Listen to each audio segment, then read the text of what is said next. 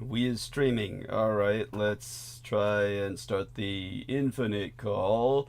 And we can check our connection with the studio simultaneously. You can hear how excited I am to be here. I'm being completely sarcastic. All right, somebody's answered the call. Hello. Yes, dear friend. All right, this is Aristides. Let's see if you register. Say hello again, please. Hello again, Oh, please. thank God. Oh, thank God. It's almost a minor miracle, really. It's a major miracle in its own right.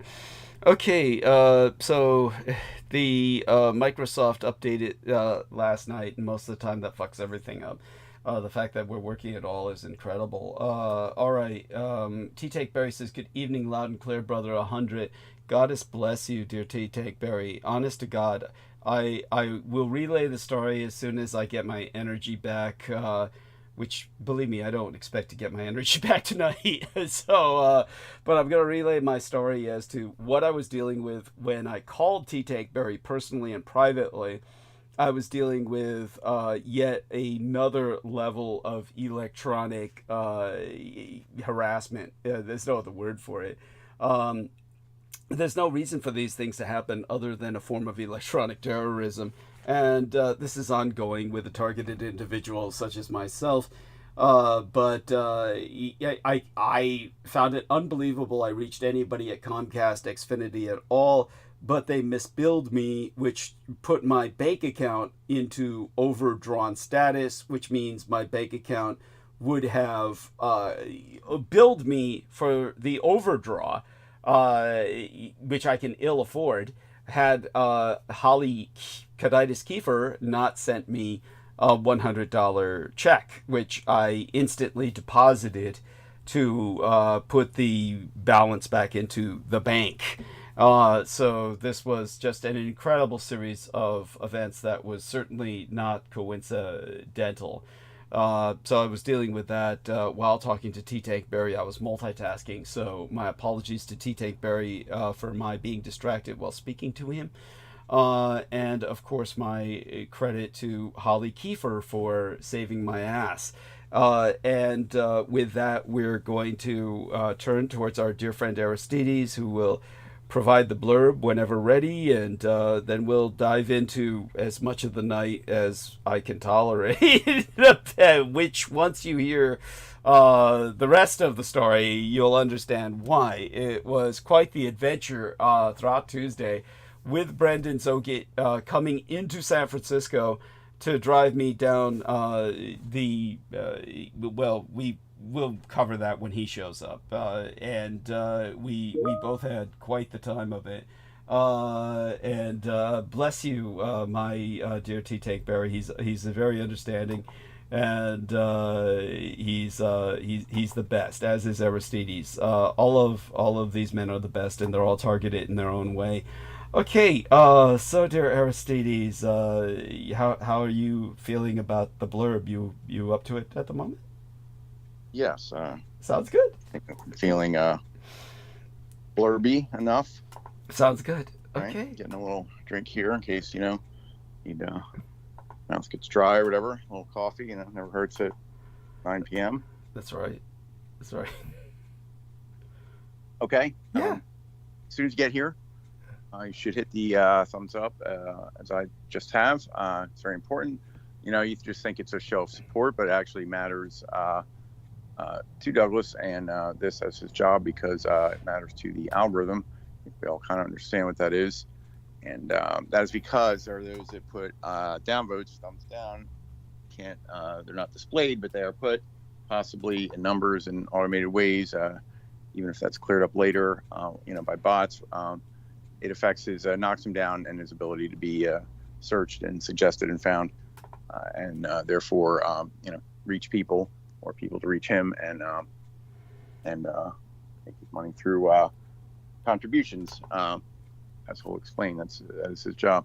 So please hit that right away and then slide it over and make sure you've got the subscribe button on, even if you turned it on before. Make sure it didn't come off for whatever reason. Turn on the notification bell.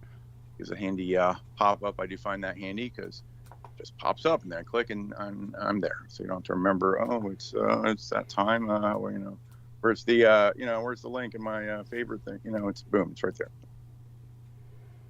Okay? Right. And Yes.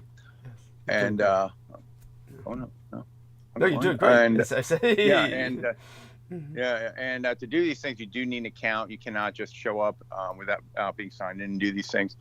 So most people probably have one. I think it's the same as Google, Gmail. If not, make one. Can't be that hard.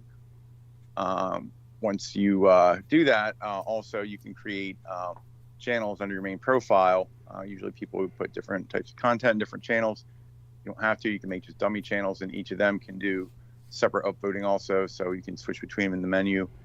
Hit another upvote. Just remember to switch back so you don't appear if you're going to chat as some random or whatever the other channel is. Unless you want to, you could create an alter identity and appear as that. And but just be aware of which one you're in, and then you can create as many as you like and put more upvotes. Speaking of upvotes, also after the program is live, there will be comments enabled underneath the window. It's different than the live chat on the side, and Douglas will put a pinned comment there with his crucial information. Please upvote that for similar reasons, so it doesn't get downvoted away by people who have apparently nothing better to do. So thank you. Yes. Please do that. This time I did do that. I just checked again because I just finished listening to the prior program. Wait, let me get back to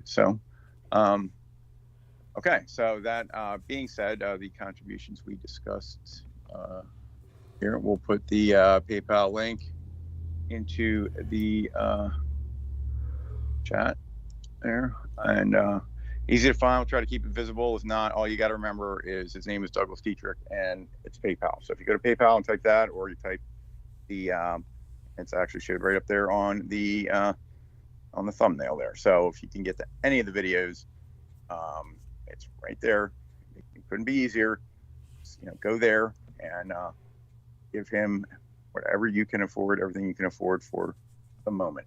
Because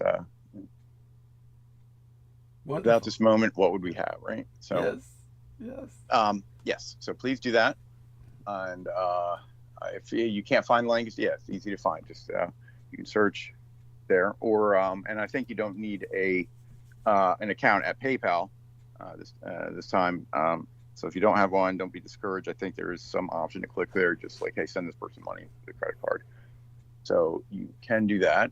You can also grab the YouTube.com link or similar out of the browser bar. That will stay the same after goes from live to a fixed video. So if you save that, send it, post it somewhere, however you're going to share it, figure out some creative way, write it on a paper airplane and fire it into people's windows. Whatever you're going to do there. Hey, your name's not on it, or like I said before, nobody's going to look at it and be like, oh, I got to type. So, do a little QR code. Go ahead, print up some flyers, use a QR code generator. They're free online with that link, or just his main, channel link. And that's it. Put it on paper airplanes and fire it into people's windows. And, out of curiosity, it'll just, and then, then their mind will be blown, and their life will never be the same. But hey, that's what we do here. That's right. All right. What else? I had to think of something new. What else do I usually? If you're so inclined to download and re-upload, that is a little bit more technically involved, involving disk space and stuff. There are, some of or if you're interested in looking into it, you're like, oh, I have this giant computer, never do anything with it. You can get free programs. 4K downloader is a good one. If you just search for that, and you can rip it down into a video. You can even lower the because it's not really video. You can lower the quality without sacrificing anything on the sound, or turn it into just to a sound MP3 file perhaps, and save or post that around. Oh, also you can still have not figured out how to do that on the phone. You know what? I will try to do that. Excellent. But as far as on the computer, which I usually use during a replay, if you're listening later on, if you right click on the screen, it will give you an option to generate a link at that current time, so that it's like, oh my God, this is interesting. So and so needs to hear about this. So you can just maybe back up a little bit and then right click, grab that link, send it to them, and it'll bring them right to that time. So it's just the easier you make it for people, the more likely it is that they will do it in today's society of point and click and 3-second attention span. So so yeah, that's something you can do. And what else? Yeah, PayPal link is there, and I think that's all the main stuff. Wonderful. And how about with yourself? Anything you care to share that you feel comfortable about in terms of your own personal situation, status report, a little update on how you're doing? Not too much. I'm sort of in kind of light, duty summer vacation mode, and kind of taking the opportunity to reflect and all these other things and regroup. So, and looking forward to cooler weather. That's for sure. Crisper weather. Crisp. Wow. That's nice. Yes, it's autumn is coming. Yes. Yeah. And so thank you so much. And Brendan Zoget has joined us, and honestly, love both of you gentlemen. And I won't be able to interact for a while because we're doing something here. Okay. So, but Yeah. just I will be here in spirit for a while. Okay. But we definitely appreciate you. I'm starting to recover, so just expect me around 9 p.m. at the latest. Okay, yeah, Pacific time. Thank you, and I appreciate that profoundly. So we'll, I'll do my best to hold on till then. Believe me. Yes. All right. Yeah, hey, good. Yeah, but I had to do some countermeasures. Oh, definitely, and believe me, I'm so proud of you. By the way, I couldn't see what your symbol was that you sent into the group call between Aristides and Arantice and yourself and I. So what was the sigil that you sent or symbol? So it was just a salute. It was just a little emoji guy saluting. Okay, thank you. Appreciate nothing interesting. Okay, appreciate that. It's just an acknowledgement for everybody. So. Yes, thank you. I hearted it, but definitely glad you checked in, and we look forward to your return to the call. We'll take it from there. We're just gonna take it inch by inch tonight. And what I'll do is I'll set it up by telling people the story, and then you can come and verify everything. I'll tell the story of our misadventure. Well, we had quite the adventure. It was positive, and we were so blessed to have each other's company yesterday. And at least you can tell people you've seen me a second time, and Douglas Dietrich is the real Douglas Dietrich in the thumbnail that's embedded on live stream among the spider lilies that are in bloom during the Japanese and Chinese Ghost Month. When we saw some, of course you would put that up. Yes. Of course you put that up. Yes. And white is the color of death. It's the color of ghostliness, and it's the color of the month, the season. Japanese Halloween, and of course the Chinese Ghost Month. It's the Festival of the Dead, and the spider lilies only happen in this time of year for a very short period of time. So, and you saw some of them yourself at the place where, in a sense, I was born. You can verify all that later when you come back. Yes. Yeah, yes, I shall. All right. Okay. All right. Love Blessings. you dearly. Thank you. And thank you so much. Love you dearly too, Aristides. So sorry. Look, I'm not here, people. I'm just here to tell everyone I'm not here tonight. I know this has been going on for a few weeks, but look, if you've known how busy I've been. With yesterday, we went down and finally got something settled in San Rafael, California. When Brendan returns, we'll tell the full story. It'll probably come out as I meander along relating our adventure. We both were left enervated. We all of Team Dietrich, to one degree or another, whether they are aware of it or not, is undergoing psychic assault. And the reason why, as Brendan will verify when he returns, is this is the Montauk Pulse season, which is something that the idiot Peter Moon was always promoting, and it is the one thing that he has succeeded in injecting into the public consciousness. Somehow all over the internet, where, as Aaron Tice, if he's able to join us tonight, will confirm, Peter Moon is a ghostwriting ghost. You can't find him anywhere, no matter how hard you look. If you try to find Peter Moon, which was the stupidest name for him to choose, it's a name which is so common, no one will ever find him. It may not sound common, but it's too innocuous, a series of words. It's cursed in the sense of the poor bastard Sean Bond. When you take a look at Sean Bond and try to look him up online, you will never find him because his name is impossible. In other words, his parents, who I presume loved him, gave him the name because it sounded neat. It's, hey, Sean Connery, and our last name is Bond, so name him Sean Bond. It was obvious. It's not a bad choice in a certain sense. In another age, it would have been spectacular in its own right. In this age, it's the worst thing you could do to someone, because if someone is seeking attention, which Sean Bond is, if someone's seeking interaction with the public, they can never be found on the internet, because all you're going to find when you look up Sean Bond is Sean Connery as James Bond. So it's a cursed name for the purpose of social interactivity. When it comes to the name Peter Moon, it's the same thing. Peter and Moon, which was, he was inspired by a rock band in high school that was named Peter Moon because they were just trying to be risque. Peter for dick and Moon for ass. They just were being adolescent, sophomoric. They thought it was fun, and they named themselves that. Then he stole their name, as he steals everything.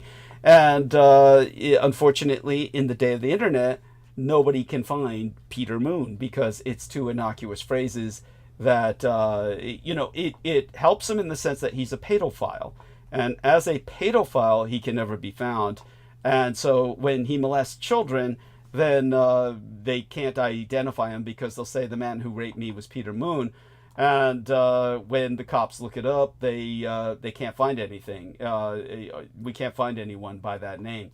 So that was his protection for that. And by the way, yes, he is a pedophile. The more and more that we've investigated his history, the more and more all of that has clicked. He actually talked about it on air at one point when he said there was a beautiful blonde young boy, very elfin, the way he described him, who sounds distressingly like my son in terms of physical description, and that this individual had been double penetrated by Preston Nichols and the other pedophile who our man Aaron Tice could name whenever he shows up, if he shows up tonight.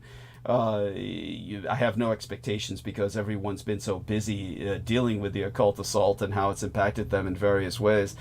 But when it comes to this incident, there was a time that Preston Nichols was interviewed by Aaron Tice when Aaron Tice entered the Preston Nichols estate, because it was a vast acreage. There was a man in a tree with a pot on his head, a tin pot or a metal pot that he never removed, and was wearing it while hanging in a tree, and then climbed down from the tree later and had a record of a pedophilia arrest record, ankle bracelet and all. And Aaron Tice can confirm the man's name and history. And Preston Nichols, we've gone into the history of his pedophilia. He actually purchased a school bus so he could drive around the country and abduct children. But of course he had this whole pitch to attract people to him that he could rape, and that was the I deprogram the Montauk Boys shtick, where if someone felt they were a victim of MK Ultra or mind control, they'd approach him for help. And his help was, of course, the loving meat injection. And that was essentially the pay that Peter Moon provided to Preston Nichols was Aaron Tice, who was not apparently violated by Preston Nichols. I guess we could say he was, because Preston Nichols was basically asking Aaron Tice to masturbate in front of him. And this was because Aaron Tice was asked by Peter Moon to bring Preston Nichols a contract in which he would surrender the majority of the profit to Peter Moon, which Preston Nichols actually signed that contract. And this was with this sad little chuckle, the sad little smile, because he had never received anything from Peter Moon. He had never received any payment from Peter Moon. Peter Moon has never paid anybody. It was the reason why Stuart Sverdlow, who ironically is the most well-adjusted in... he's a murderer, of course. He participated in the murder of what was it Holly Kiefer brought up again? She brought up Max Spears. And Max Spears, of course, it was someone who was promoting myself, and he died for that. Some of his last words on record, and they're on record while he's being killed, on a snuff film audio, because they didn't release the footage, they released the audio of their killing him in Poland. And some of the last words were, Douglas Dietrich, go to Douglas Dietrich, please tell him what's happening to me. Go to Douglas Dietrich and please avenge me. Douglas Dietrich knows about Michael Aquino, and there must be a reckoning. Please, Douglas Dietrich. That's some of his last words in his life. And when it came to Holly bringing up Max Spears, his having been violated by Michael Aquino, and of course the entire connection to myself, it brings us back to this one incident where Peter Moon had asked Aaron Tice to bring a contract so that all the money and profits would essentially go to Peter Moon, which Preston Nichols actually signed because he was never getting paid anyway. But the payment Peter Moon offered him was Aaron Tice, fresh meat, which Aaron Tice did not surrender himself to that, but he was essentially Peter Moon's offer in lieu of money. And that was the arrangement that didn't pan out for Preston Nichols in that case. But what did pan out for Preston Nichols in another case was this young, blonde, angelic boy child that Peter Moon described, who later called Peter Moon for help after he had been raped by these two individuals who double penetrated him in an orgy of homosexual rape, male rape. And Peter Moon had the young boy institutionalized to hide his involvement in the entire affair. So we know Peter Moon's a pedo pimp, a child prostituting piece of shit. And we also know that he incredibly was sharing Michael Aquino's pedo porn, his homoerotic sadopornographic literature, sadistic pornographic literature, with Ian West, who came on under the name of Vinnie Barbaric just the other day. He came under the name of Vinnie Barbarino, but do reflect on that. John Travolta is, of course, a flaming homosexual, and his name in his real famous breakout piece was Welcome Back, Kotter, where he played under the name of Vinnie Barbarino. That was his character, which was inspired by the name Vincent Barbaric, the real name of Peter Moon, because they were both Scientologists, where they basically had sex together in Scientology. And so much so that Peter Moon insisted on being the male character in their sex roles. And John Travolta took on his name, Vinnie Barbaric, as Vinnie Barbarino, an Italianized version of Vincent Barbaric. Vinny Barbaric, of course, his name is Croatian, and Croatia was occupied by Italy for many years, especially along the coast of Dalmatia. And his father was very swarthy because of this Italianized Croatian background. This is how John Travolta and Vincent Barbaric, or Peter Moon, related to each other and became sexually involved in Scientology, was through this Dalmatian connection, the connection of the Italian-occupied Croatian coast. And so when it came to John Travolta, he honored Peter Moon, or Vincent Barbaric, by taking the Italianized name of Peter Moon, Vinnie Barbarino, instead of Vincent Barbaric, and portrayed that character as a gang member of the Sweat Hogs in the television series Welcome Back, Kotter. At which point the name actually got out there and gave Peter Moon a fame that got him addicted to trying to get more fame. But that's the homosexual connection. As for the child prostitution connection and the pedopornographic consumption connection, all of that, of course, was the need for a very innocuous name you could never find, Peter Moon, and which is a pedophile kind of thing to do. Is this? It's modus operandi, or a criminal standard operational procedure, is to have an innocuous name that cannot be found in searches. So all that being said, he is registering more so on AI. When I was called by our dear Brooke Gibson, and she was consulting AI. That's something I have to discuss with dear Holly, of course, who saved my ass by sending me that $100 check. She does have a habit of derailing me from whatever I'm trying to talk about.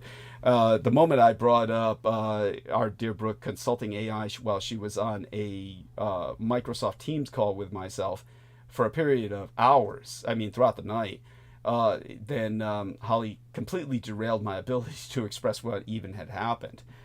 So I do want to get into that. Kitty Cat Samurai says, Team Dietrich, our dear Victoria Loves Jesus is in the chat. So do feel free to come on the call. You are on the call, Victorias. Do feel free to come on the call. Jump on with us. I'll try to acknowledge everybody. And Kitty Cat Samurai also says, I've seen many Max Spears interviews lately.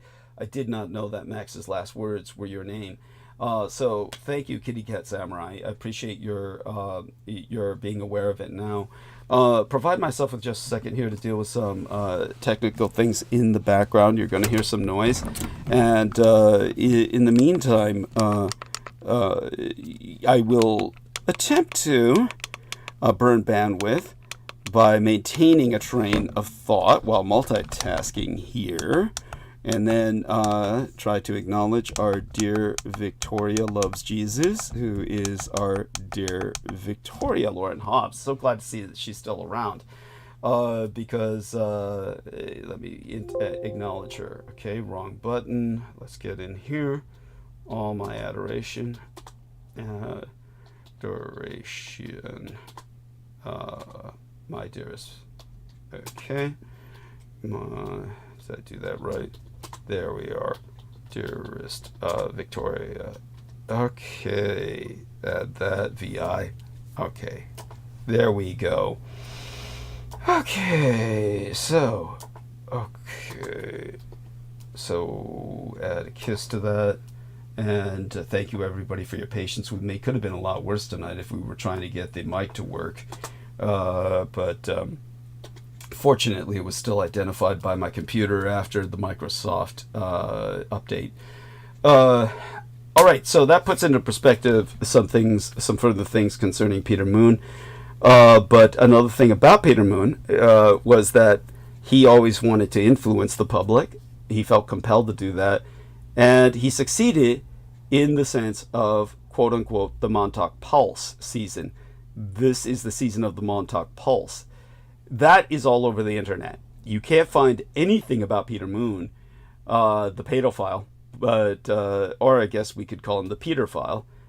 He was certainly gay as well as pedopornoholic, to say the least, and outright pedopredatory, which is evinced, meaning evidenced, it's self-evident by the child bride he married in Romania, who was underage. In fact, younger than his biological daughter when he married her.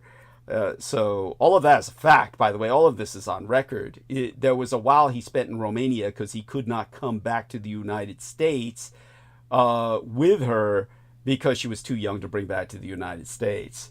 Then he had to go back and get her once she turned 18 to bring her back to the United States. As a matter of fact, she came back to the United States before she was 18, as a matter of fact. I do think that they brought her over to the United States because Dr. David Lewis Anderson helped to basically, what do they call it? Grease the skids, as they used to say in Brooklyn. He bribed some officials in the State Department to have Peter Moon as her guardian. You know, there's a whole secret story behind that I'm sworn to some members of Team Dietrich who actually helped that process along to not talk about. But I won't say who it is, but one of our members on Team Dietrich actually helped along with that process and was actually the sponsor for the young lady, Paula Messon, the child bride of Peter Moon. And there we have that. And then he came back and of course married her. That was something that was... well, when I interviewed him on air, he lied through his teeth. He said, she's younger than your biological daughter. And he said, oh, no, no, no, no, no. And then, of course, admitted that she was. And then said she is... I forgot what he said. It was so fucking stupid. It was something so fucking stupid. He said... she's 4 years younger than my my biological daughter, and he made that sound as if that were somehow a good thing. And here we got a message from Aaron Tice. Feel good but tired. Cell phone service throttled down quite a bit. Have a great night, my friend. So I'll just send him the prayer hands and to acknowledge him. When he tried to make that sound like that was passable, I made this quip about. I said, "Oh wow, that's great. That means that your daughter was a senior in high school while Paula Masson was a freshman." And he later on admitted, he changed the year later and admitted she was younger than even that. So yes, this young lady was 5 to 6 years younger than Paula Masson was 5 to 6 years younger than the Peter Moon's daughter when he married her. All of this is on record. All of this is recorded on record. And that whole marriage was arranged by Dr. David Lewis Anderson.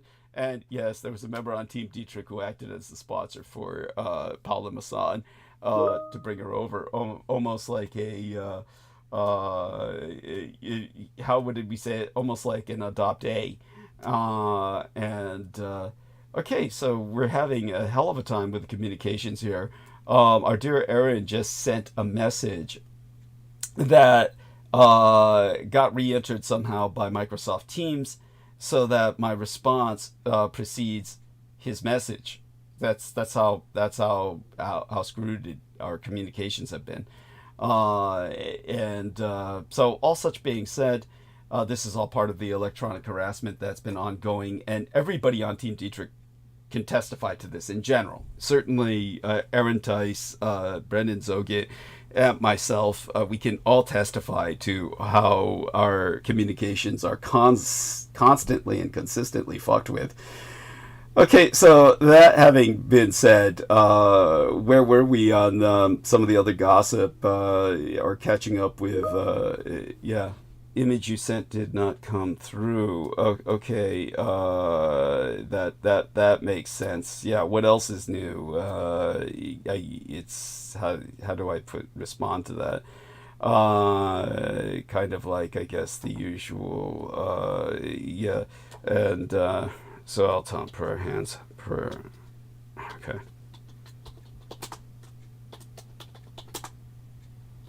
There we go. So there you see, we can't even communicate to each other. Our emojis don't even show up. So okay, that having been articulated, we'll go on to oh yes, people are asking me questions again about the thumbnail in embedded in live stream.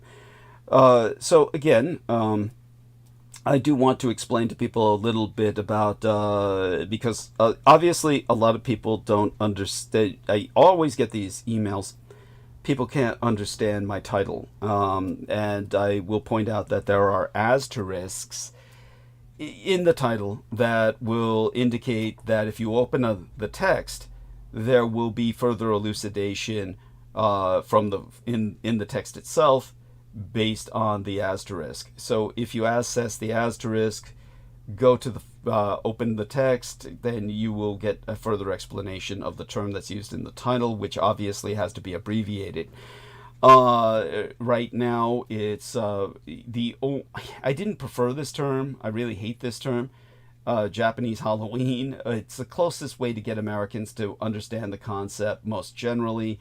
But it's not a time of it's hard to describe. It's a fun time in Japan, but it's also very somber, and you're in deep communion with your ancestors. So it's celebratory, but it's not it's not over the top. It's over the well, Americans would be impressed by the spectacle, but it's not orgiastic as Halloween has become in the United States. Halloween in the United States is still very much a child's holiday for wholesome trick-or-treating combined with adult orgiastic hedonism. It's the adults have hijacked Halloween, and they've actually taken it and ran with it. So it's far more adult these days that it is a children's holiday, because it's less and less safe to trick or treat, generally speaking, certainly in urban environments, and it's become more of an adult sex holiday where everybody dresses up sexily and flirts with each other, if not outright fucks. Everybody's out to hunt down somebody to partner with and fuck that night, essentially. So maybe that's just too San Franciscan of me, but yeah, I'm certain it's the same way in New York or any major city. All that being said, Japanese Halloween's not like that. It's not anything like that, and it's not a Halloween really. It's more in the Celtic sense. It is the Welsh Norse Caelan Gaith. I'm certain I mispronounced that horribly. But it's like the beginning of their New Year. It's the Celtic New Year, their version of their Time of the Dead, which is Halloween. But for the Japanese, it's this autumn period when the spider lilies are in bloom. For that short month period, it's the transition from August into September, which is the 7th lunar month that the spider lilies bloom, which is the month of the dead in China. And the Japanese anticipate that, or sometimes the Japanese Ancestral Spirit week is within the Chinese month of the dead. This week it anticipates it, precedes it, acts as the arbinger thereof. And the spider lilies are in bloom for this season. And the colors of the dead are white. It's the color of the burial shrouds that the Asian dead are buried in. So Kitty Cat Samurai says, totally understand your language, Doug. I am from Oakland, right across from you. Yes, excellent. So thank you so much. So let's thank him. Thank you. I notice Incubate's not in tonight. Last time he was here, he exposed himself by asking a completely troll question, just trolled with, what do you think of cock rings, Douglas Dietrich? Which then set the tone for the rest of the night with the rest of the gang stalkers. After that is when Ian West showed up under the name Vinnie Barbarino, and he claimed I wore a cock ring, which is like, if I did, how would he know? Other than by sucking my cock. So it's like, this is the kind of stance these people take. It's they come from a place where they expose themselves. So all that being said, when it comes to the explanation of Obön-MATSURI, that would be the Lantern Festival, as the Japanese would refer to it as. No Westerner can really get anything out of that. They don't know what that means. So when you follow the asterisk from Japanese Halloween, you'll notice it takes you to Ancestral Spirit season, meaning, which the Japanese do use, Sorikai. And the Soriki is based on Shintoism, but it profoundly reflects the Taoism of China. And it's also, of course, in coincidence, almost always directly interspliced or intersects with, meaning chronologically it will coincide with the what the United States and United Kingdom would call Victory in the Pacific Day, and what they formerly called Victory over Japan Day, but the Japanese told them to stop doing that, and because the Japanese won the war, the British and the Americans had to obey, and the British and the Americans refer to it formally these days as Victory in the Pacific Day, which is far more ambiguous and can be taken for the Japanese victory if someone knows the true history, as opposed to Western revisionism. But Western revisionists will still accept it. In other words, everybody won with that term.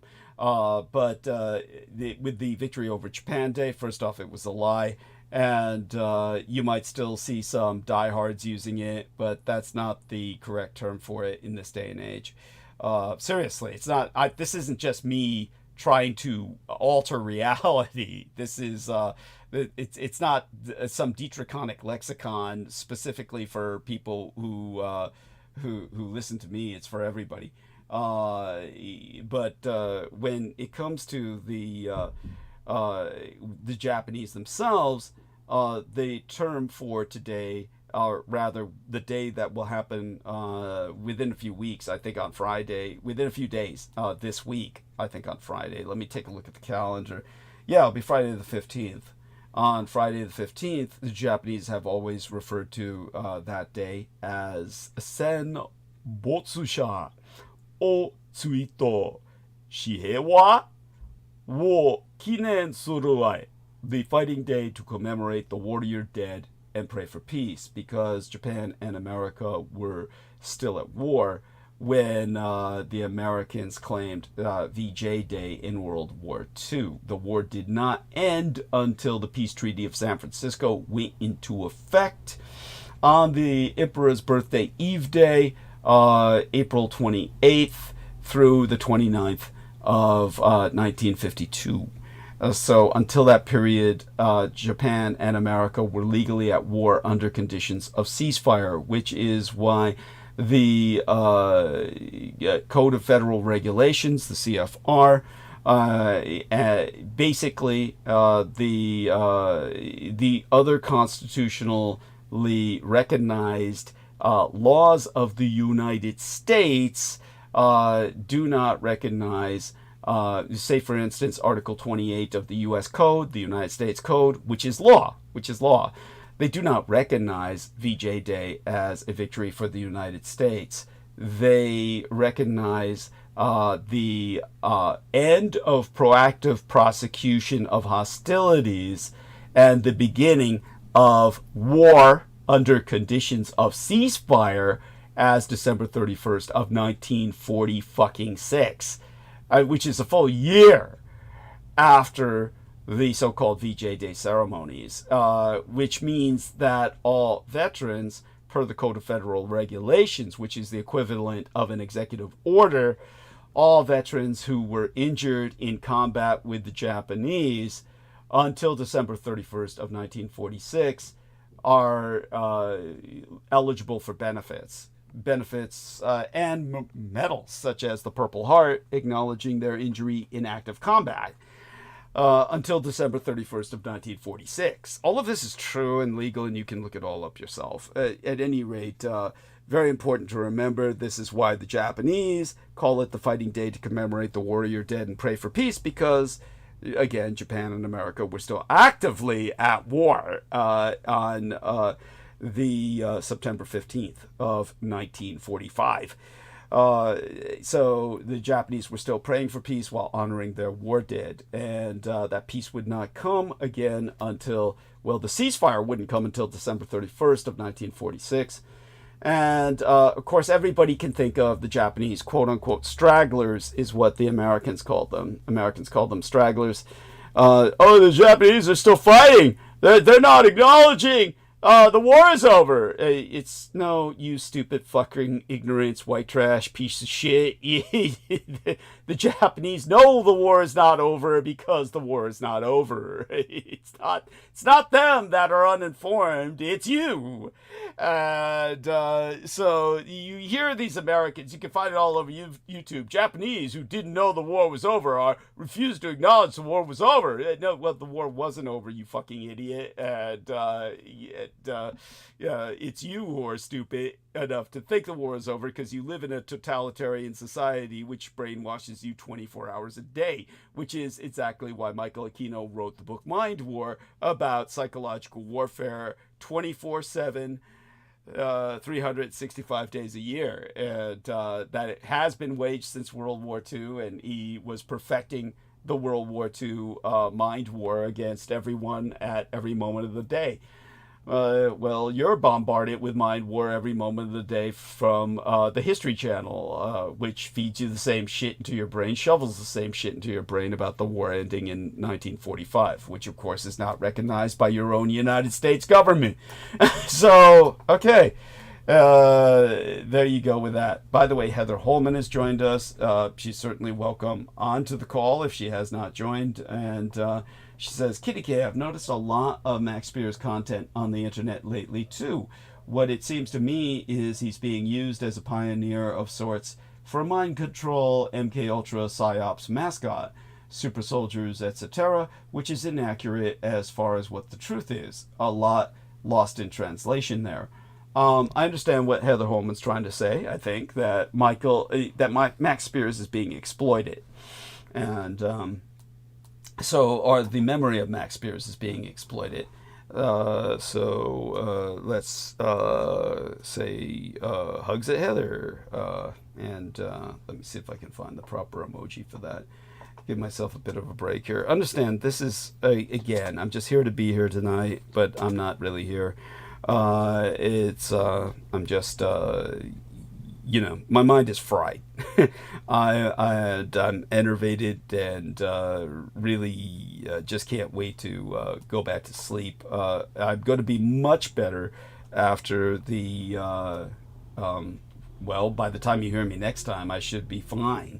And then we should be doing more of an all-night episode or, half-night episode, as I'm more prone to do these days, because I would have been exposed to the comfort of the estates where I could recharge my batteries on the blood of young boys. And that will be, let me check my calendar, thank God, tomorrow, all the way through to Sunday, essentially.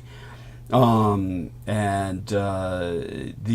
the way, on Saturday the 16th, it's the 68th memory date, remembrance, 68th remembrance of Bela Lugosi's death day, who was buried in his Dracula cape, because, of course, it was the idea of his fifth wife, who survived him, and thought it was only fitting, as he spent his entire life trying to escape the vampire role and become something else as an actor, expand his repertoire, but was cursed by Dracula to forever remain identified with that role, she condemned him to the damnation of eternity of being buried in that affect, that presentation, that persona.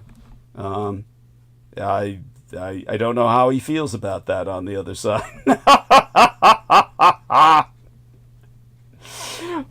So, okay, that'll be the day after the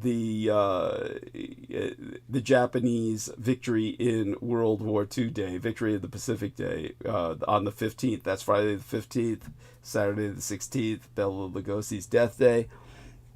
And this will be the 80th Victory in the Pacific Day coming up on Friday the 15th.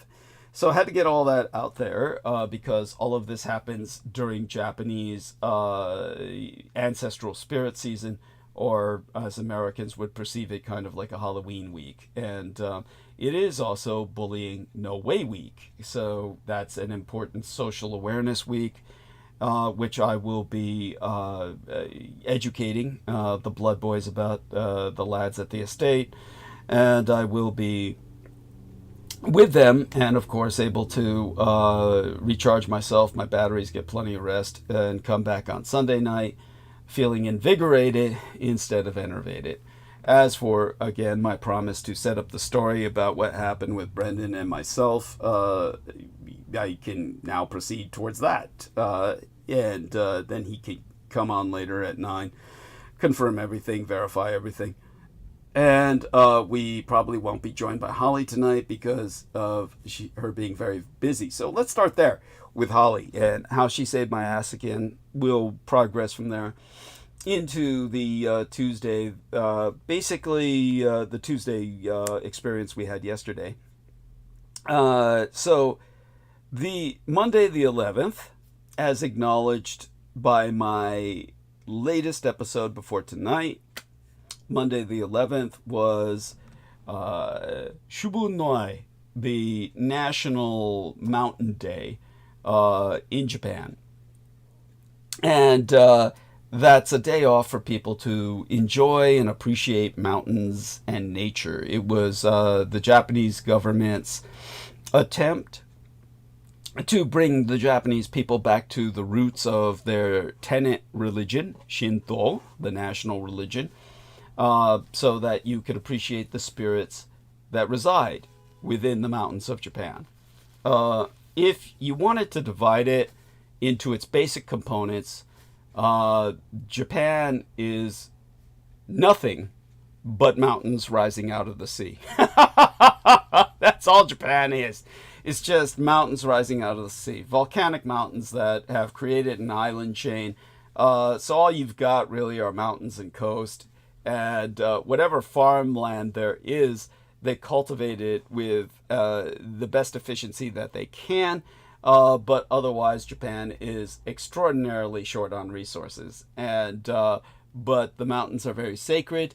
And the Japanese have established this national holiday as a modern holiday. It's only been celebrated since 2016. This is a very new holiday by the Japanese government, again, as part of trying to get Japan back to its roots. And of course, people are encouraged to hike these mountains. Now, on Monday, of course, we left that to the physical education instructors on the estates for the lads to be taken up some goddamn mountain. I am not hiking up some goddamn mountain. That's so I mean, fuck that shit. Okay, that's I can appreciate nature from afar. I don't need to be in it. I'm sorry. Every time I've forced myself to try and enjoy the great outdoors, to try and practice camping, I've come to the conclusion, been forced to the conclusion, that camping is nothing more than recreational homelessness. Well, for me, it's far worse than that. Every time I've tried to camp, it just turns into a reenactment of the Blair Witch Project. It's just, I'm a city boy through and through. I am sorry. Nature, I'm as unnatural as it comes. That's, yeah, I'm not of nature. That could have been part of an extended weekend because Taiwan Father's Day was last Friday. The Nagasaki commemorative date, the 80th Nagasaki commemorative date, was on Saturday the 9th. Of course, I was teaching both those days as the tutor for the lads in history and civics. But I didn't want to extend the holiday through to Monday because that would, other people can do that. And so instead, on Monday, I had basically tried to get some rest after what was a full weekend. And when I woke up, I called T-Tank Barry, asked him if it was possible, if he could accommodate me to do something in doing something in the near future. He was amenable to that. He asked me some questions about the essay I'm writing on Transnistria, which I'll get back to after a decent rest after this episode. And that will be impacted only by the busyness of the schedule through the Ancestral Spirit week of Japanese culture, and the necessity of my tutoring the lads in history on the 80th USUK, or United States United Kingdom Victory in the Pacific Day. So I'll get to the essay, but he'll have to be patient with me. If it's not finished this week, it'll be finished by next week. But I'm on it. I'm on it. Very excited about it. Very. And to clarify for T-Tank Barry, because he did ask, I never got around to answering him because I was so distracted by dealing with that crises that I will describe in a moment with Comcast Xfinity misbilling me. I had to call them directly after I spoke with him, and I couldn't believe someone was still there to answer. And that was, because they do have a closing downtime. They do shut down their services in terms of interacting with the public after a certain hour. And they're not 24 hours. But such having been said, when I was talking to T-Tank Barry, and we were talking about Transnistria, he sent me a message right now. Let's take a look. And here we are. Okay. This is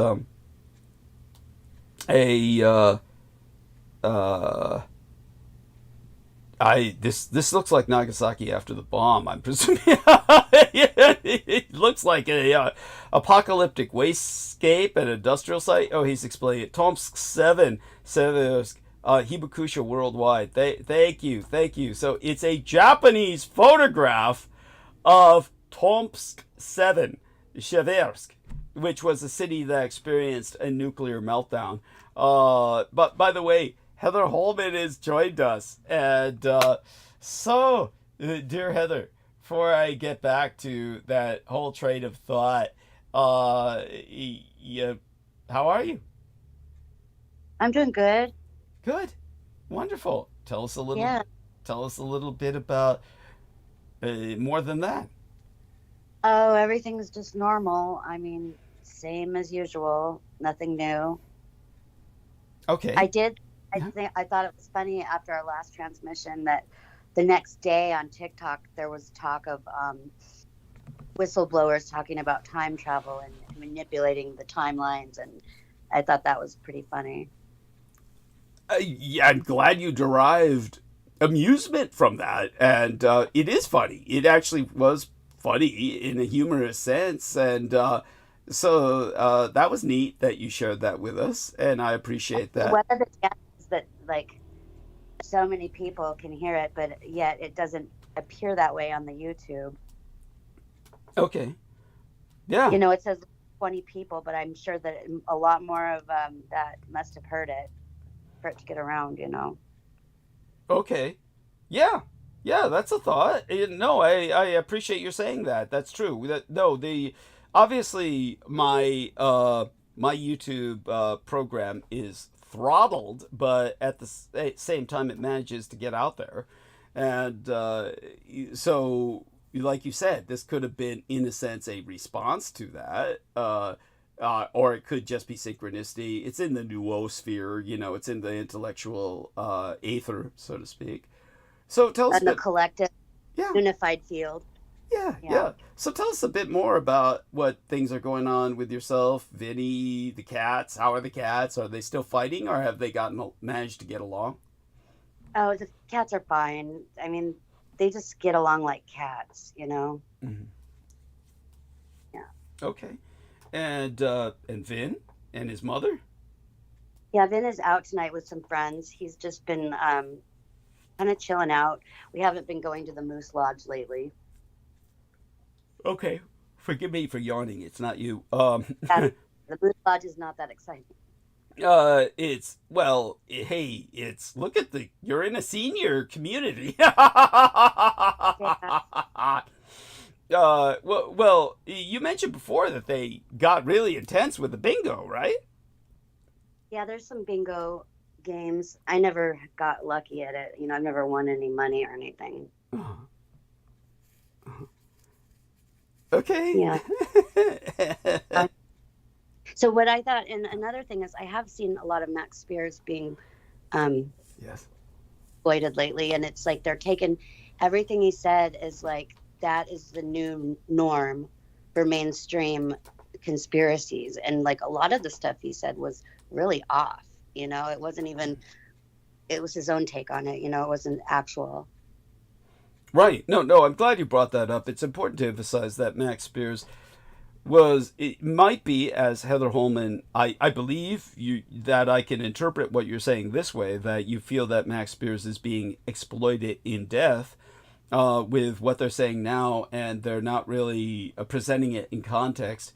But he was also... they're just presenting what he says, and people could get really misconstrued information, and a lot of it it's not even actual. Yeah, and he was exploited throughout his life as well. And what did a lot of damage to his credibility, which was the entire intent, was that he wanted to talk about his victimization by Michael Aquino. He wanted to talk about his experience as a super soldier, quote, and I want everyone to understand that super soldier is an incredibly horrible term. It's a term that should be used for characters like Captain America, where they have that term super soldier serum, super soldier, etc. It should be something that conveys that. It does. Like a rate. It convey that there's a success rate for the super soldierity, but in a matter of fact, it's like the people who are victims of the super soldier stuff, it's not a win, it's more of a fail. Yes. Yeah. And what super soldier really means, as used by the deep state, is super victims. And these are people who are taken and basically altered in various degrees, and not for the better. They're just, but because so much of it involves the military, where the military exploits these victims, usually sexually or exploitatively in some other manner, where they're deployed to harass people or the like. It's, by the way, our dear friend T-Take Berry, if you take a look at the images inside of the text box, has provided some incredible imagery of Lewiston Moose, and so that's pretty funny. A steak night at Lewiston Moose at the Staunton Moose Lodge with Queenie karaoke, ribeye served with baked potato and sides. That looks pretty exciting to me, honey. That's so cute. That's adorable. Oh no, I can't see his pictures. I see the word image. Okay. Sorry to hear that, but let me see if I can share the screen with you. And here we are, share.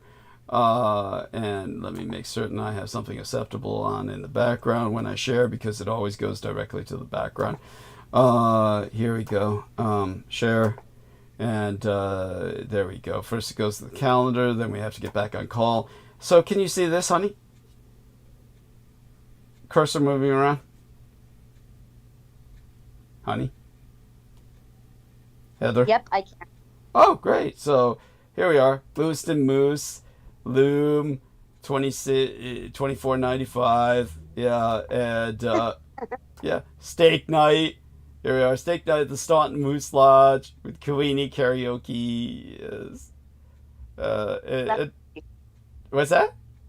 That's funny. Yeah, it's adorable. It's adorable. Yeah, and yeah. So thanks so much for that, T-Tank. That's so cute. And there you go. Exciting times at Moose Lodge with. So Vin, I'm glad he's got these friends. I'm glad he's got a crowd. How'd they meet him?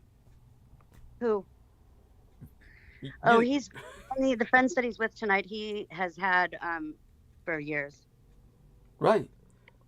Yeah. I'm not sure where they met. Okay. Probably a bar. Ah, interesting, and that's fine. Glad to. It's good for a man to have friends. You have no idea how important that is, really. And what about you? How about when you checked into the hotel room the other night with a girlfriend? How did that go? Oh, well, see, my friend, she lives off grid, and she comes into town once a month when she gets her money, and she stays in hotel rooms. So that's why we were there. T-Tank Barry has a question. He'd like to ask, what lodge are you in, Heather? 2243, I think. Glendale. Thank you. That sounds almost Glendale, Arizona. I'm sorry, say that again? Glendale, Arizona. Yes, thank you. I was about to say, it sounds almost like a California lodge, Glendale, California. But I'm certain there's places with the same name everywhere. Yeah. So that's exciting. He'll probably find pictures of that online or something for us. Again, everyone, please be patient with me. Honestly, all I want to do is crawl back into bed and sleep. But as our dear man Aristides articulated, this is my job, so I have to at least show up to tell people what bad shape I'm in. And that brings us back to the story of the day that I rendezvoused with Brendan Zogit. And what happened the day before was I woke up, called T-Tank Barry, was completely distracted because the moment I woke up before calling T-Tank Barry, I was given news from the bank, my bank, JP Morgan Chase, that my account had been overdrawn. Now, this is something that should not have happened because last month I had called Comcast Xfinity to have my service changed to a extremely modified service that is only at the absolute maximum 75 megabytes per second upload, because I don't need much, and of course they always tell you that you need to maintain as high a level of processing capacity as possible. It's all bullshit. You've got rubes out in the middle of bumfuck nowhere that are hosting their own programs on 30 megabytes per second upload. So in San Francisco, I'm in the middle of fiber optic central. They can't throttle my modem down beneath 80, really. So the being on the new program with Comcast Xfinity that has replaced at the state, within the state level, the corporate state level, it's replaced the former federal Affordable Connectivity Program. They have a Comcast Internet Essentials is what it's called. Last time I said Internet Necessities, and I misrecollected that. It's Internet Essentials.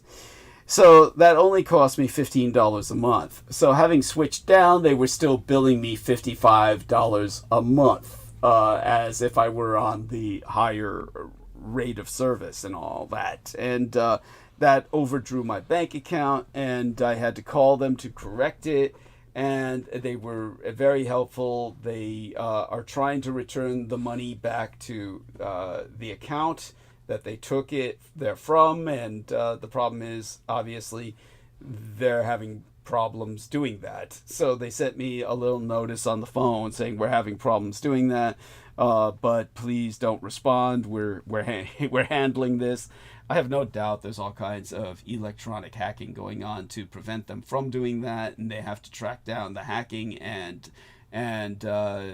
conduct whatever damage control they can to bring themselves back online, simply to return my money to the account.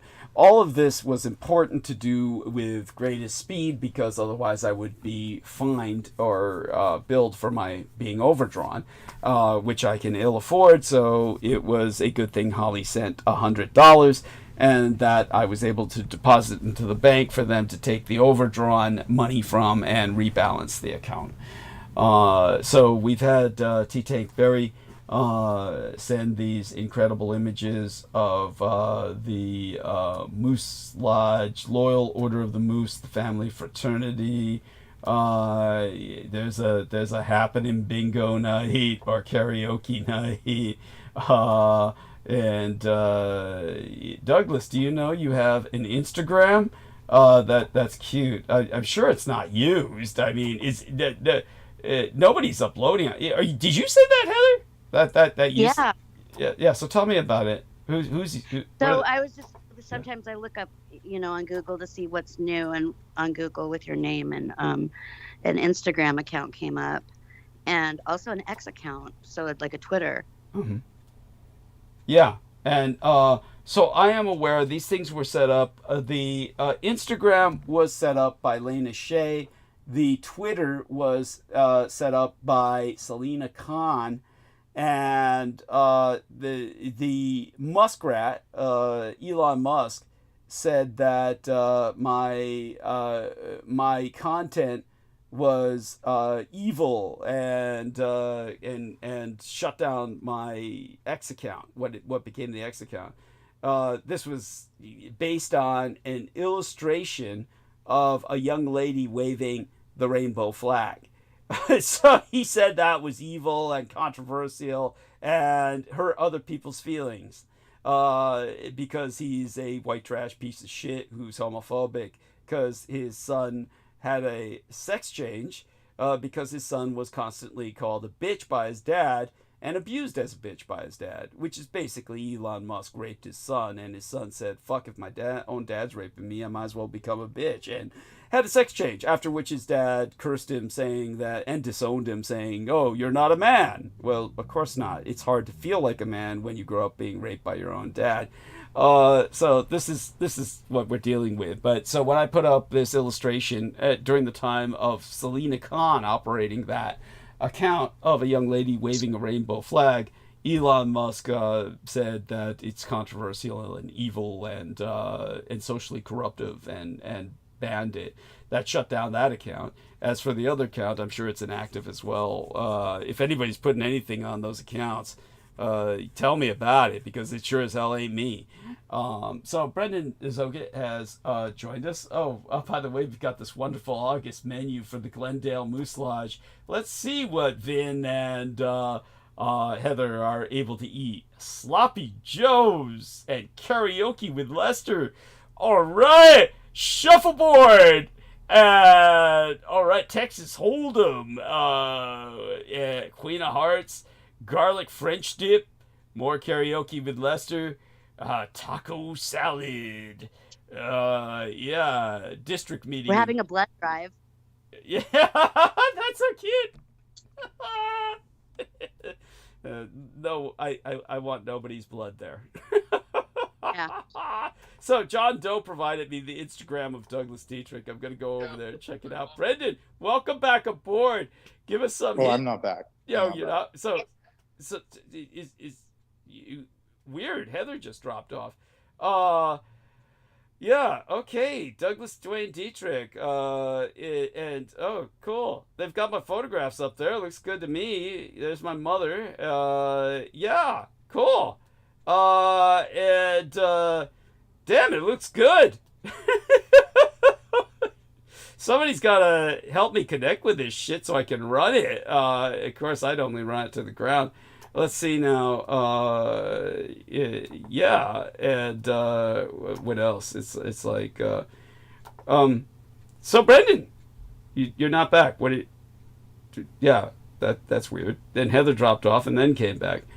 So dear Heather. Yeah, I'm working. Yeah. Okay. I didn't mean to like turn the call back on, and somehow it came back. I see. Okay. So thank you. Like it redialed you for whatever reason. Yeah. It was weird. Yeah. Any thoughts on this Friday's meeting? Since you won't be able to comment on it till after. Friday's what meeting's this Friday? The big Russian meeting in you're talking about Juneau, Alaska, which you and I were talking about. Yes, you mean between Trump and Putin? Is that where they're holding it? Trump and Putin, yeah. I thought that was all flooded out and shit. Didn't you say the flood's coming in and they had to evacuate? Yeah, but there are other cities. They can use Anchorage for something. Okay. I'm surprised they don't use one of those stupid islands. What are they called? The Aleutians. Yeah, it's oh fuck no. What's on those islands that they could use? I mean, they don't want to go for this. Isn't a camping trip. They don't want to rough it. Jesus Christ. They're gonna use something. Why not? Then Kim can do us all a solid and hit them all in the same time. Yeah, that's right. Oh, that Kim Jong-un can just do us like he would be I would go support him if he did that. Yeah. Just zapped them all at the same time. Dude, if he sent in a fuselage of Scud missiles and took those two out, he'd be the world's hero. Everybody would hate him. Right. Yeah, everyone would we would go buy his posters and shit. Yes. Stop it. You're getting my hopes up. I'm getting a hard on. Right. Yeah, I bet.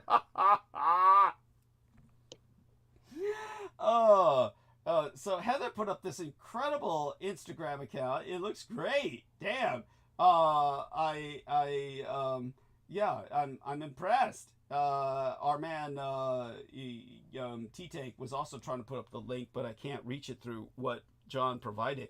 That's whatever Lena had left, right? Yeah. Lena was loading it, and then of course she abandoned it. I don't understand. She can't get back in it somehow. Continue watching more photos. Sign up. Log in. Okay, so I can't even use it. So I have to somehow tell somebody's gonna have to help me get back in there. Not that I know. Well, first we have to find out what. Yeah. Email is being used. Yeah, true. Or something. But you know. Sorry about the haunted school noises, but that's what I got. Oh, no worries. I mean, you tell people about the schools in San Francisco we saw and how sketch they were. Galileo. Oh shit. Well. Yeah, judging by that, at least I don't have it that bad. But at this point, I'd rather be there. Shit. The weather's better. No, the place you want to be is the place we saw in San Rafael. Tell people. That you mean the brand new school that had like nobody there? Yeah, that's the one to be at. Yeah. Yeah. Everything's brand spanking new, and you don't have to do all this cleaning. Yeah. It's like, you get this. We were cleaning the weight room, and the guy that was working with us that's been here for a while, he said, yeah, the other guy got a staph infection working in here. And we're all like, well, then why are we fucking cleaning it? Yeah. Like, thank you. And they said, oh, it was only once. I was like, it doesn't matter. It could kill you. Yes. And then I was like, do you see why I don't clean it now? And they're like, would it kill you to clean it once a week? And I'm like, no, it literally would kill me, actually. Yes. Like, you guys crazy? Yeah. Do you not just hear the thing about the staph fungal infection that guy got? Oh, jeez. It's just hideous. Christ. Oh, I feel bad. There's no ventilation. I mean, it's like, it's just stupid. The worst situation possible. Oh, my God. And it's old, and it's crumbling. It's from the 60s, and they can't even paint the walls and shit. It's just ectoplasm is oozing. Like, it's the Krusty Krab, and they're like, there's nothing we could do. It's like, what do you mean there's nothing you could do? Oh, well, I can't wait till you come back at 9 p.m. and we can start telling people about the attacks and how enervated we become. But like I said, I'll do my best to lay out the story. Oh, yeah. And okay, I guess we can do like a little taster, but so to speak. But the guy talking about the plastic, in hindsight, that was incredibly suspicious because that's what I talk about all the time. Yes. So it's like he knew my line. He knew what to say to me. Thank you. Yes. Because I tell people that all the time. Oh, I love glass. Plastic is bad. Yes. I don't use plastic. So I say that to people like in my daily. Yeah. So he knew exactly what to say. So that's incredibly suspect. Oh, he's a listener. He's a listener because he's assigned. He's assigned. But then how did he find us in a multiple city? He was tailing us. I told you he was tailing us. Yeah. And that was his assignment. He was confirming what the Waymos had already relayed. Though, tell people we saw a Mercedes Waymo first, which is so suspect. That's the first thing we saw. Yeah, what was that? It was like this. It was a Mercedes with a bunch of cameras on it, and it wasn't like rentable. Yeah. It was some kind of weird surveillance shit. Yeah. That was. But why was it so conspicuous? Just bizarre. Yeah, because they really. They really want to be seen because it's also terrorism. It's a form of terrorism and intimidation. Right. Yeah. So. Yeah. And oh yes, tell people it's the Montauk Pulse because Aaron was saying he's in the Deep South. All these people have is the sun, and they've been deprived that for a month, and the weather is just shit. It's like they're in the Pacific Northwest, and everybody's morbidly depressed. And I said, it's the Montauk Pulse. Tell people it's the Montauk Pulse season. Oh, what did he call it? It wasn't the Montauk Pulse. Was his stupid newspaper. It was right. It was the Biorhythm. Montauk Biorhythm. Yes. Yeah, the August Biorhythm. So Pete's out there juicing himself, or whatever he's doing. He's out there, I don't know what he does to conjure that shit, but he's soaking it up right now.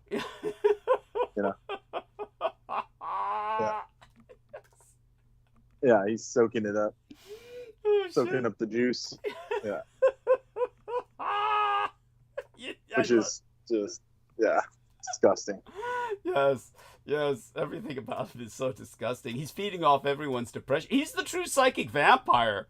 Yes, which we'll get back to that at 9 p.m. I'll set up the story for that. So thank you, and thank you for bringing up the correct terminology. See, that's why I need others around me, especially when I'm enervated like this. Which both, Brendan said, he's feeling better, and thank God for it. Hello. Yeah. Can you hear us? Can you hear me? Yeah, we can hear you. Yeah, I can hear you better now. Okay, excellent. But my signal got jammed. It said lost connection, but this place is soaked with cell phone towers, so there's no logical reason for that. It's got a cancerous level of cell phone towers. I'm looking at them, but it said connection lost, and I had 0 bars, so we got jammed like a jammer. Of course. Yeah. It's what they do to us constantly. It's endless. Enemy stand user. Yes. Yeah, very much so.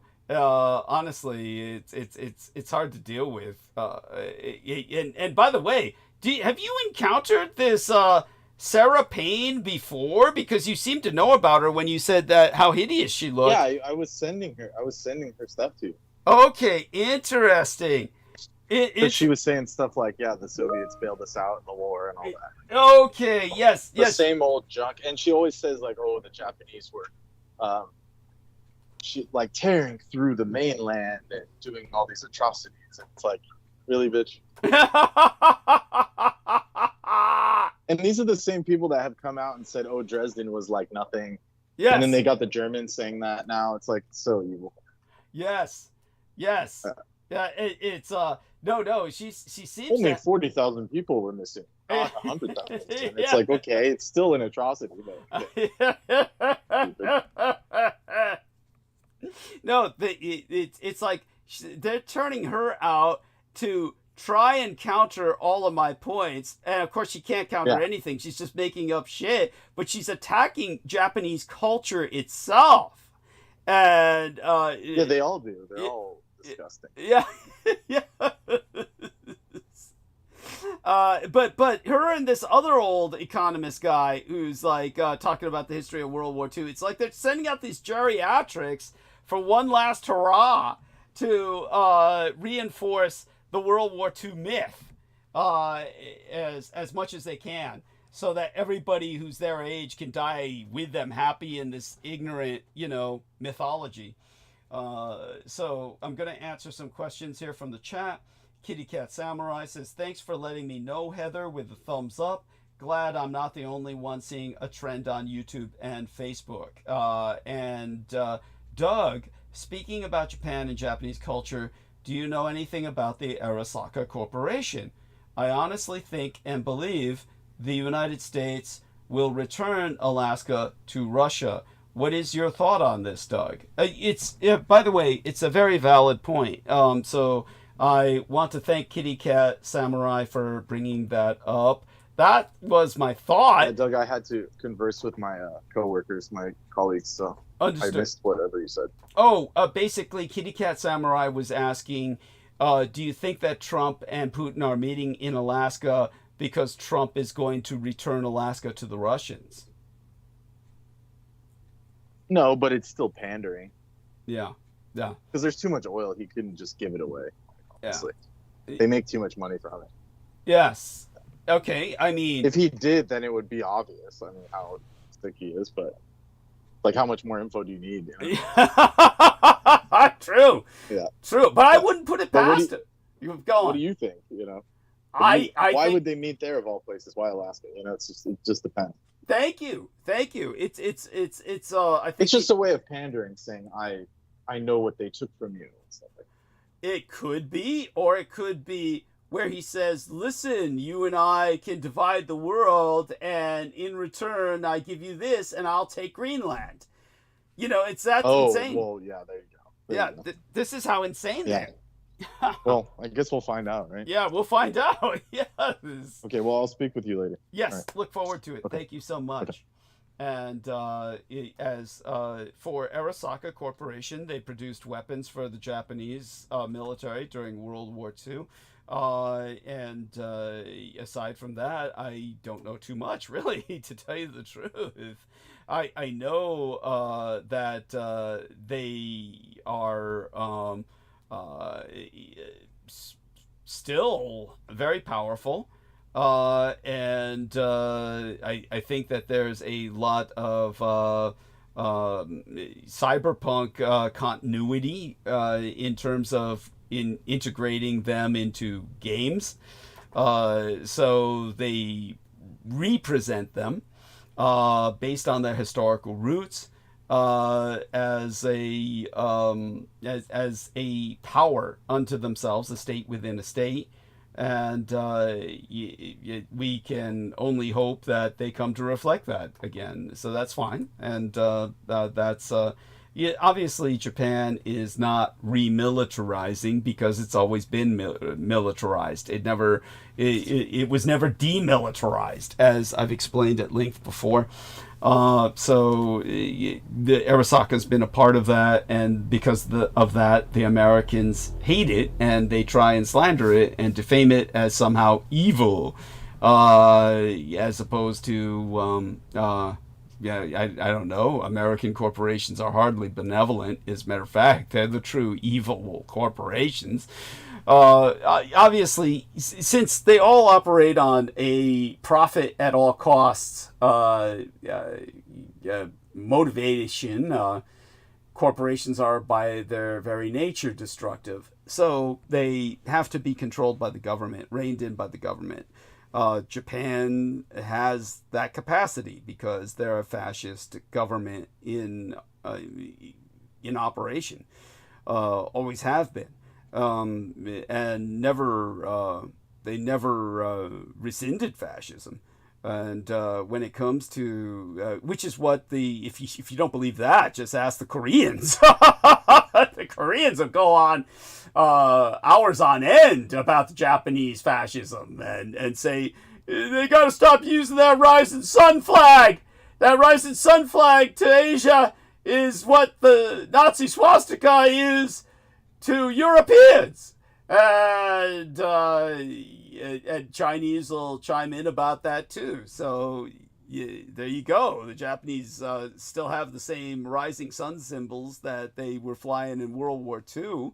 Obviously, they didn't lose World War II, and they've got it, you know, a continuity, and that makes the Americans portray them as the villains in their video games. That's but they're a real company.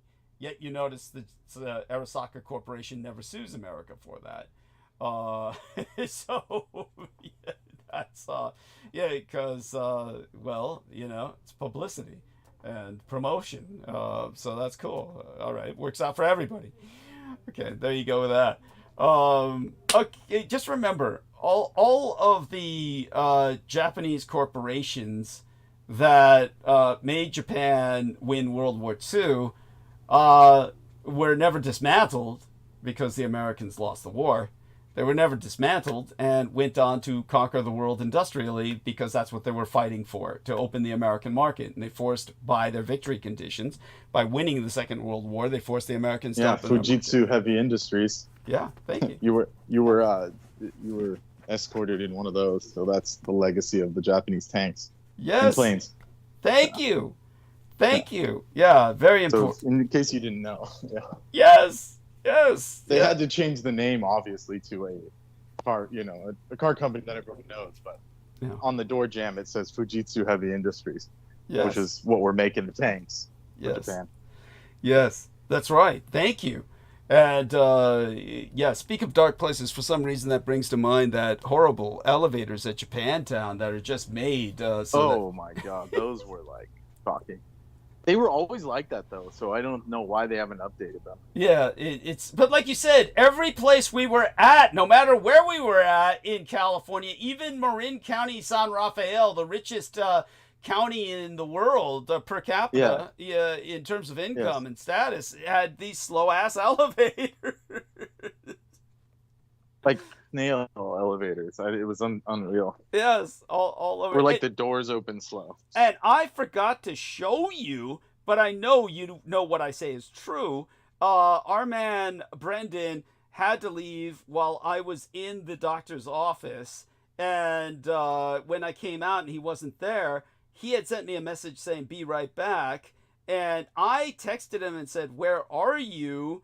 And that got, I think, transferred to him before his BR back ever came to me. In fact, he said, I'm on the 3rd floor, busy, will come back up. And and that came to me before his be right back did, that showed me he had left. So this is how fucked up our communications are, and how they're delaying messages from being sent by interdicting them.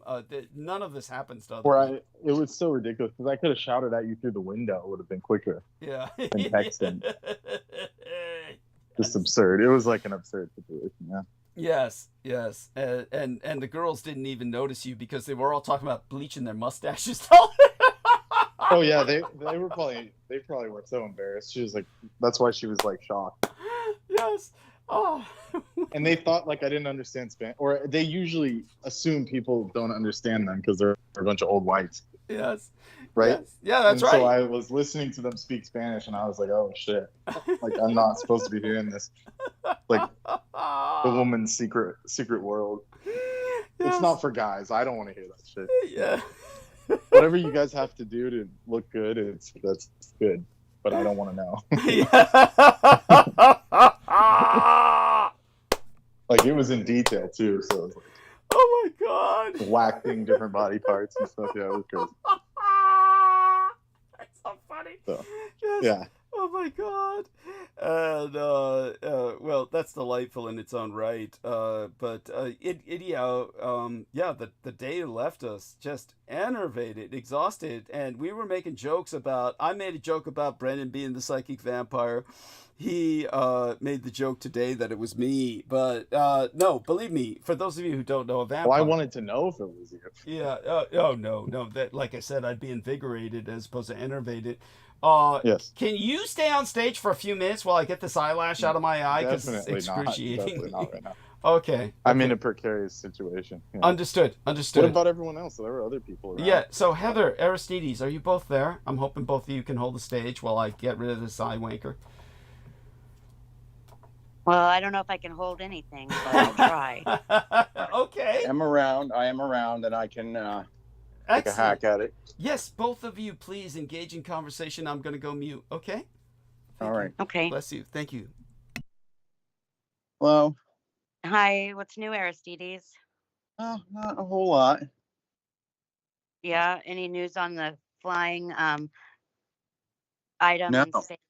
nope. What, whatever, the big interstellar object thingy that I brought up before?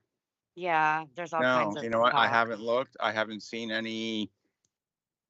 I'm not really watching conventional news, more just kind of, Yeah. seeing what other people are saying. I haven't seen her anything, and just I'm not surprised that it's maybe I'll look now, but I'm not surprised. Yeah, and you know what else I was thinking about the time traveling theory is that how when you you go time travel, you're not supposed to change anything, or you're not supposed to interact with yourself or something like that, because it'll screw things up. Yeah, that I don't know. I mean, that's something that's always that there's probably some answer to that nobody. All speculation. Yeah. I'm looking now. 3i Atlas. Okay, let's see. New Hubble. So yeah. I wonder if NASA said anything about it. Yeah, well, what they say about NASA means never a straight answer. Oh, that's a good one. Never a straight answer.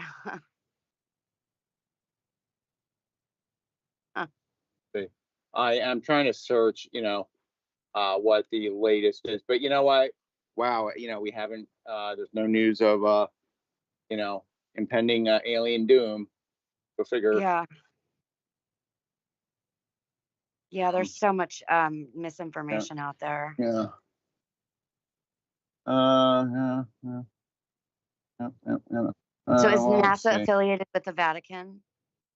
I don't know specifically. I don't know. I'd be afraid to go out into space. Who wants to go out there? It's just crazy and weird. No air. Just cold and dark, and sure it's beautiful, but very stark. I don't even know about beautiful. It just seems like nothing. New path data. So I think it's what really is the. Oh, I found one good one. Here we go. One spot's like there's a 40% chance it's aliens. It's like okay, all right. What's the next big thing? Well, let me share with you the link. It's from the Indian Times. I think that's a pretty bona fide. India, Times of India. I'll put it in our link on the YouTube chat too. Yeah. You want to read it? About what? You want to read it? Yeah.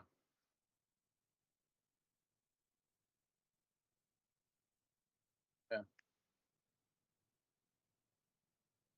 What's it about?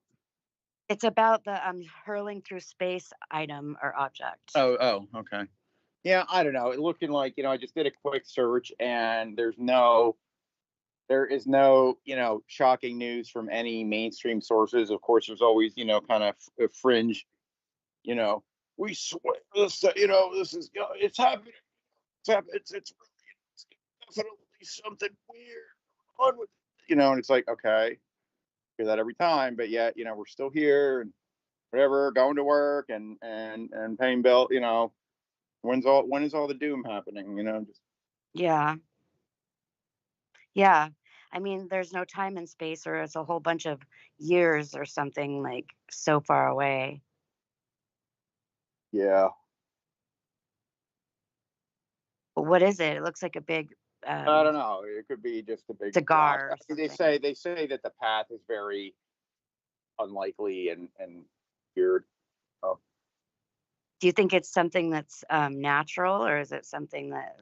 I'm not disallowing that it could be unnatural, especially if something has a very, for what we understand, a very unusual trajectory or path, or changes trajectory, in that, it wouldn't be just its own momentum, a dead rock, like, oh, why did it turn? Like a reason.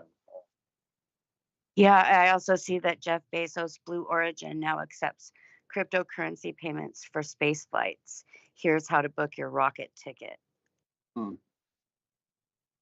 Yeah. So space tourism. I'm not going to rush with that. Yeah, Ocean Gate kind of ruined it for the ocean, but now they're looking towards space. That's pretty funny. It's like, what does that have? That's just like, obviously, that's a rich people's, that's another level up from, my yacht, and it's a celebrity thing, as we've covered. I'm no normal person. It's just like really poking fun at normal people. It's like, oh, well, I'll never be able to do that. I mean, are they going to need oxygen when they go? What, people in space? Yeah. What? I mean, or is it in the ship or whatever they're in? Yeah, it's got to be. Still seems dangerous. Yeah. Of course, there's a lot of implied danger that would be in going space. Why would anyone want to go to space? Yeah. I mean, I would want to go, but it's just, what's the rest of the scenario? Like, in theory, I'd want to go, but I'm scared. Yeah. I mean, now, if only we had technologies that have been, disallowed, where you could just like zoop, go up there and be like, oh, cool, just zoop, like easier than driving, to another state. Yeah. That, but of course, this is how we've been kind of gypped on that, so that really, be surprised what a difference in everything that would make, but. Wow, I'm back and the numbers are really high. What are you guys talking about? Oh, I don't know. She because I brought up that interstellar object. She remembered I had not one single thought about it tonight. And she brought it up. I'm like, I haven't heard anything, and I'm not real surprised. It's like, True. So every time it's like, oh, it's the big one, man. It's getting super weird, and it's like, guess what? We're still living the same, crappy life, and it's doing nothing. It's really, I don't know. Do you think it's a distraction? Yeah. I don't think, they invented their line, they came up with it. They may not have come up with it, but might be happy to use it as one. Right. Yeah. That makes perfect sense. And everybody give an upvote. Thank you so much for visiting. And what I'll do now is, take it from here. Both of you did wonderful. And thank you for bringing that up. And so you both did great, and love you dearly. So with that being said, there was another thing that was interesting before I forget, and let me see if our friend Brendan is still technically on the call, meaning on in the background, which he is, so hopefully he can hear us. As a matter of fact, I noticed that he's not on. Oh, he is on mute. Okay, so if you can hear us, Brendan, the thing that I had brought up earlier about the spider lilies being in bloom, only in this transitional period of the 7th lunar month, which is always when August transitions into September on the Gregorian calendrical measurement system. This was witnessed by our friend Brendan Zogit when I took him to Carillon Tower in San Francisco, where Adolf Hitler's sperm was kept on the top floor. It was Carillon Tower on Gough Street in San Francisco was originally constructed with the intent of building a hospital, and it has that look to it. It's very bizarre. It looks like a communist Cuban prison or some sort of brutalist kind of architecture from the 60s or the 70s. Thank you, Heather. She says she'll be right back. And it was... Hey, hi. Douglas. You've been able to join us. Did you hear how I was lauding you for saving my ass? The only thing I heard, Douglas, was that I'm a big old derailer. Don't concentrate on the negative. Don't concentrate on the negative. I'm not happy about it. You I'm do trying have a to talent. learn the You do have a etiquette of talent. this shit. There's etiquette. And you always tell us to interject. No. Your interjections are appreciated. Believe me. Believe me. I hope so. Yeah, they're not just they're not just appreciated. They're actually quite important. Well, they better they're be important. Relevant. Yeah, like I'm usually have shades of something you're talking about that I want to, make sure you don't forget. Yes. Oh, and I should again, just shut up. No. I need to apologize to you for the Max Spears incident. Oh yeah, So whip me like a dog. No. Tell us about when you brought up Max Spears. You had brought up Max Spears. No, I don't even know. Maybe I did originally, but somehow he came up, and I was asking what was his origin story in encountering a Kino. Right, and not only that, but continue. Yeah, was it a coffee shop or a parentage, ancestry or what all? That's all. Just to see if there was one. Right. A legend. Right. And you were also asking what made him such a target. If he was a target, what was he being targeted for? And that brings us back to... I didn't mean that. Not, hey, I'll ask it now then. I mean, it's obvious in some ways, but maybe not all. Maybe all the reasons aren't out. I don't know. I mean, was it an aristocracy thing for Max Spears? That's an important point as well, and remind me to speak of an observation by Judith Agert that was quite pointed and quite funny about that. And as for Heather Holman, she also brought up something about Max Spears. I'm trying to remember what it was, or something. She brought up something about something. But before all that, we need to say that I spent a good part of this episode lauding you for saving my ass and complimenting you on your $100 contribution, which saved... I'm sure. You always do. No. Yeah, but you don't understand really how pivotal it was this time. So in terms of how pivotal it was this time, again, and people, thank you for your patience. Anybody who's heard this story and didn't just tune in, you'll have to suffer through it a third time. But basically, what happened was that recently basically for a while there, the federal government was sustaining a affordable connectivity program for the extremely impoverished to have the government contribute to maintaining their internet services. And the government did this by making contacts with major access providers, one of them being Comcast via Xfinity, to the point where Comcast Xfinity developed an entire department around the affordable connectivity program. And it was they that you worked with, not the U.S. government, to get your ACP. Within my state of California, at least. I'm certain there are other providers for different areas. But in terms of the government, of course, under Trump, they cut it all off. In fact, they did so under Biden, as a matter of fact. And so all of this was... I really can't remember. Somebody will have to tell me. Was that in the first Trump misadministration or the Biden administration they cut off ACP?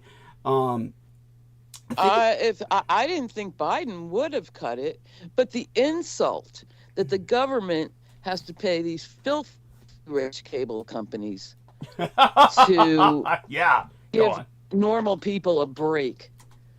I mean, otherwise your bill's $100+ a month just to see Netflix or have a phone. It's nuts. So they can't even give us that much slack. The government's got to give them the money. Okay. Yeah, so the government gives our taxes to the corporation to cut our bill. Yeah, no, it's outrageous. So here's what they said. Brilliant. Yeah.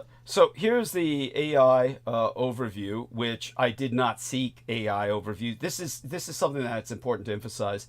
I enter something onto the internet like Biden cut ACP, and I immediately get header the AI overview.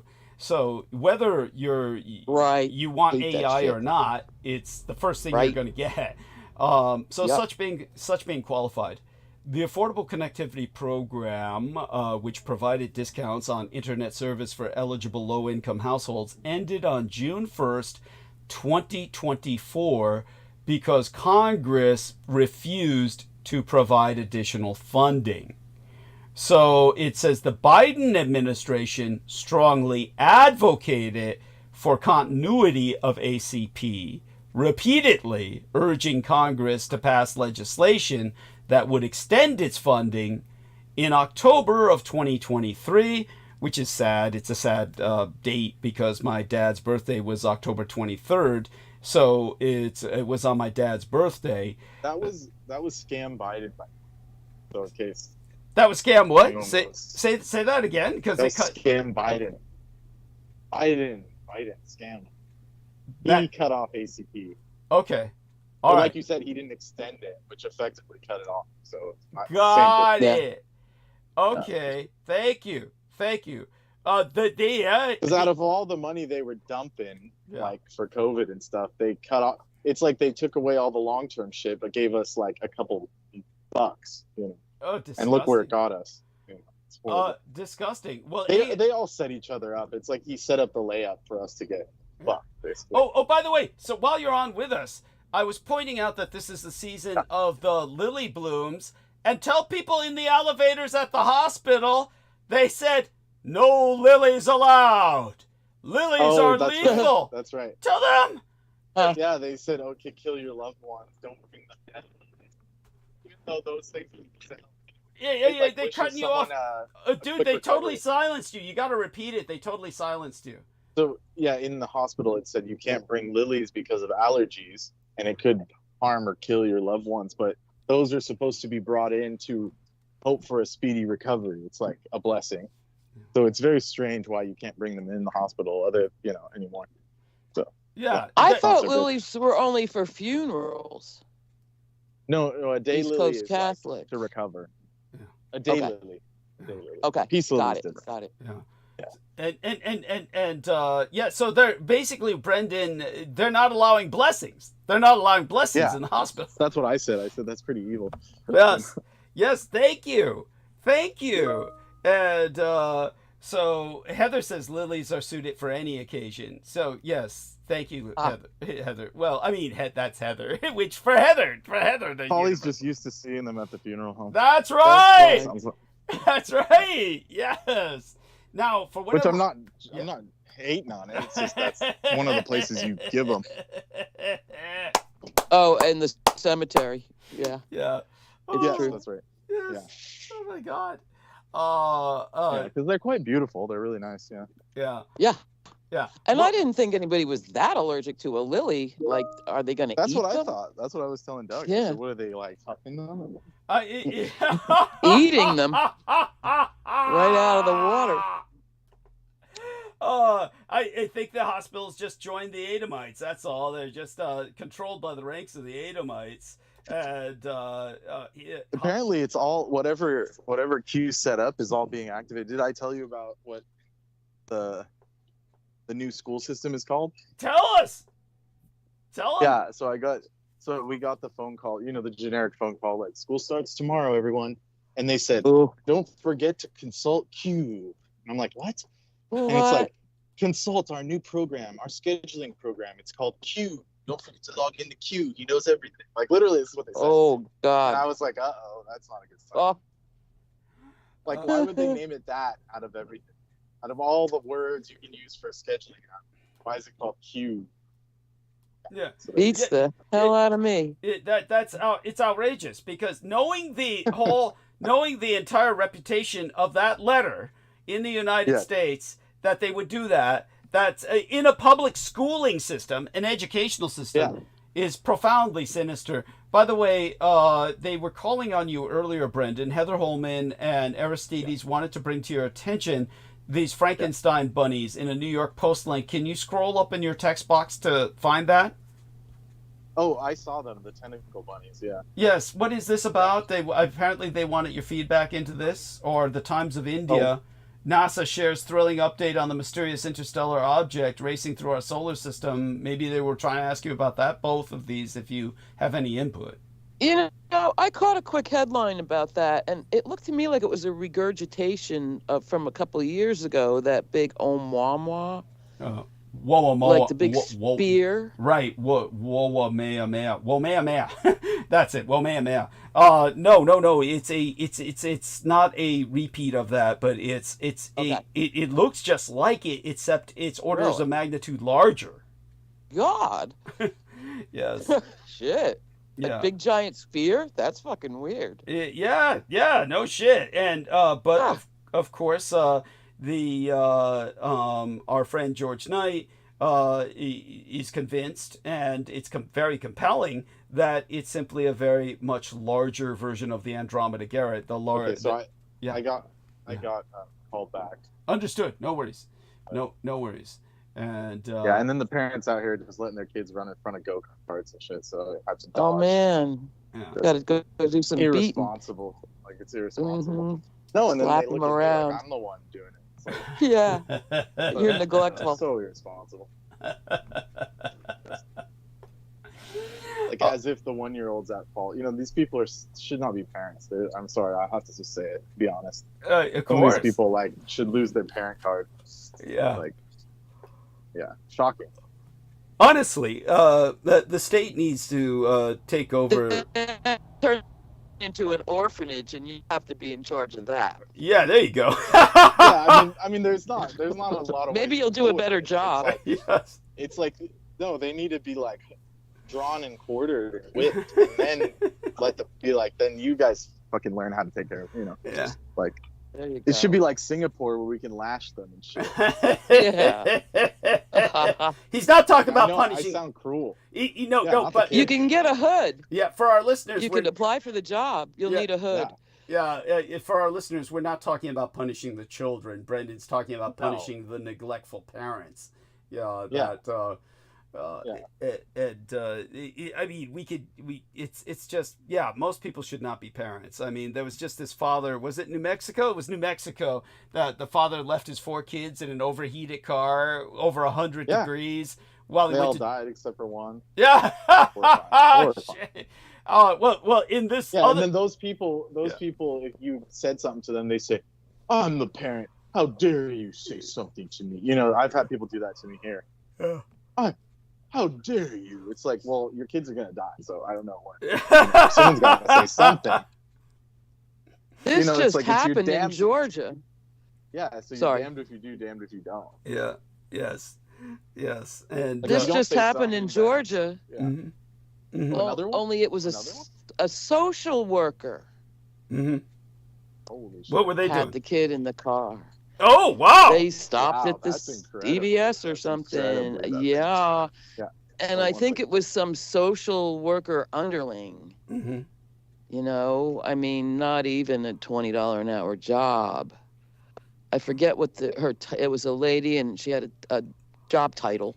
But you can easily Google it. It was a couple weeks ago. What'd she stop to do? I didn't dwell on it. What'd she stop to do? I forget. Oh, okay. It probably says in the article, but I forget. Well, the one I was thinking of in New Mexico, all the kids survived, but the dad had left the kids in for over an hour to go jack off at the local porn store where they had the, the booths. Where I remember that, kind of.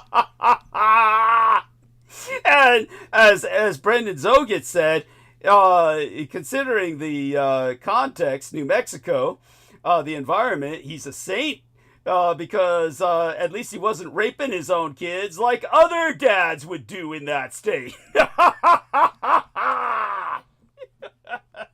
And you guys said something about New Mexico, so I was going to add, I just saw something online just a few minutes ago that New Mexico is ranked as the worst state in the U.S. to live, which I don't Huh. know. I heard Albuquerque's beautiful, but what I've seen of the Southwest, I would totally agree with that. Yeah. Yes. You know, Oh, hell yeah. Oh, hell don't yeah. go to the Southwest. Doesn't matter how many guns you can own. It's not worth it. Oh no, it's Like, you don't need a rocket launcher. You can still own boom booms out anywhere in the U.S. So you don't need to go yeah, to a crazy place like that. Yeah.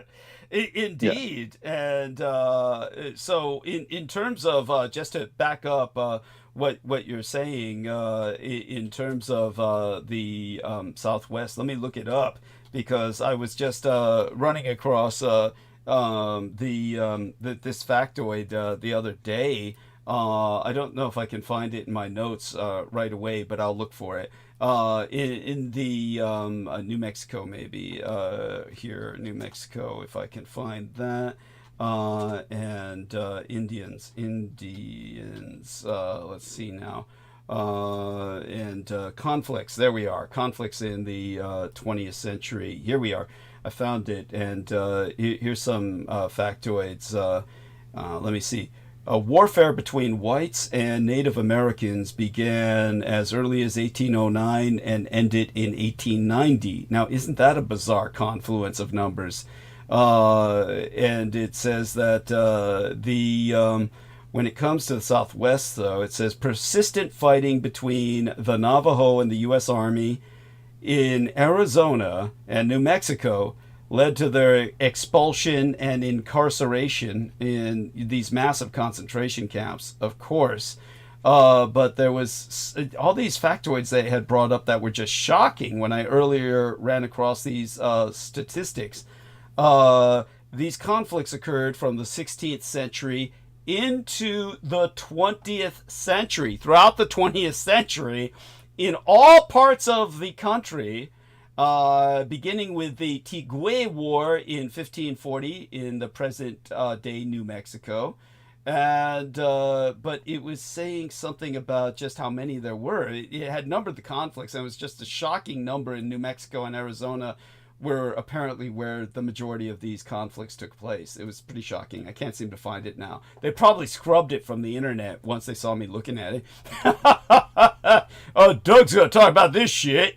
Yes. Yeah. Anyhow, enough of that for now. Then that's enough depressing. But for whatever reason, AI seems to be determined to cover Biden's ass. It says that in October of 2023, the Biden-Harris administration requested $6 billion from Congress to extend funding for the ACP. This is all covering his ass. He really could have just given an executive order and done something. President Biden also included funding for the ACB in his 2025 budget request. However, efforts to secure additional funding in Congress were unsuccessful. Anyhow, so they all failed. In other words, the government just said, fuck everybody who's poor. And so ACP was cut off. And as a result, Comcast... Because the Republican Congress. Yeah, that didn't help. But obviously, Biden could have been more determined and really done something, Done the executive order, which is now the rule of law. That's right. But he was so fucking passive. He was such a piece of shit. He really was a piece of shit. It doesn't matter if he was not intentionally evil. His passivity, every moment in his office should have been spent preventing Trump from becoming president again. But he just sat in office as a senile old turd and did nothing. And again, he should have given the office, abdicated to Kamala Harris so she could have run against Trump as president, and she would have won. So, most certainly, definitively, because she was But I keep thinking the whole point is the cabinet. You got this one guy figurehead up front and a finger twiddling vice president. And it's the cabinet's where the action is. So I'd rather have Biden with that cabinet than Trump and his. Well, that goes without saying. I mean, that's like saying... So that's the only thing I'm going to defend, because I haven't forgiven Biden since Anita fucking Hill. Yeah, I hear you. Yeah. So, He was the best of the worst. He's just he's still a piece of shit for, you know, failing so execrably against Trump. Hideously. Yeah. Which is especially the second time around after the big Hillary flop. Yeah. Just inexcusable. I mean, because they don't want most of the Democratic citizenry. Yeah. You know, they still kick AOC in the face. Of course. So what the fuck? Yeah, it's all this is why the Democrats are losing, not because of their ideology. Yeah.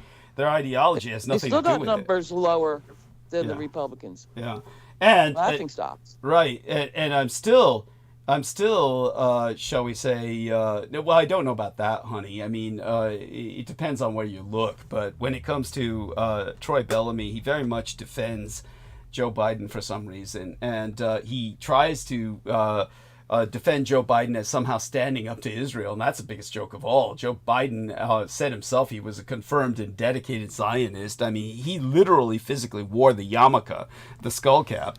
So you're talking about somebody who presented himself as slave circuited to the Jews. And I don't know where Troy Bellamy gets this fantasy, this notional fantasy. Well, Biden and every fucking head of Europe too, you know. Oh yeah, well yeah. So they just twiddled around like, oh boy. Yeah. It was just, yeah. That's, well, I won't say that. I mean, at least with Biden, there was no Trump Tower Gaza. That doesn't make it any better. When the hospital when the hospital was nuked by the kikes. He with went our over. Bomb. Yeah, he went over there and said exactly what the kikes told him to say. Like Netanyahu had his hand all the way up his ass and just fed him one-liners. Money on top of money on top of money.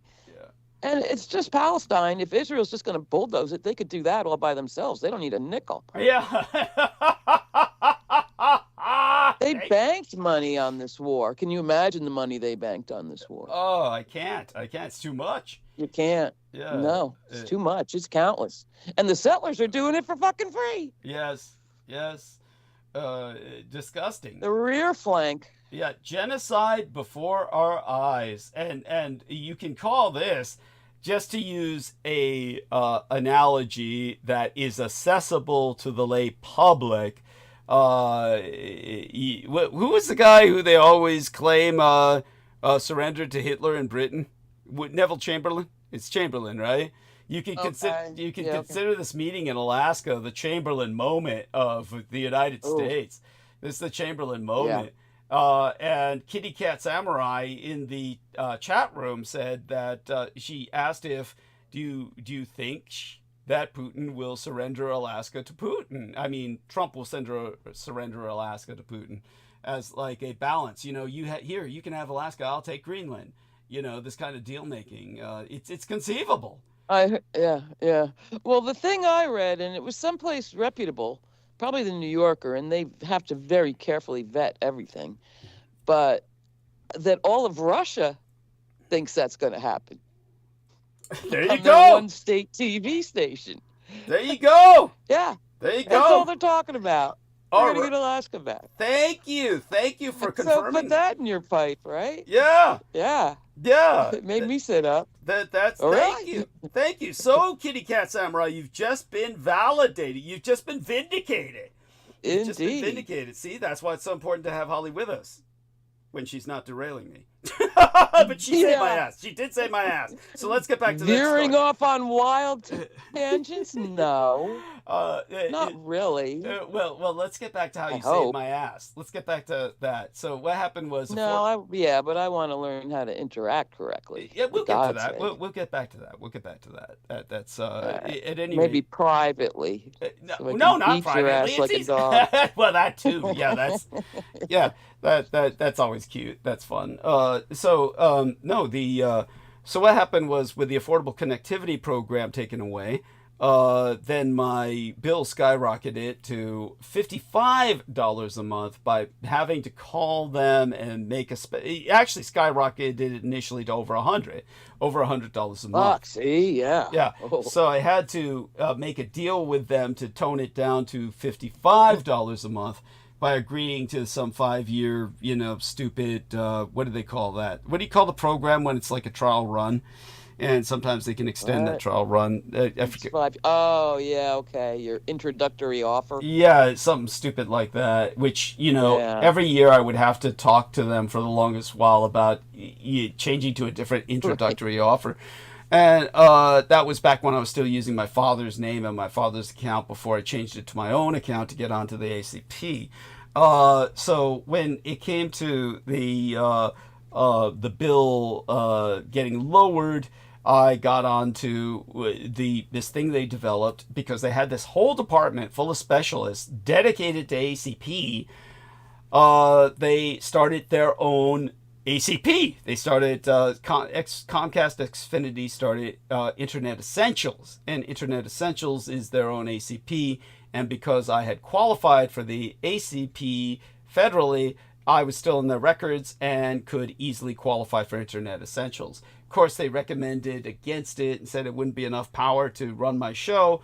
And Brendan exposed that as all bullshit because there's rubes and hicks all over the Midwest and in bumfuck nowhere that run their hate programs out of, Tennessee or wherever on 30 megabytes per second upload. And San Francisco being the center of the internet capital of the world, it's all fiberglassed and it's all connected, so they can't throttle me beneath 80 megabytes upload per second. And so I had them switch me to Internet Essentials against their will, and that lowered my bill to $15 a month.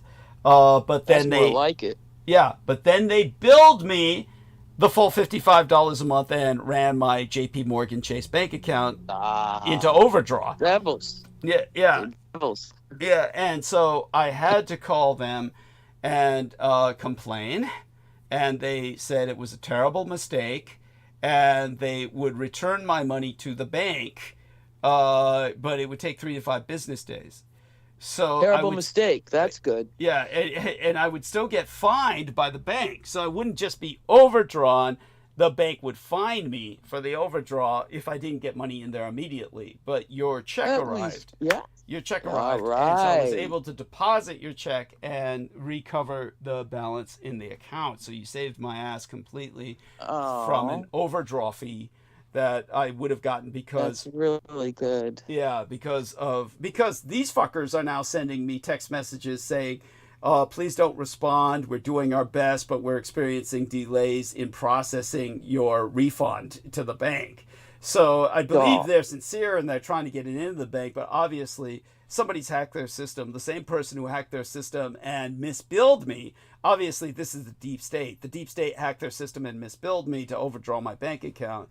And now that same individual's preventing them from refunding the money, hoping that I'll get fined by JP Morgan Chase. You see what I'm saying? Mm-hmm. That's, I do. Yeah. So, but thankfully, we have Holly out there, and she did what she did. By the way, I want to thank again the incredible lady in Austria, the Österreich, who provided myself 100 United States dollars as well. It was just Holly's arrived. You see, that's in PayPal, and if I transfer it to the bank, I lose money out of PayPal, which, when Holly's check arrived, it was just right. That way, I only lose money to the overdraw as opposed to losing money both ways.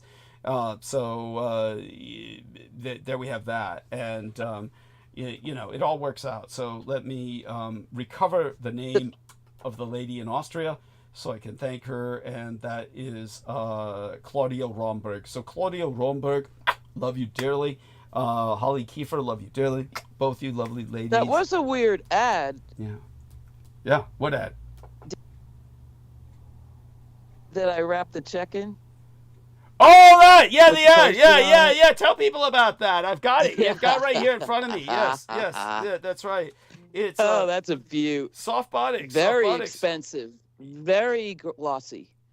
That Yeah. was a I don't know how, high 5-figure ad, Yeah. if not 6-figure. Oh well, maybe high 6 figures. It looks like a joke. To buy that page. It looks like a joke. Who the fuck would want this on them?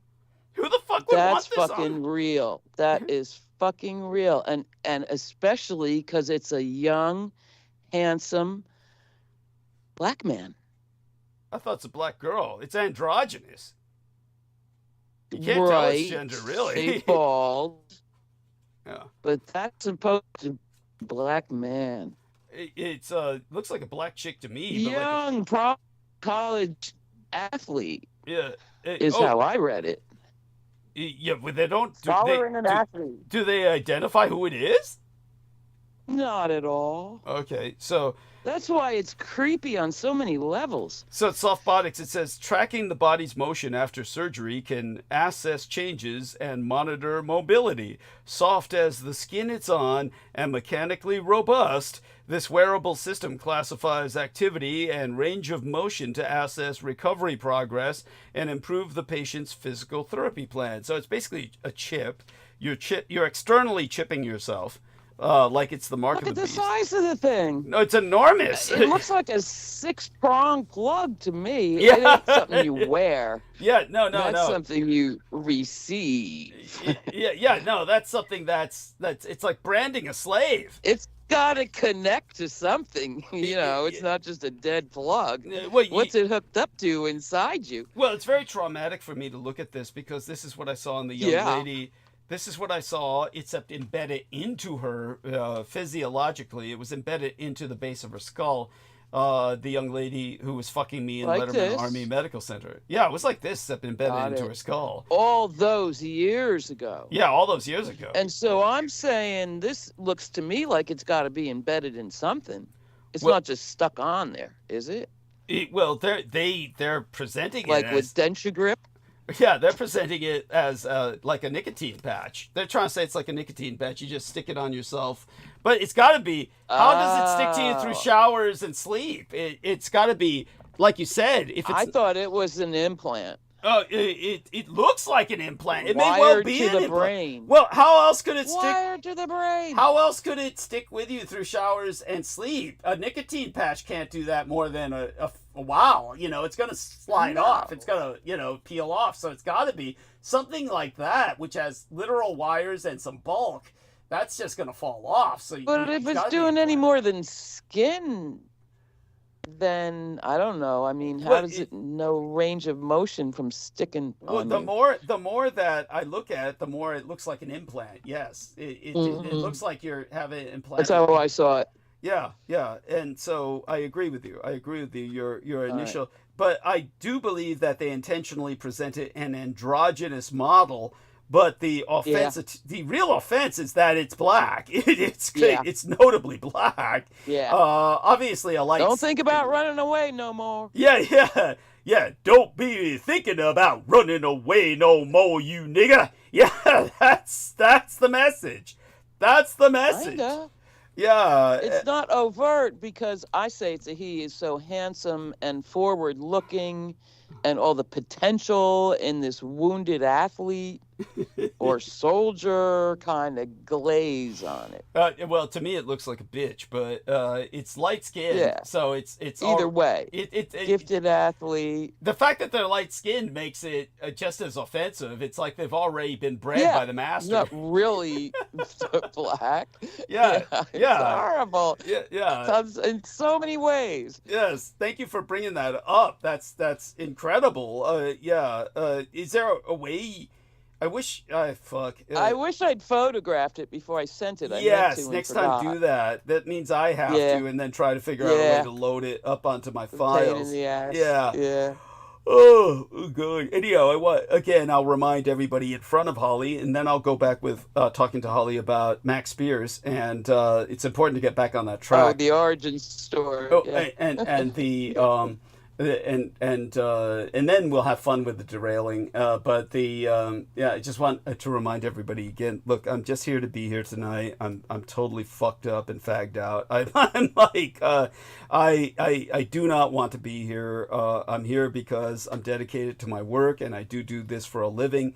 Our dear friend Aristides brought that up earlier, and when Aristides brings that up, what he's referring to is the fact that I am on the 250% working disabled program. Again, to emphasize to everyone, I am not a welfare recipient. I am not a recipient of Social Security in any sense that your average Social Security recipient is receiving money they don't work for. You can say that people retire and they get Social Security, and usually that's got to be buffered by other retirement factors like 401k and other bullshit. It's not. I mean, when it gets to the point where Trump collects Social Security, which for those of you who don't know, Trump collects Social Security. If you did not know that, you should. This is like Social Security should not even be going to. Well, he says he doesn't take salary. Yeah. He doesn't take salary. Yeah. Yeah, that piece of shit. Thank you. So he must do it Well, for some kind of tax reason or something. Yeah. If that's true. Yeah. It's everything. And my understanding is that billionaires are entitled to Social Security. They and are! that's why it's survived as long as it has. It's not a needs-based program. That's right. That's you right. pay, you get back. That's It's a social contract, yes. not a handout. Yes.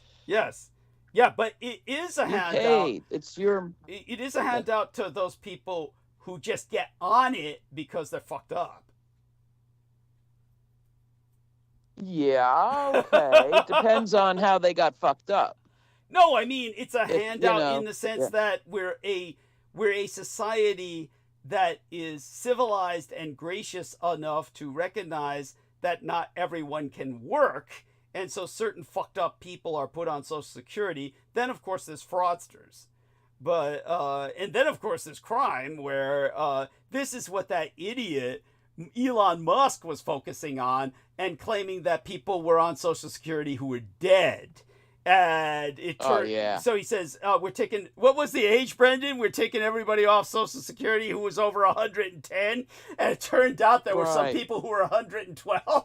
He said 110, but they couldn't, I'm presuming they couldn't like set the values because it's, it was an old computer system. Yeah. So they just defaulted to 99 years old and took a bunch of people's, parents that were in homes. They said, oh, we're going to kick your parents out because we're not getting paid anymore. Yeah. Because it like automatically sends the letter out like, oh, your parents are no longer, and all these people have to fork out $5,000 a month, cash money to keep their parents alive. And it's just, of course, that's shocking. Yeah. It's gericide, mass murder of the elderly, which of course. Yeah. And then the people that didn't have children were like, what do they do with them? Just throw them out, discard them. It's horrible. Oh yeah, I'm sure they did. I'm sure they put them into the local dumpster. That's horrifying. Then again, if you've ever been in one of those old folks' homes, it's probably a mercy killing. Yeah, it was horrible. I was, like I said, what is it called? Stupid enough to think I was helping them by trying to, spend time with my family. And instead I had to watch my grandfather die in front of me while my family was asking him, where's the house? When are you doing the house? Over his deathbed! Over his deathbed! Yeah. So you can imagine how horrendous that was. And then they said, you're just being ungrateful. Look at all of this that we've done for you. And I'm like, what did you do for me? Torture me? Yeah. And then steal everything that wasn't nailed down. So there you go. Then tell you how lazy you are, that you don't apply yourself. You don't apply yourself. You're working two jobs. You're working two jobs. Oh, and then okay, just to put this in perspective, the last 4 years my grandparents were alive, I was buying them groceries, and he kept saying, your uncle has my, the uncles came over, took my grandpa's wallet, literally pulled it out of his pocket, and said, he's not in a right mind to hold this anymore. And there was like 10,000. There's Hey, like 10,000. I'm gonna do that on the captions. next bus I'm on. I'll start riding buses just to do that to old people. Hey, Right. he's not in the right mind. He can't handle it anymore. Yeah, so they said that, and then they said, we'll manage the money. So they took all of my grandparents' Social Security, which was like thousands a month, because my grandpa had been paying taxes for like since the 50s. So they were taking thousands a month, and my grandma was getting the rest because they're widow. You know, she's a widow after he died, so she would get some of his. And then they just kept saying, "We don't know where it's at. We don't know where it's at." And I said, "Well, what about me buying them groceries? Are you going to reimburse me?" And they would like Venmo me or whatever, you know, Apple Cash me $50. And I was like, "Look, I've been buying groceries. So they Peter Mooned me. They're Peter Mooning me, motherfuckers." And then when I finally told them, I said, "Look, my credit cards are maxed out because I've been, you know, floating my grandparents. I don't want." And I didn't tell my grandpa because I didn't want him to go to the grave knowing that he screwed me over, you know, or that his kids screwed me over, because he already felt bad about my dad screwing me over. So well, he told you were the only person in the family that was worth a damn. He told you that. What did he say? Yeah. Oh yeah. Yeah. Because I don't know. Somehow, you know, you're dying. You know, like he knew he was gonna die or something. Yeah. So he was like, I don't think it took a rocket scientist to figure that out. No. But he pulled me aside and he said, "You're the only one that has heart, and you're the only one that understands my life's work, and you're the only one that appreciated my academic work ever. And my kids are a bunch of idiots, and they ruined the opportunity, you know, because there was the privileged uncle, then the youngest uncle, and the oldest, which is my father.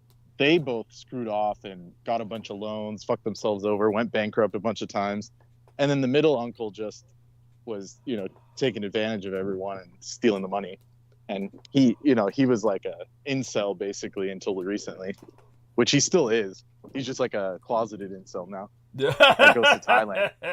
But so he's not an incel. He's fucking boys, fucking girly boys. Yeah, but he tries to say, if I knew, you know, and I'm glad to slander him on air. If I knew what I knew now when I was your age, I'd be getting tons of chicks. And I said, dude, you've never been with like an actual chick that cared about you. And he's like, how do you know? You've never been either. And I said, well, you're wrong, because I've been with chicks since I was like, we were young. I mean, we were like 15, 16, because we were actually cool and doing shit, you know. Unlike him, he was like watching Star Trek and who knows what the fuck he was doing. But anyways, he was saying, you would never have any chicks.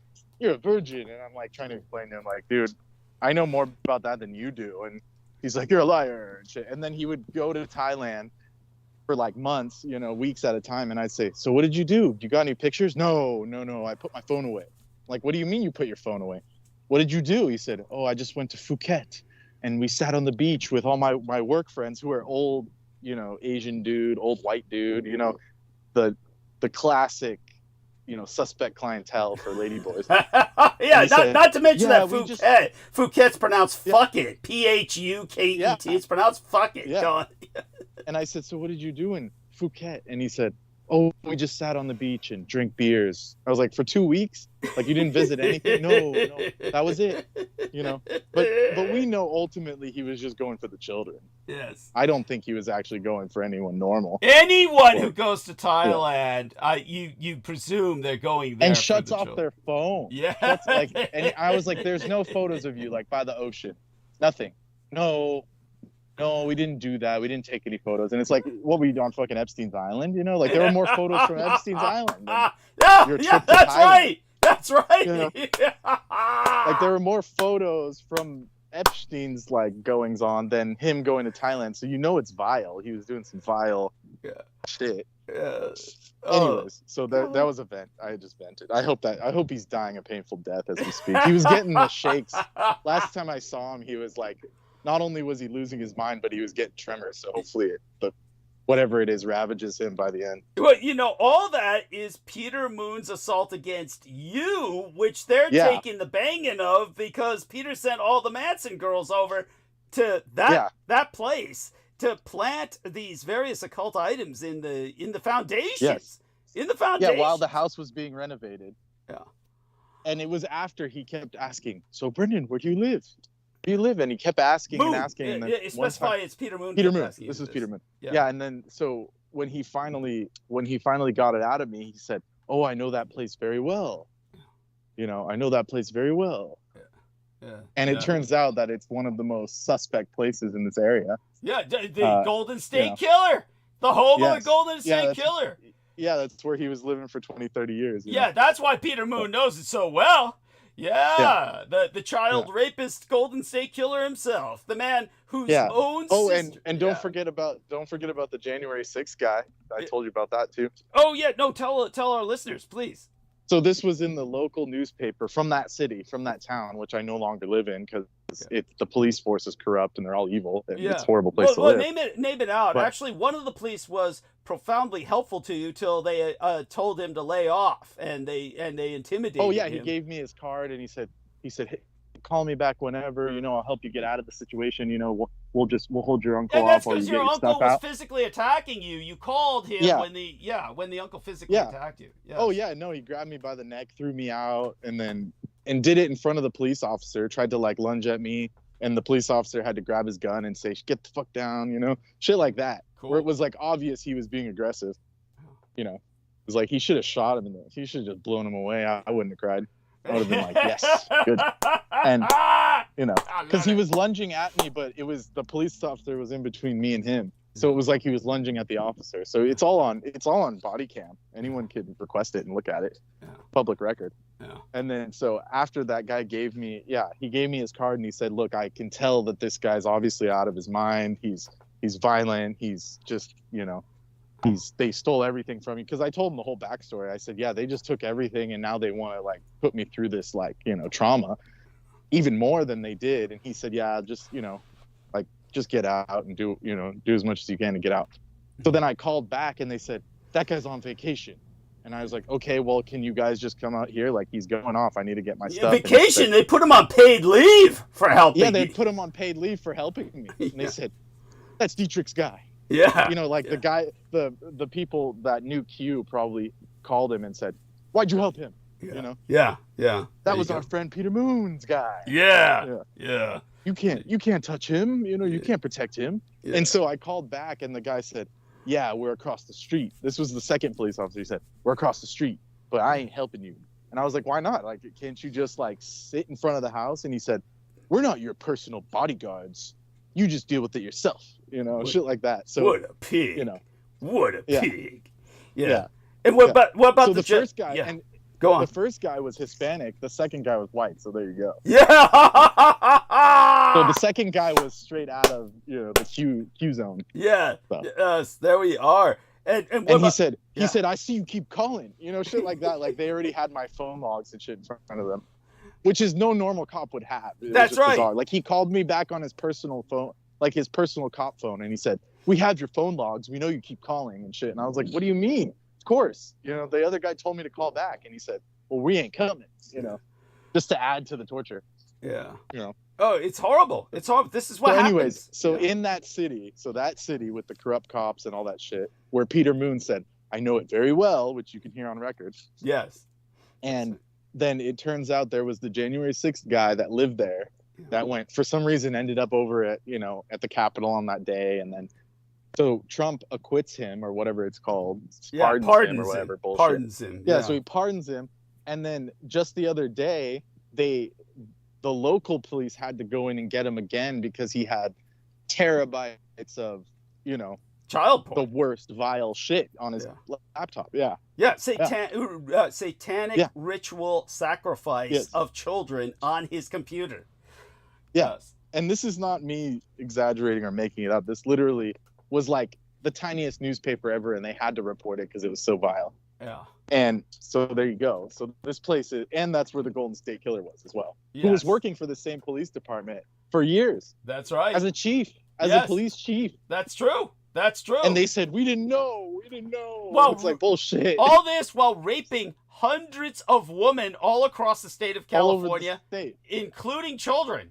In fact, the only reason there were so many witnesses alive to stand witness to his prosecution when he was brought in at the age of 90 years based on all this DNA evidence, is because they were all 9 years old to 12 years old when he raped them. I mean, think about that for a minute. And Peter Moon called him his friend. There you have it. He was actually 90? Yeah. He was 90 years old? Yeah. No shit. About 87, 90. Yeah, there we are. Did they cut you off again? So, yeah, go on. Yeah, a Learjet flew right over me directly, there you go. 90 degrees overhead, and it just shut off my phone.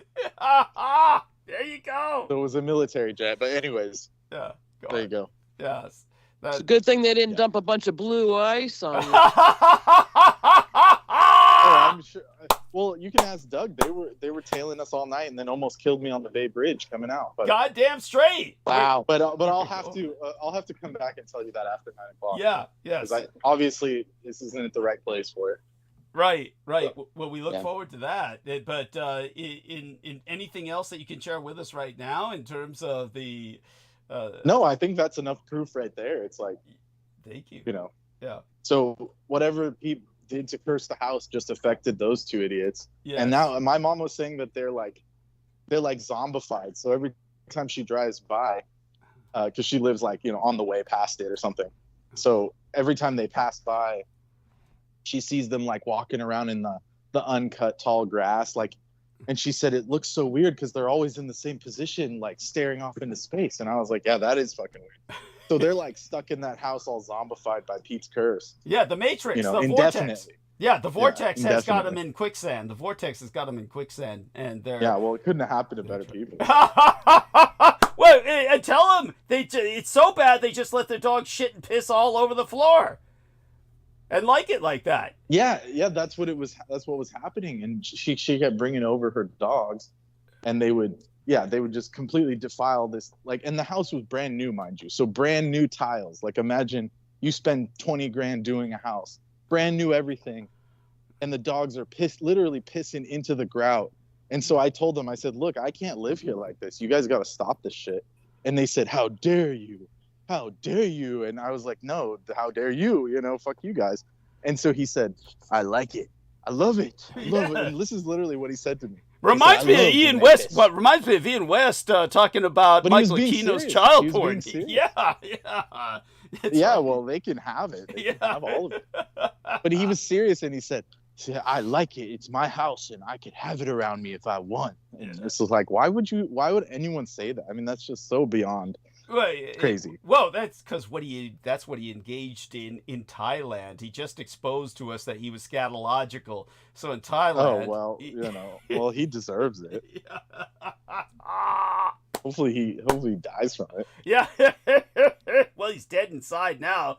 Him and well, he always was. Yeah. He always was. Yeah, true. Whatever was left got eviscerated by Pete's curse. Yeah. Oh, so now he gets to. Yeah, anyways, he can fall into despair with the rest of them. Yes, that's right. That's right. And and for those of us who think we're indulging ourselves, you haven't been there. You weren't there when Brendan had to confront two Manson ladies and we call Manson chicks because they were of that age. They were so old, it's like they were members of the Manson family that got discharged from jail and then got contacted by Pete. Now remember, Pete Moon always defended Charles Manson, said he never committed the murders. It was that cop who framed him. Remember that? Peter Moon was always defending Manson and pulling out the same old Q-tard shit where they'd say... Of course he was, because they were all in Laurel Canyon together. Yes! Hanging out. That's right. That's why. That's right. Along with Ian West, who Peter Moon kept defending. He knew all the details. Remember, Pete kept saying, oh, I know Laurel Canyon. It's been closed. It's been closed. Yeah, he's lying through his teeth. It wasn't closed. It went black off the budgets. It was always closed. They closed whatever they did to him. They closed that phase, and then they moved on to the musician phase later. Yes. Yeah. That's so right. He was the first round. Him and Manson were the first round test run. Yeah. But for those who doubt us, Dennis Marshall wrote us and said, hey, and Peter Moon were ass to ass, connected by strings like Dixie cups that kids would use to talk to each other, and being trained to talk to each other through the string in their asses from longer and longer distances. You saw that on email, right, Brendan? You saw the email from Dennis Marshall saying that. And so Peter Moon and him... Unfortunately, yeah, I saw it. Unfortunately. Rectal implants? That's what he said. Yeah. Asshole. Yeah. Ow. He said, I had a dream about the good old days or something. It was something weird. It was strange. He said it was his flashback, his memory of his MK Ultra programming with Peter Moon. And he said, when I called to talk to Peter Moon about it, Peter Moon never spoke to me again. He blocked me and never spoke to me again. Yeah. Yeah, oh, that's true. Yeah. But knowing everything else we know, it makes sense. Yes. Like why he was obsessed with cleansing his butt. Yeah. It was full of implants.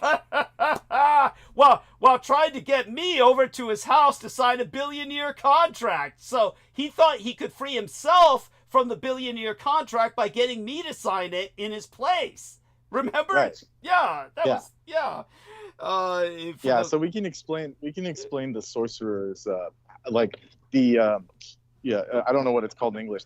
What are those things called? The Omyoji.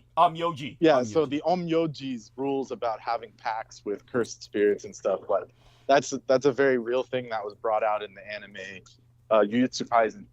So that even the entities can't, like, once they make a pact, they can't renege on the pact because it affects. What they were saying in it is that there's always repercussions to breaking a pact, and that essentially the repercussions are unknown. So it's an X factor. So none of the sorcerers or the entities would break a pact once it was formed. So there you go. And that's the strongest magic in the series. Yes. So. And that's why Pete couldn't undo what he did. And he was scared. And all these people are scared. Yes, but yet that's also his involvement with Andrew Bartzi's was based on their constant obsession with contract revocation. Oh, how do we revoke our contracts with Scientology? Yeah, well, guess what? It doesn't work like that. Yes. And the repercussions are unknown, which is the scariest thing ever, right? Imagine that. Yes. Yeah. Like I said, it sounds like going to hell is better than a billion years in an elevator. Yeah. Like that's just beyond torture, Yes. The billion-year elevator ride. Yeah. Xenu. Yeah, to Xenu. Yeah, now he's caught between Xenu and Ubo-Sothla. Somebody actually wrote me about you keep mentioning the name, but it needs to be explained. I could shout Cthulhu all day long. He's not going to rise from Or as I call it, Ubo-Slothla. Yeah, Ubo-Slothla. Yeah. Turned Pete into a sloth. Yes.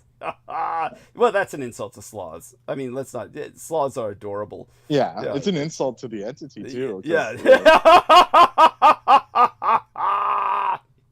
I kind of liken it to the Catholic practice of infant baptism. And how? like, I'm the only one I know that ever wonders, like, ooh, is whatever they did to me then actual? It's just symbolic. It's just symbolic. Like the crossing out of the third eye, it's all symbolic. It's not actually something. Yeah. Or is it on some level? Because this Scientology, why don't they just say that Scientology contract was stupid? Doesn't mean anything. Well, because these ones he actually signed it. Like, yes. As an adult. Like, yeah. So when you're like the universe doesn't, and even entities know that you can't force kids into these pacts. So it has to be. And Mormons try and do it even to dead people. Swear so them that doesn't work. into. That doesn't work. Okay. That doesn't work. But the thing is even after you're dead, but you've already made the pact. There are entities it might work. like Lucifer and stuff, like Shukracharya. That can actually resurrect your body and you become their slave, even in the body again. It's the scariest thing possible. That's why all these graves are everywhere and they're spooky, and everyone wonders why are there catacombs everywhere. It's because the devils and the demons own your soul, and they can still use your body later if they want to. Right. Yes. That's And all the problem. weird archeological burials with people with their heads Yeah. on backwards and stakes through their mouths and Yeah, because all that the horrible old, shit. The old school people Yeah. knew that was Yeah. a possibility. that's That right. The entity that you had a pact with, if they were powerful enough, Yeah. there were these, like, in Vedic times, there were these mantras like called Sanjeev Vidya, where they can revive your body like zombies and stuff. That's where Yes. it comes from, Vedic mythology, those Got concepts. So it's Yes. real sorcery, and it's real Yes. scary, Yes. and it's not something Whether you I want to be believe in it subject or to. not. No. No, it's Right. it's beyond belief. I mean, why Yeah. else would they want And everyone that's in what graves? I'm agreeing. Yes. why Yeah, else would they want you're everyone? both agreeing with each other. And when Brendan says beyond belief, understand it as a fact. And the belief system right. comes from people who are in denial. Those who are in denial will say this is beyond comprehension or beyond reality. But the reality is that when people are getting more and more involved with quantum physics in the scientific community, they become more and Yep. more involved with metaphysics and applied metaphysics, and it brings them back to sorcery. And this is why so many scientists were involved with the Epstein Island. And the more they got involved with quantum and applied metaphysics, the more they realized the need for child sacrifice. And therefore their supplier became Epstein. At that, he was gaining a control over the scientific industrial complex. Yeah, but this is like dark sorcery. This isn't. Yeah. These True. things are No, all, but it's like, an interesting. life itself. Yeah. Go ahead. Sorry. Interesting angle on Epstein. Yeah. Thank you. Appreciate that. Aaron Tice. Very much so. Aaron Tice could also verify it. Complete your. Yeah, he was the one tracking that down. That's right. Yeah, and complete your own thoughts on that, Brendan. It's No, that was Yeah, it. please. That was okay. No, Yeah. that was not it. Okay, wonderful. And such having been said, so what we were speaking of earlier was Max Spears. But if you got time, Brendan, I mean, are you en route from work, or are you going home, or are you are still at work? Well, I won't say, but I will Okay. be able to join you shortly, Okay, good. So and then we could describe the incidents. oh yeah, the And I whole don't day. know if do you really want to go into the stand attack and whatnot? Oh yeah. I mean, we might as well relive the horror. It will probably help reinvigorate me to a degree, just to expurgate that. We'll exercise that. Well, we were getting tailed all day, basically. Oh fuck yeah! Yeah. Oh fuck yeah! What was interesting was the amount of attention given to Brendan, no matter where we went, and that was intriguing because obviously, Yeah. Yeah. Lately, or I won't want to say lately. It's always been like that, but it's gotten worse as of late. Yeah. Is that no matter where I go, people are instantly looking at me, or dodging me, or just like some weird thing is happening. But it's like I'm not doing anything to attract attention. No, not at all. It's just the vibe. It's just all the entities attacking me or something. Like it's yes. like my aura is dark. That's for sure. Well, But it's not. It would not a make bad an thing. incredible graphic novel. yes. Oh yeah, it's Black something and out of white an anime. and gray I think. tones. Yeah. Yeah. Yeah. Exactly. But it's It- yeah. What do you think? What do you make of that, Doug? Is it a It- stand? Is it well, something protecting the me? first Or, thing, like, what the are we first thing talking that needs to be qualified is, at this point, Brendan Zogit has met myself twice physically, and during that period of time, we've had a lot of interface with other people while together.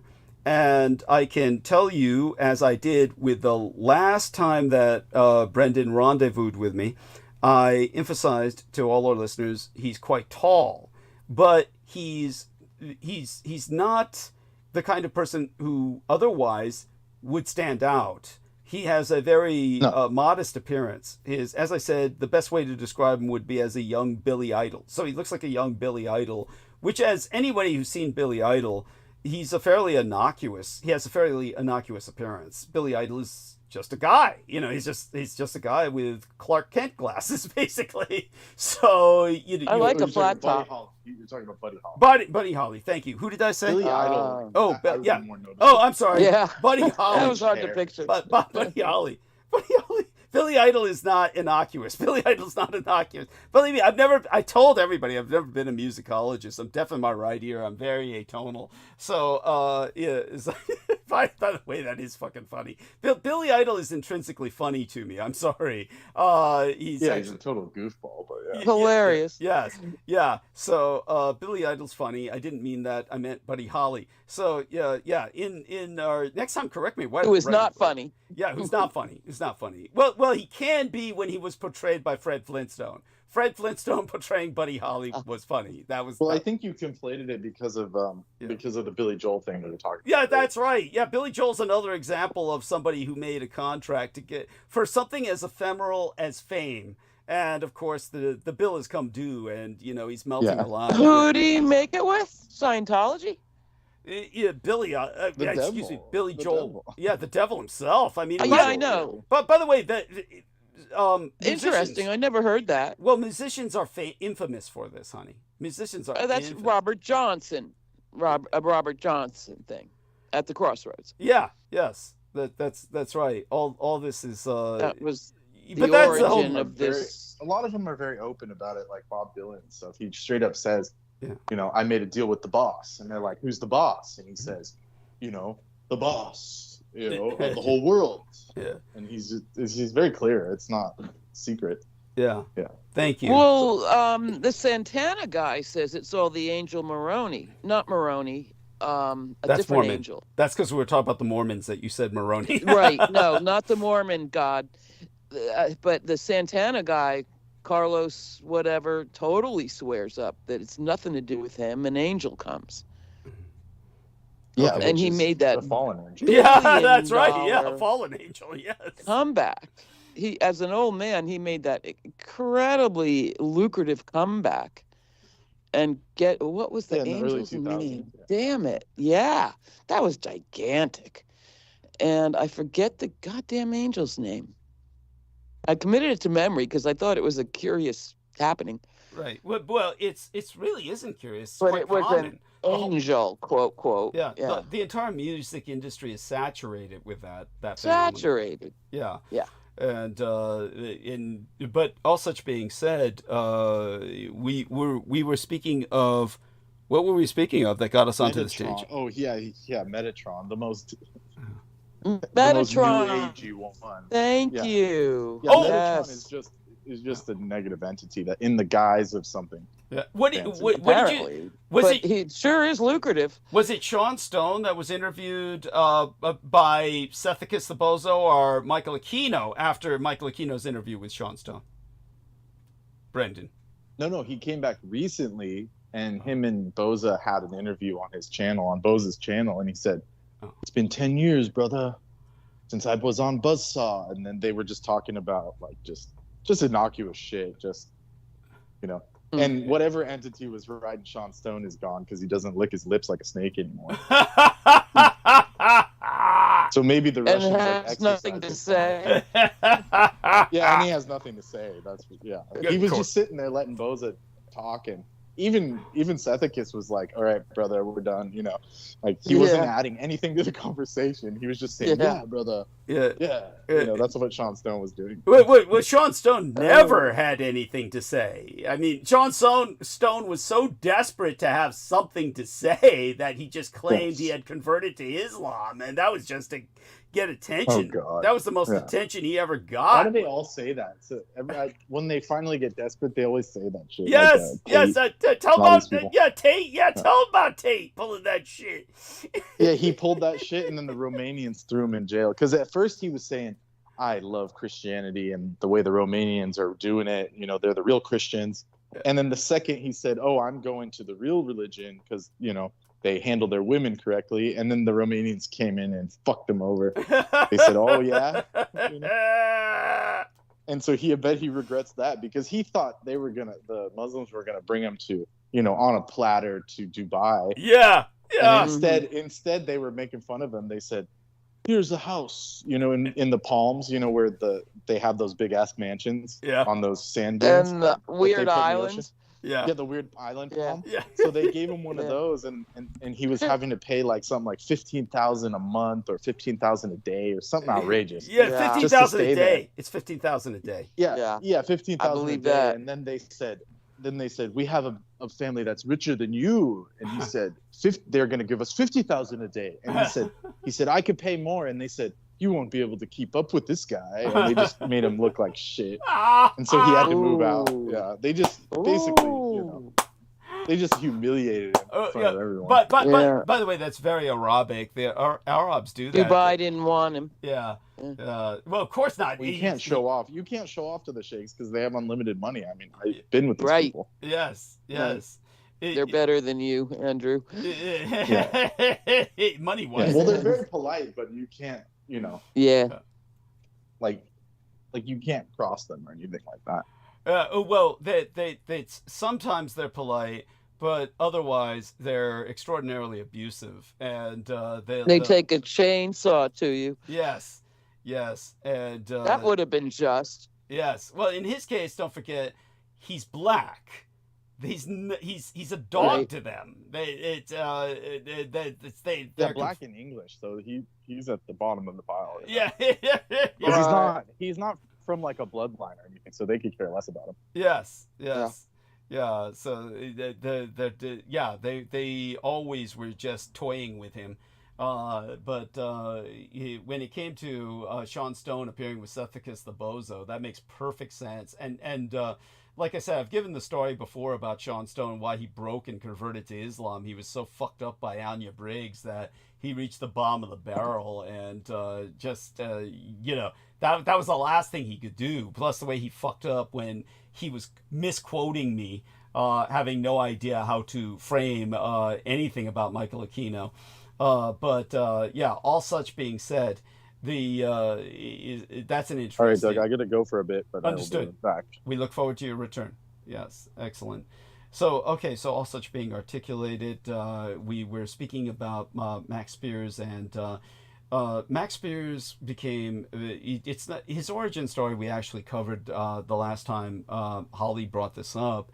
But just to refresh it for people who weren't listening then or new listeners, and it always bears reiteration, it's very important to understand that both Max Spears and James Casbolt / Michael Prince were at the opposite end of the sympathy spectrum. Max Spears was, having known him personally, having been someone who was well acquainted with him, I can tell you Max Spears was a great guy. James Casbolt / Michael Prince was the exact opposite. He was a piece of shit. And bear in mind, I was contending heavily with both of their girlfriends, Sarah Rachel Adams and Haley Mayer, for a period of time. And in a very real sense, we double dated for a period of time. Haley Mayer, of course, was someone that Max Spears was always infatuated with, but he was very much dependent and, in his own way, in love with Sarah Rachel Adams, who then became very oppressive to him. As I said, I always credited her with keeping him alive, but he was very high maintenance and required a lot of supervision, and so she had to kind of impose herself and really lean on him to keep him off the drugs. And he began to feel that he was under constraint. At that period of time is when, help me out here, Holly, if you can remember the lady who was coming on with me for a while, who then became kind of like the girlfriend of Max Spears. They had this Florida. Yeah. Crystal River. Crystal River, thank you. No, Texas. She was in Texas. So where was Max getting all his money from? Well, To like be a bon vivant kind of guy. Well, that I can answer easily, and I'll put it into perspective for everyone. So the circle that we had going before Crystal River entered. Now, by the time Crystal River entered the scene, I had left. And Crystal River essentially at that point became the lifeline to Max Spears. And it was originally kind of an assignment. It was kind of, Sarah Rachel Adams said he's a lot to handle and he feels that I'm overbearing, so help provide him like an outlet. And she figured it was harmless because it was an internet relationship. And they developed an internet relationship where Max Spiers became very, very psychologically dependent on Crystal River and definitely wanted to live a life with her, to start a new life with her. Peter Moon was involved, became involved, and Brought her to the show. Peter Moon brought Crystal River to the show. He was the connection. Peter Moon then on the show several times. It's on record. Not going to repeat it. But he exposed secrets of Crystal River that she had sworn us all into confidence about. Ouch. Yeah, so, but it's on I must have missed that or was dazed off or something. It would be hard for people to catch who weren't listening all the time. But it was something that it was appalling. It was appalling. For those of you who don't know, Crystal River had suffered assassination attempts, literally to the point where an assassin held her head to the ground while another attempted to back over the car over her head. And to the point where it tore her hair out of her scalp by its roots by the pressure and the traction of the tire running over her hair, which missed her head by inches. They weren't planning to. They were aiming for the head, but they missed her head by centimeters, mere millimeters, and tore her hair out by the roots from her scalp at that time as the car ran over her head and scalp. Now, to avoid that happening again, she asked Peter Moon to keep several secrets, which he insisted on repeating aloud on air multiple times, trying to get her killed. So Peter Moon brought her on to get her killed. Do you get what I'm saying?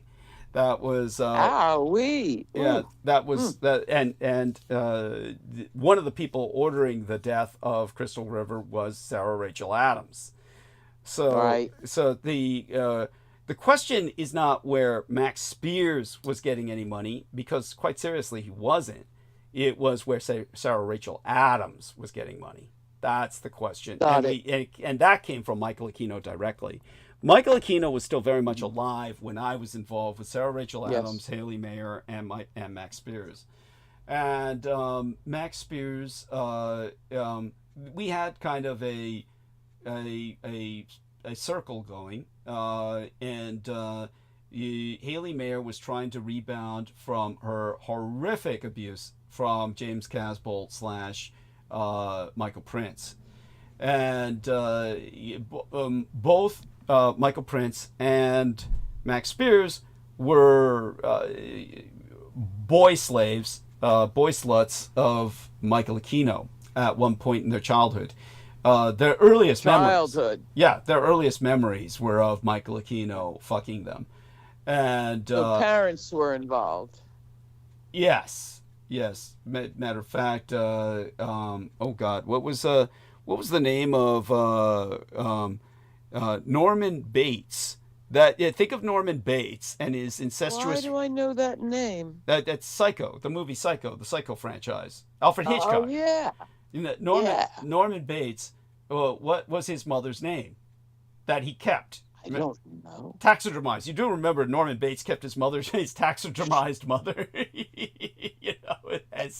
Yeah, but his mother's name. Vanessa Bates. Question. Vanessa Bates. Vanessa. Okay. What was the name of Max Spiers' mother? Vanessa Bates. What? Yeah. Holy shit.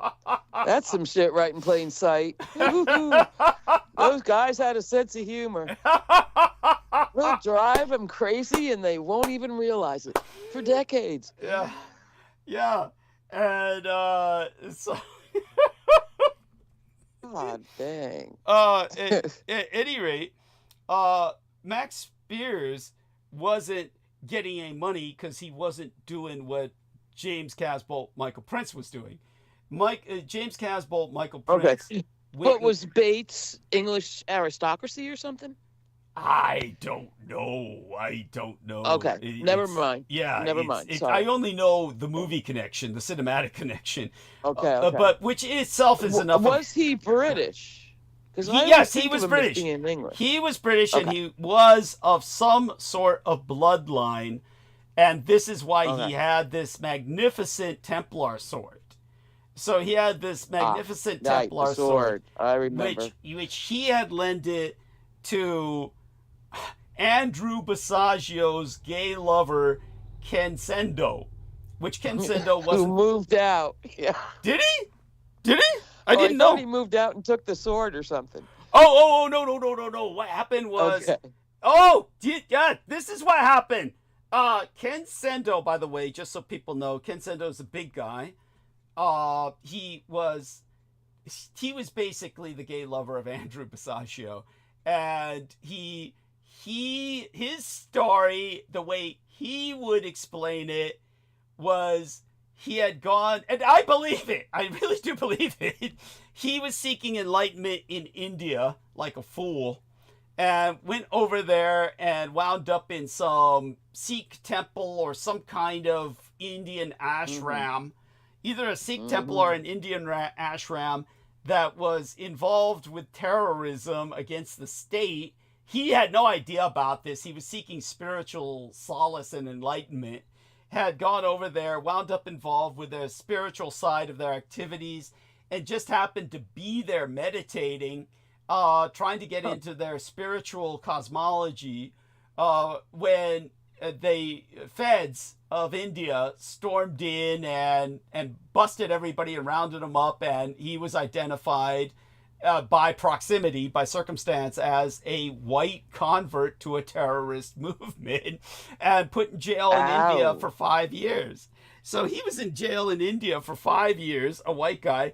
If anyone became familiar... Yeah, what's that? Astounding. That's horrific. Wasn't he the Taiwan guy? Who? Was he from Taiwan? Fuck with no. the missionary parents? No. Okay. Fuck okay. No. You're thinking of Michael Basham. Okay, never mind. Michael Basham. It wasn't sorry. missionary parents. That was the cult of the children of God. Michael Basham. That's right. Yeah. That's right. Yeah. Okay, different guy. Forget about it. Yeah, not just any cult. It was a pedophile cult. It was a pedo cult that he was raised. I when know I was about it. On Facebook, he was bringing the Gramps on and saying, "This is my grandpa. I love him." I was like thinking to myself, like, wait a second, wasn't this like the cult leader? Yeah. And he was saying shit like, "The Basham legacy is live and strong," and I'm like, "Oh shit." Oh boy. Ooh. By the way, I've got nothing personal against Ken Sendo myself or Michael Basham. Yeah, same. Yeah, and I'm sorry, I didn't mean to, derail that. Yeah, no worries. So then Ken Sendo, when he comes back to the United States, looking for another cult leader, finds his guru in, of all people, Andrew Basagio. And Andrew Basagio was always nice to me. What did he have to offer, though? Shit. 5 years in an Indian prison, Jesus. Well, after 5 years, I'll tell you what he had to offer after 5 years for this guy in an Indian prison. When you spend 5 years in an Indian prison and you come back to the United States and you're unemployable, and then this attorney, which at that time Andrew Basagio was still an attorney, offers you a place to live, you take it. Yeah. That's what he had to offer. Oh man, and all the McDonald's you can pack in. Yeah, and so when Ken Sendo moved in with him, that's when Andrew Basagio brainwashed him and converted him into saying, "I'm a time traveler with Project Pegasus who was on Mars with President Obama." And Ken Sendo became a believer. Oh, that was him? Yeah, that's him. Oh my God. Oh yeah, he was the jump room to Mars. That's right. Yeah, That's right. jump room to Mars with Obama. Yeah. Yes. And so Cool. Yeah, so what happened was our man Max Spears had to go traveling, and so he said to Ken Sendo, "Please keep my Templar sword for safekeeping." And he handed him this incredible sword. Now, when I showed a picture of it to Judith Ager, she said, "Holy shit, they might have killed him just for that." And I could understand why. It was a spectacular looking piece. And so you could almost... And the Templars were kind of magical, to say the least. Yes. Right. And so... Baphomet. Yeah, all the whole 9 yards. But what happened with Ken Sendo was he said, "Oh, after Max Spears was dead, he put up a picture of the sword and said, he gave this to me for safekeeping. I returned it, of course." Right. But Crystal River told me he never returned it. And Max Spears, till his dying day, was after Andrew Basiago and Ken Sendo to get his sword back and never got it back. But we know who got it. You know who got it? Sean Stone. Sean Stone. Oh, shit. And Hilarious. Sean Stone then showed up with Max Spears' sword and said, "Max Spears gifted it to me before his death." Believe that shit? Of course. No. Yeah. They always say shit like that. Yeah. And, Maybe his daddy gave him enough money. After you're dead, they can say whatever. You know? Oh, yeah. Yeah. Yeah. Yeah. And of course, Max Spears never gifted it to him because Max Spears didn't even know Sean Stone and wanted it back for himself. And he might have had him on Buzzsaw. Is that not the case? I don't remember, but Sean Stone would never have gotten the sword from Max Spears. He got it from Ken Sendo and Andrew Basiago after Max Spears was murdered with the help. Yeah, because his daddy gave him a whole shitload of money to give to Ken Sendo. Yes, that's right. Exactly. A shitload. Yeah. And because that's some sort of power, and Yes. those guys believe in that. Absolutely. Like the spear. Yeah, absolutely. No, but it's a Christian sword. So imagine this guy, Sean Stone, claiming to be Muslim with a Christian Templar sword. Believe that shit? Yeah. But I wonder if they baptized him and circumcised him as an infant, so it ain't his choice no more. It's, in the end. Yeah, the Jews left their mark on him, you mean. But anyhow, when it came to Max Spears... but I go with what I hope Brendan is right, and then when it's involuntary, you can shed it off. I hope so. Brendan will have to... Those weird desert rituals, yeah. Anyway, so when it comes to my involvement with them before Crystal was brought in to act as kind of a minder / babysitter for Max, the thing I can confirm with you is the way Max Spears would get his money would be to act as he was, just be himself, and he was a chick magnet. Except, in fact, yeah. I'll correct it. I'll call it, he was a chick magnet, but he was more importantly a cougar magnet. And so he'd get all these widows giving him money for sleeping with him. So he gigoloed himself. And it's the breeding. The breeding allows for that. Yeah. Or at least being lucky with the looks and a really good and the knowledge bloodline. Of how to fake it. And the bloodline. But a lot of women, it's either the bloodline or they learned how to fake it. Yeah, but a lot of women wanted that Merovingian sperm. So he had the Merovingian sperm. Yeah, and so a lot of women wanted his love child, and so he gigoloed himself, and that was the only way he got income, was gigoloing. And had a strange magnetism. Yeah. Some people do. I mean, I don't get it myself, because the first time I met the poor son of a bitch, he looked like he had just stepped off of a train wreck.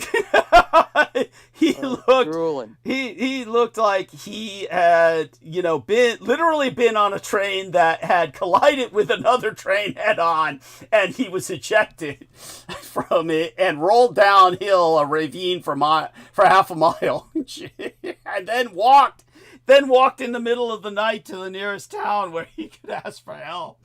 That's what he said. His head was in his soup. At the table. Oh my God, he had vomit all over himself. Poor son of a bitch. He was collapsed on. He collapsed on me. The moment he met me, Douglas Dietrich, thank God, help me, and he collapsed on me. Literally collapsed on me. Poor son of a bitch. The last scion of an ancient bloodline. That's right. That's right. Tragic. But the end of that vast tree. Yeah, the very bitter end of the root. That's how I am. Yeah. So no relatives left. So Bugman4560 has a lot of positive things to say. So we'll give him a heart in return, sparkling heart in return at Bugman.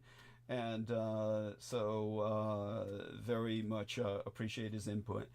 Now, when it comes to our man Max Spears, so that's how he earned his living. But when it came to Sarah Rachel Adams, you're talking about we'll get to her next. I guess I should cover Haley Mayer first, who was Max Spears' true obsession. He really adored Haley Mayer. But she had been suckered in and married James Casbolt / Michael Prince before violently divorcing him. There's no way I can overemphasize that. But when it came to they had a shot. Basically, here's what happened. James Casbolt / Michael Prince fooled the heiress to the Mayer fortune. Now, for those of you who do not know Mayer's food chain, it's a food franchise like Safeway or Lucky's or Tom's of Maine, or name some other famous food franchise for me, honey. Whole Foods, Real Foods. Kind of the one behind all of those. Yeah. The one that owns them all. Yeah.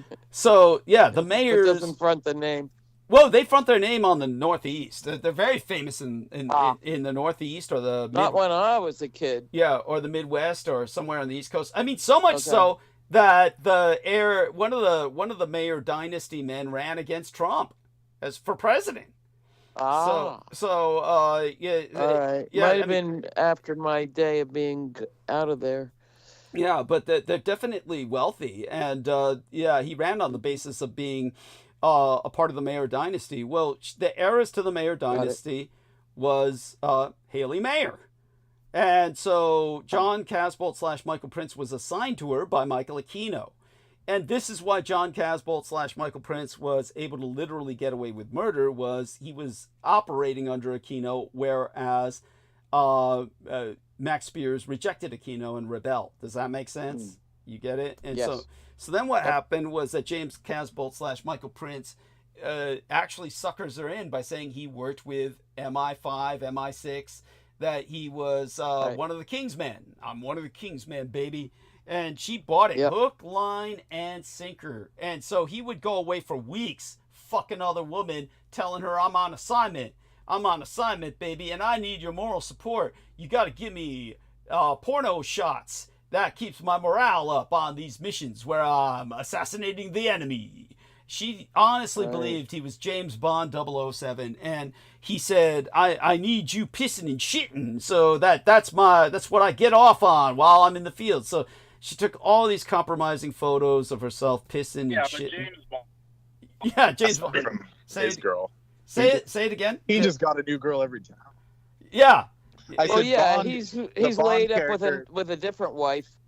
Yeah, he has like 20 girlfriends. He didn't give a fuck about the one back home. Yeah. Remember, Money Penny was always like begging for him, and he was like, "I'm not available, bitch." You know? Yeah. And so like I get what you're saying. Is that of course he's not even living up to the character, is what you're saying, right? That's so I get it, but it's just being a jackass. Yeah, but what's important?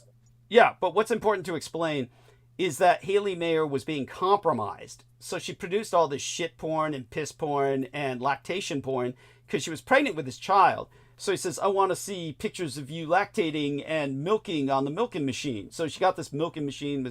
Now, all of this is not something I'm making up as some lurid fantasy, because all of the photographs of her shitting, pissing, and lactating into a lactation machine were all downloaded onto my Facebook timeline by James Casbolt / Michael Prince. And he was doing this repeatedly to different people. He would just download all these images of her everywhere. And that's Revenge porn. Yeah, it's called revenge porn. The term didn't exist. It was her family in pursuing. They had enough money to pursue this case across the Atlantic and have him institutionalized. And it's a bloody fight, even if you're rich. Yes, and they finally had him institutionalized and denied access to the internet, which took the investment of millions of dollars to get this done. Yeah. Contributions to the British government in order to The get this government done. wasn't going to help you there. And it was only that case that put revenge porn on the law books. That's the case that put revenge porn on the law books. So when I say this, that all these photographs existed of Haley Mayer, the heiress to the Mayer dynasty, lactating into a machine, shitting and pissing, all the rest of this stuff while pregnant, this is not me with some sick fantasy. This was downloaded onto my Facebook timeline, and us as well downloaded. And it was just fine with Facebook. Yeah. They didn't mind. Yeah, at that time, yeah, that's right. That's quite true. And it was downloaded into plenty of people's computers, and this is why he had to be pursued and why revenge porn had to be put on the books. All because of this. So that was Haley Mayer's side of the circle. But the one that is the real question mark on the loose was Sarah Rachel Adams.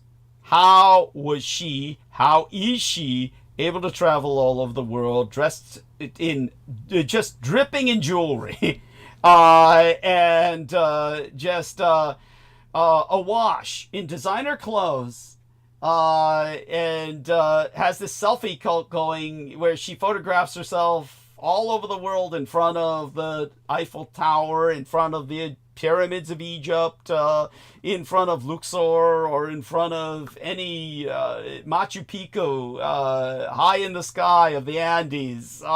Anywhere she wants to go, she just goes, and dripping in jewelry and designer clothing. How the hell? Trust fund. No. If she's got a trust fund, because she has no family. Who's her family? Okay. Yeah. Okay. Her family was Michael Aquino. Michael Aquino put her on a enormous stipend, and specifically to act as the minder of Max Spears. So she was paid. Who was getting butt fucked since childhood. Yes, that's right. Because he had rebelled against That's Michael as origin as you can get. Yes, and wanted to team up with me to take Michael Aquino down. That's right. Yes, and so she was put in to stymie that, stump him, and so anyone who doesn't believe me, just look at what Sarah Rachel Adams claims about myself. Claims I'm a pedophile. So Aquino couldn't have you and Max getting too chummy. Yes, that's right. And she was there to well, don't forget, she was originally there just to keep him alive, keep him off drugs, act as a minder, prevent him from cooperating with me to a degree that would in any way threaten Michael Aquino. Yet I was involved in this intimate dating couples situation, double dating system with both of them. They were the babysitters. Yeah. They were the babysitters of Haley Mayer's child from James Casbolt, Michael Prince. So that's what they were paid to do by Haley Mayer. And provided her place to live. And so Morgan Grace Film says, quick question, do you draw the images displayed on your YouTube videos? So let me answer that at Morgan Grace Films. Here we are. And here we go. Yes. That's almost like trying to have you flash back again or something. Yeah, there you go. Yeah, it is. Yeah, I hear you.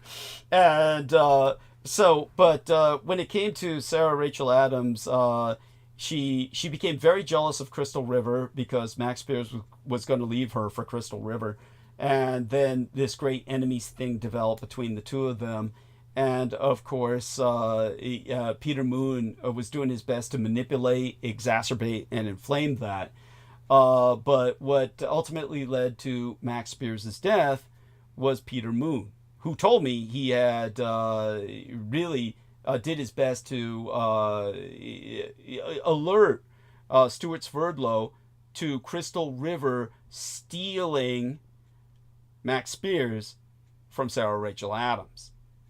So, and so what happened was Stuart Sverdlow killed Max Spears. He said, "Come on down to Poland and get away from all that." And then when Crystal River asked Peter Moon, Vinnie Barbaric, should I go to Poland with Max Spears? He wants me to go to Poland with him. And Vinnie Barbaric told her, "Oh, we got something else in mind for him.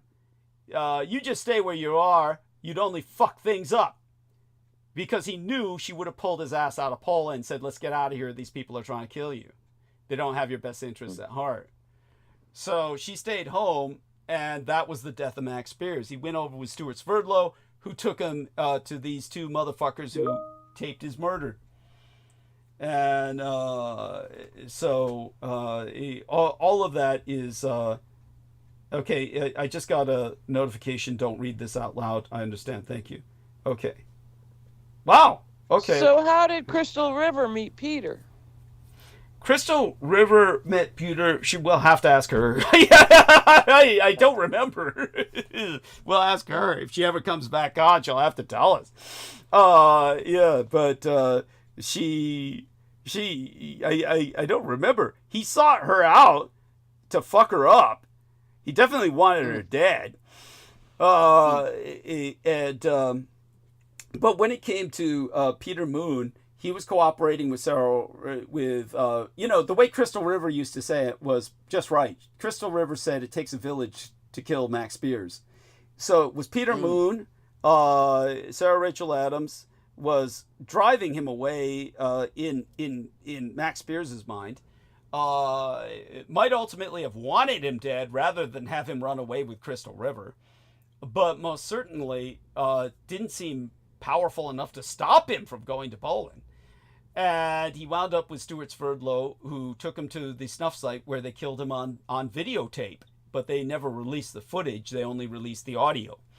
And but of course, Max Spears' last words were of myself. And that's on record. That's a matter of record.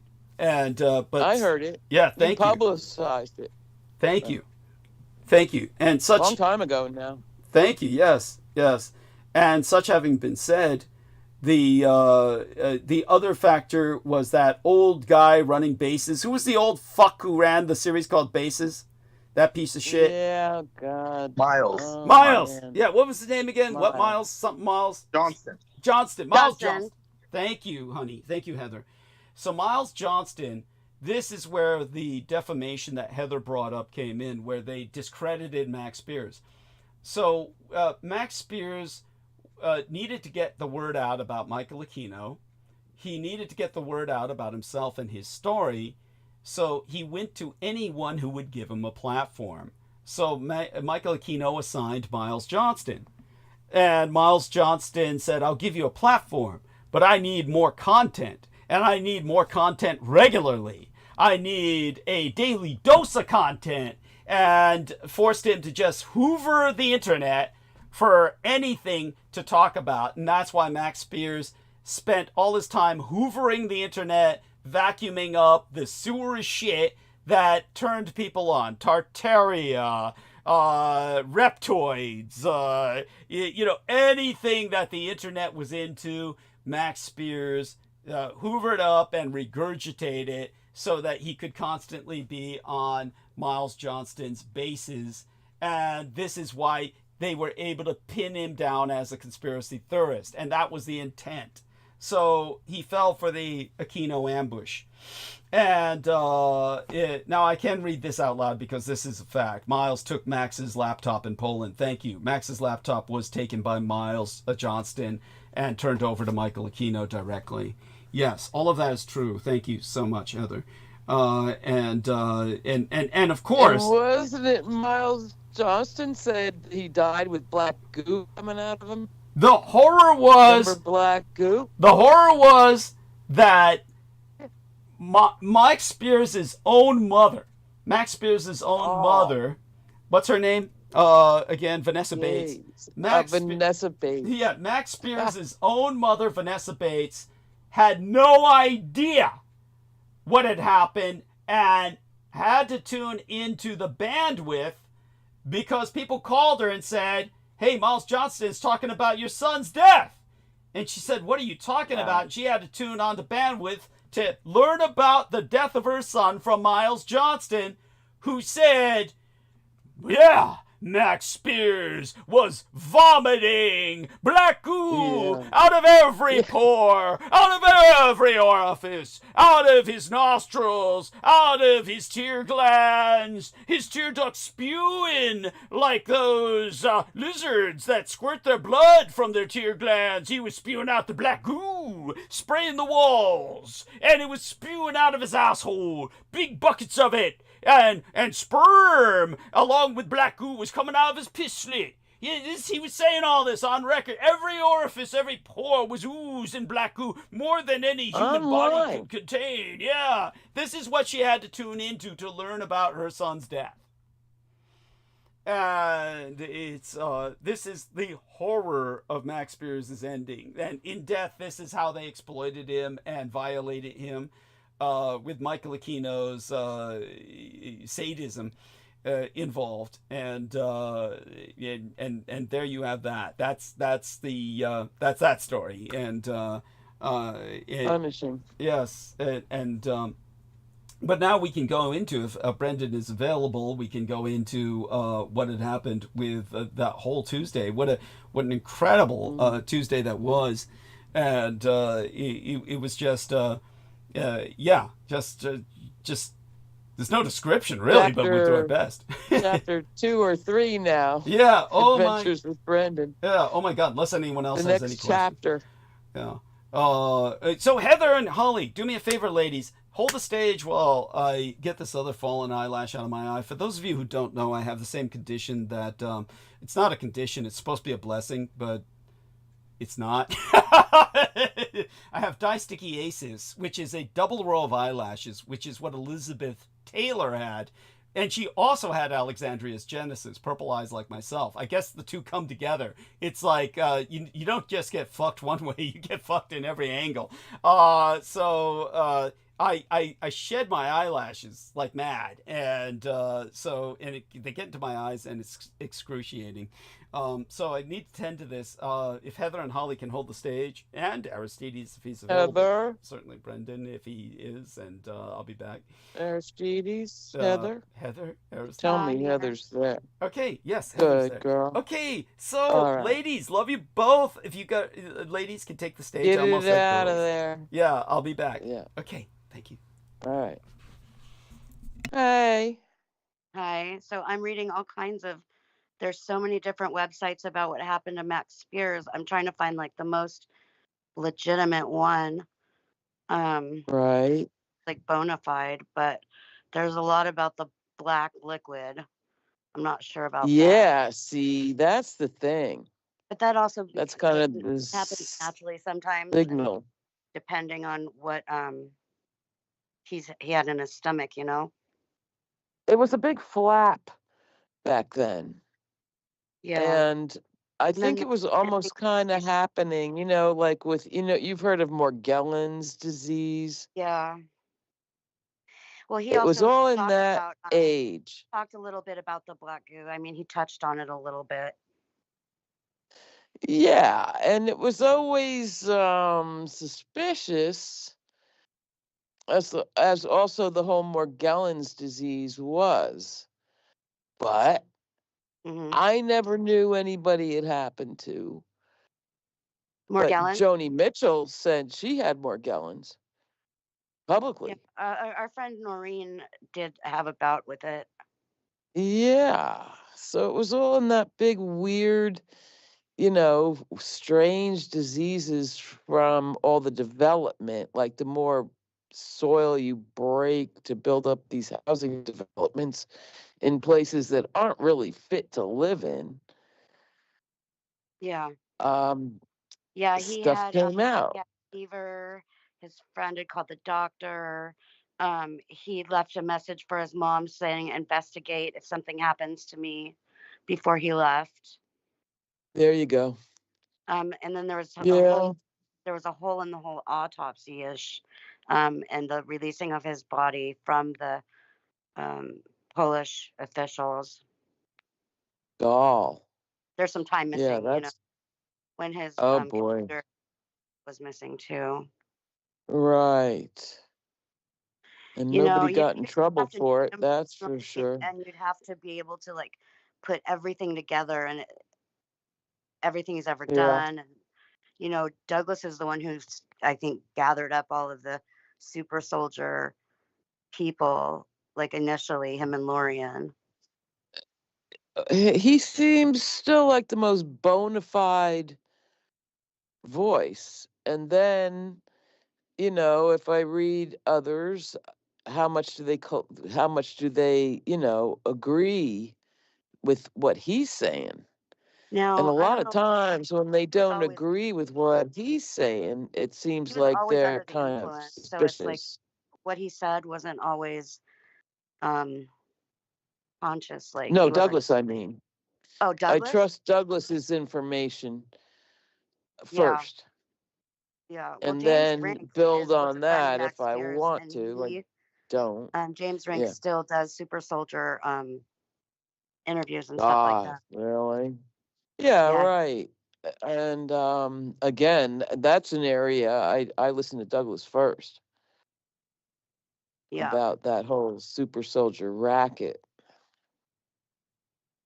Because on the one hand, it really happened, but on the other hand, a money-making industry subculture was also kind of built around it.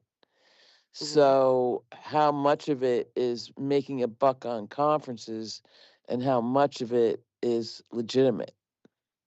Well, it seemed like someone was always throwing a wrench in it for Lorian and Douglas to try to get something solid, you know. I hear that, and according to him, Lorian herself was not a big help. Yeah. Yeah, I So, remember seeing some questionable interviews and hearing some different things, but they're all wiped now. I can't find that. I couldn't go back to it, you know. and that's ancient history now. There It's is incredible how the years one pile up. video that James Rink talks about the Super Soldier Summit and the things that happened during the summit from like their Yeah, point of view. that was all crazy. The one he went to, Yeah. Douglas. I mean, Michael Crazy. Hemmingson told me he went to that one too, and he got someone put something in his drink, and he just woke up at a slot machine, not knowing what happened, and then he was in his room, and he was bleeding and stuff like that. Jesus. Yeah, I don't know. Viva Las Vegas, man. It was in Henderson, actually. It wasn't in Las Vegas. They had to move it to Henderson. Still, Oh man, thing. that's some desolate shit. Yeah. I'm glad I didn't go. I'm not sorry I didn't. Yeah, I really wanted to. I see. Yes, because you have some experience. Yeah. I just wanted to meet Douglas. Got it. Yeah. Yeah, but somehow you've been a long-time friend anyway. It's because I Long didn't go. I didn't get sucked into it, you know. Perhaps. Yeah, fair enough. Fair enough. How's your weather holding down there? Still Oh, broiling? it's so hot. Oh, even at night? Mm-hmm. How hot at night? Like 97 outside right now. What the fuck? I know, right? Seriously?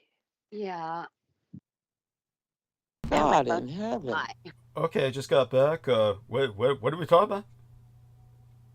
A little about We were Numbers are going on the great. Numbers are spirit good. stuff. All right. You held well. Both of you ladies, thank you so much. Love you both. My Mwah. phone Praise might the Lord. die. Yeah. What's that, Heather? My phone might die because it needs to be charged. Oh, okay. Well, we understand, and if you can come back after it charges, that's great. If not, then we'll work our best, and certainly say hello to Vin for us when he comes home. Yeah, I will. I'm glad he's got friends. It's good to know, and I'm glad you've got friends, and you always have friends here. In fact, we're family. Yeah, I know. Yeah, I know. Yes, there we are. And so such having I been. appreciate you. Yes, and I appreciate you as well. Bless you. And so, in terms of returning back to a thread of narrative here, oh yes, now that we've discussed that, until Brendan reconvenes with us, we can talk a little bit about Holly's ability, her talent for derailing me. Oh, God, help me. Oh, shit. I gotta go. No, it's just fun. It's all in good fun.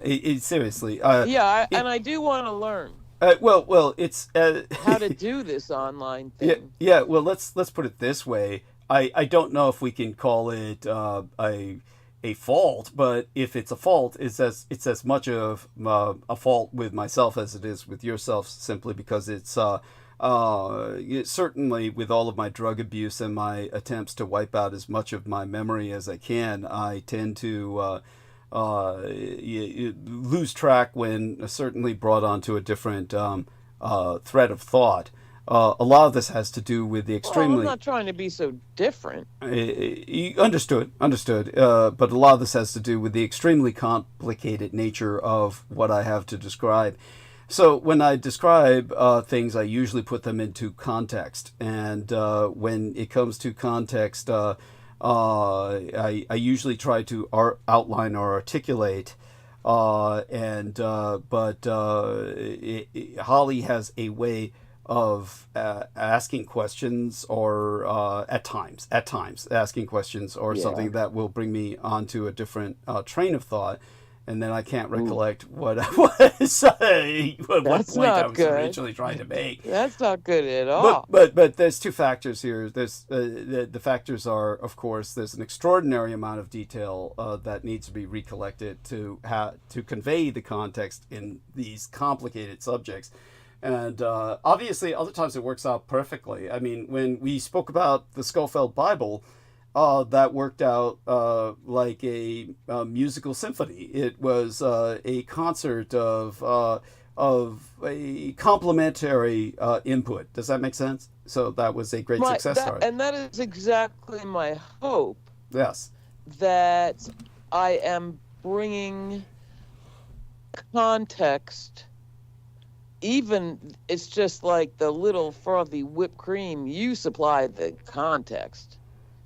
That's what you do. Well, thank you, honey. But yeah, and I am trying to bring another, adding, putting a little bit more something from a different. I don't know how to describe it, but I always want to hope I'm putting a tiny shovel of more content on the giant pile.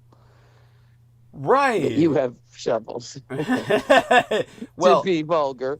Well, like I said, it works out like a musical masterpiece when we've, hopefully, at times, like it did with the Schofield Bible exposition. Meaning we literally exposed and deconstructed the Schofield Bible. The so-called Schofield. Well, and I did want to say something about that quickly. Yeah, please. Because I've been thinking about it ever since. Why I need to hard discriminate between Old Testament scripture and New Testament, goes back to you, really. Which has been corroborated from a couple other sources about how in the Old Testament, the corpus callosum was not yet fully formed. Right. This is the concept. And the identity. Yeah. And so people were more directly with these warlike, scary gods than when it wasn't, they could still see the star, but there was more eye-centered, bridge of size, corporate callosum spanning the bicameral brain by the New Testament. Does that make sense? Yeah, of course. So the human brain may have made big developments between those two books. So that's what I'm saying. It's scary if you're still going by all the books. The 3 books are martial religions, war-based. But the first book, our brains might have been different then, right? Yeah, absolutely. That's that should be taken into account if you're going to place all your faith on Yahweh, for God's sake. Yes, absolutely. So describe to And people. so thank you. Yeah, we'll describe to people a little bit about the concept of the bicameral mind. Maybe not we tonight, but I just want to put that in there because I am wanting your criticism really much so on what's distracting and what isn't. Oh, well, it's let's put it. Here's an example. An example was I was just going to give the full title of the Schofield Reference Bible. That's what it's called, Schofield Reference Bible. And you interrupted, so that I had to make note to repeat that. I'm glad you did. Yeah. Yeah, that's fine. Now let's see. We got a notification from dear Heather about global trends. You really can see Russia from Alaska. Other things to know ahead. Trump, Putin. Yeah, of course they're meeting in Alaska. Is not just because the symbolism of you can literally physically see Russia across. They almost touch. Yeah. Well, yeah. Effectively they do in terms of international maritime borders. Yeah, and they certainly do touch in terms of ice bridges form. Yeah. Yeah, it's obviously something that needs to be. The question is, but why meet there? Why meet there if Trump is not going to give Alaska back to Russia, which, as you said, is all the Russians are talking about and what they're convinced of, that Putin's going to get Trump to give Alaska back. I mean, how come not Mar-a-Lago? Yeah. All of a sudden. Yeah, thanks. They party there all the time. Thank you. I mean, why not Mar-a-Lago? It would make so much more fucking sense because, first off, it's comfortable. And the weather is so much better. Like they were originally going to meet in Juneau, but Brendan pointed out that got fucking flooded out. So my understanding is that it's set for some fortified military base. Well, it'll have to be now since Juneau's always wiped off the map. It wasn't some stupid Alaskan conference hall. Yeah, that would be scary. Yeah. Yeah, but it's always been a military base someplace up there. Yeah, well, it's maybe in the lower peninsula. Well, probably all Alaska is a giant military base, right? I mean, Jesus fucking Christ, that's its economy. And down in the south there, Juneau area, they have gorgeous summer weather, unbelievable in the summer. It's fantastic. Mm-hmm. So and Army always gets the scenic spots. Of course. So it's probably the new Bohemian Club. Oh Jesus! Yeah, that's I didn't need that mental vision of them butt fucking each other. Okay, that's totally. Girls. Oh yeah, that's So, all that being said, that's another good question, though. I mean, it's not like Alaska is famous. Obviously there's pretty girls up in Alaska, but it's not it's famous for girls. It's not a beach center. No, you got to get them from Russia. Yeah, there you go. So Putin will have to bring them with him. That's and God help the poor Native Americans. Oh God, they're so beautiful up there. Oh God. You mean the indigenous peoples of Alaska? Yes, I do. Okay. I've been up there. Okay, wonderful. That's right. They are. Well, you've been everywhere. Tell people you've been all over the United States and many places around the world, right? Not that many. Well, all over the United States, yes. Yeah, coast to coast. Yeah, for sure. Yes. And I have affection for the Southwest areas of it anyway. Oh. Even though, you know, it's unbearable now. Like Heather says, it's in the 90s at night, for fuck's sake. I wouldn't mind. That's insaniac. You would melt in your wooden box. And it's starting to storm. What's that? Starting to storm. It's 94 degrees. Oh, lightning? Yeah. Wow. Cool. Don't you love that? Wonderful to witness, but if you don't have to get up for work in the morning. That's the only thing that matters. Oh my God. I don't even want to think about it. Did Brendan say something? Brendan said something. He came off mute and said something. Are you back home, Brendan? Are you home? Let us know. Well, I guess we'll find out. He's still working. I don't think so. Yeah, there we are. So you're home, right, Brendan? You made it home. Alive, right? I'm around. I'm not necessarily home, but I'm around. Oh, okay. Well, so out in the great outdoors. Are you able to call it this? Yeah. Call it this. Yes, I'm in my. Yeah.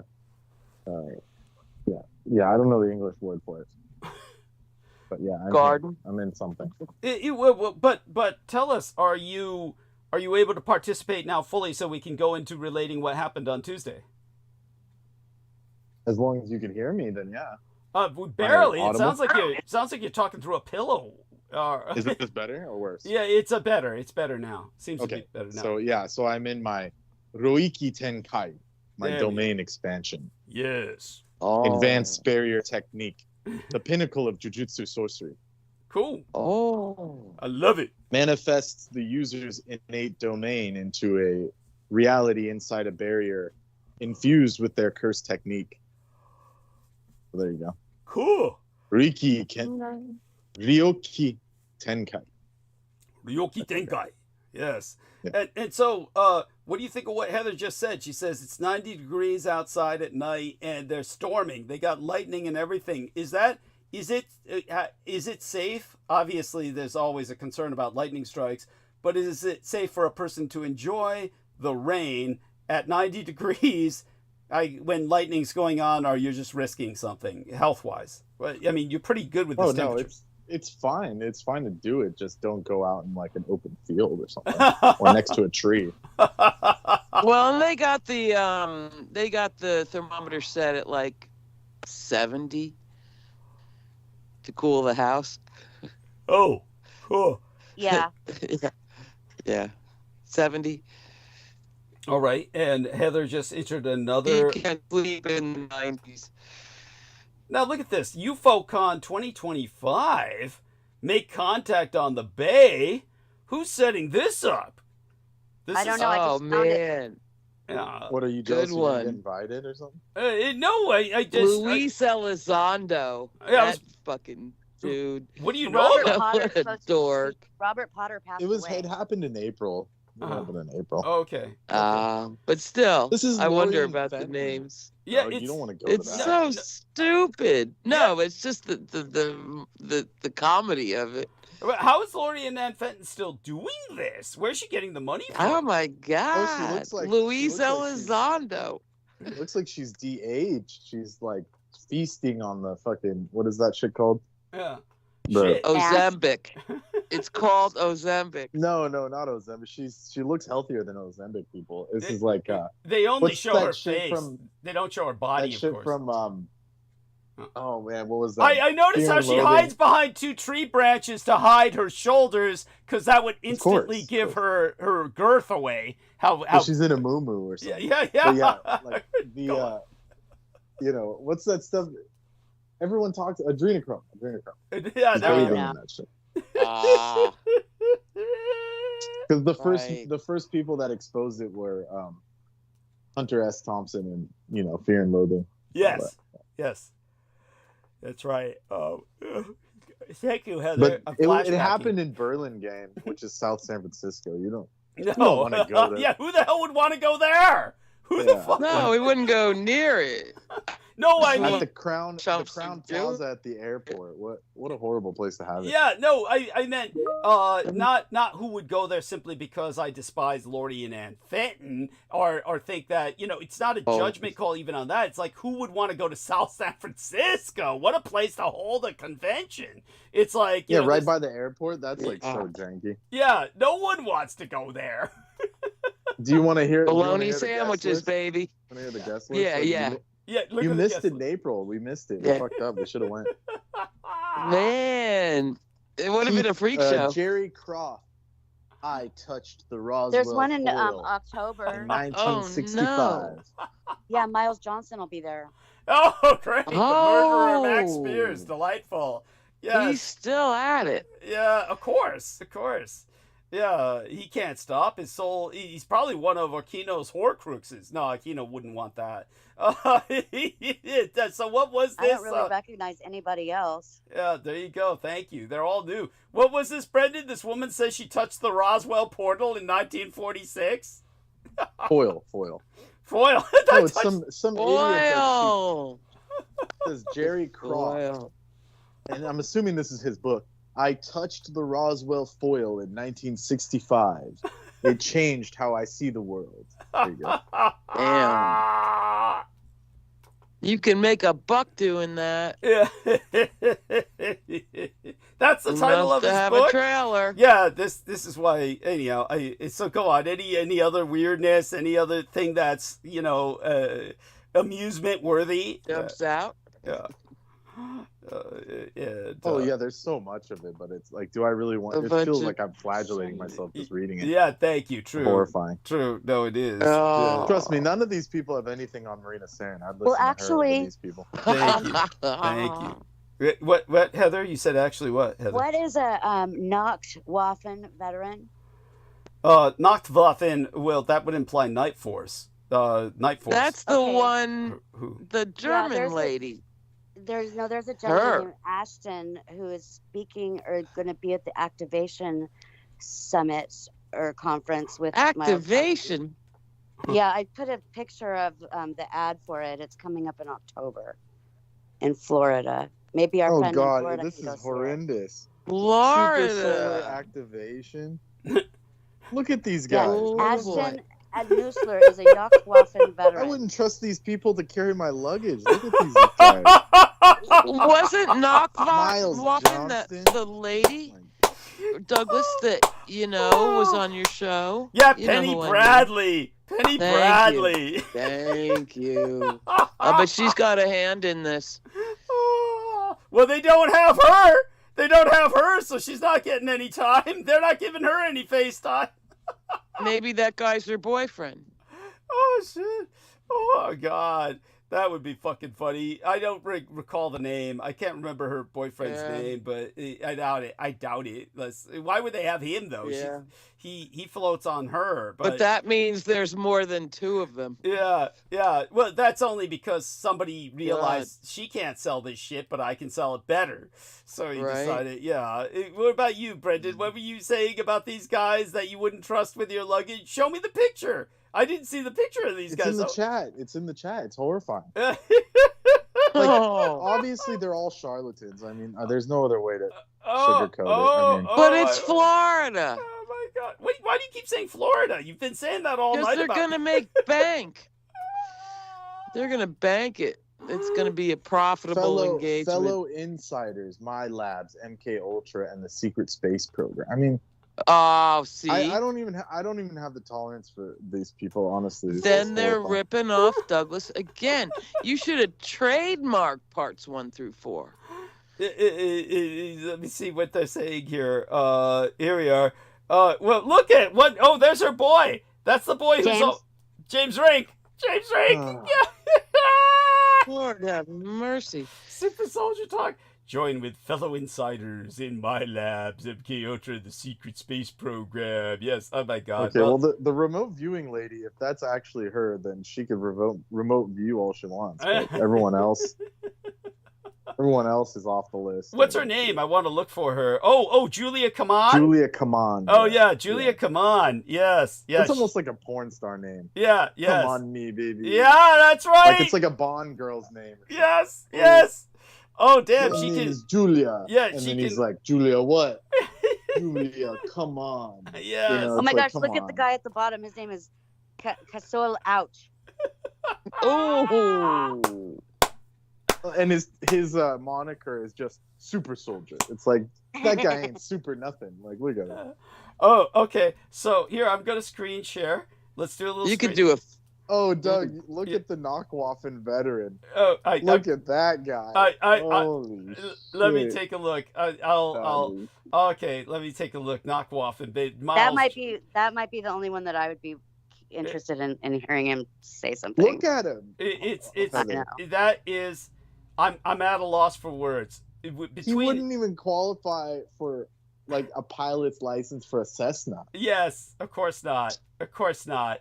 I want to pair him up with Kosal Ouch. Oh, Terry Cassidy's going to be there. What do you know? Yeah, of course. But Kosal Ouch and Ashton Neusler, they need to be the next. Who were the guys? Jamu and Kamal, who wound up in the comedy at Guantanamo Bay.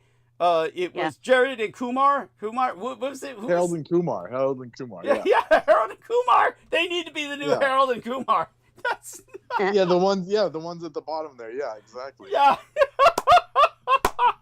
Oh, trust me, Harold and Kumar have more credentials than both of these. Yeah, combined. of course, it's true. It's true. They at least made it to White Castle. These guys couldn't even make it to White Castle. Yeah. Do you know who I think Kosal Ouch is? I think that's Daniel Arola has taken a new name. That's Daniel Arola. He's taken a new name.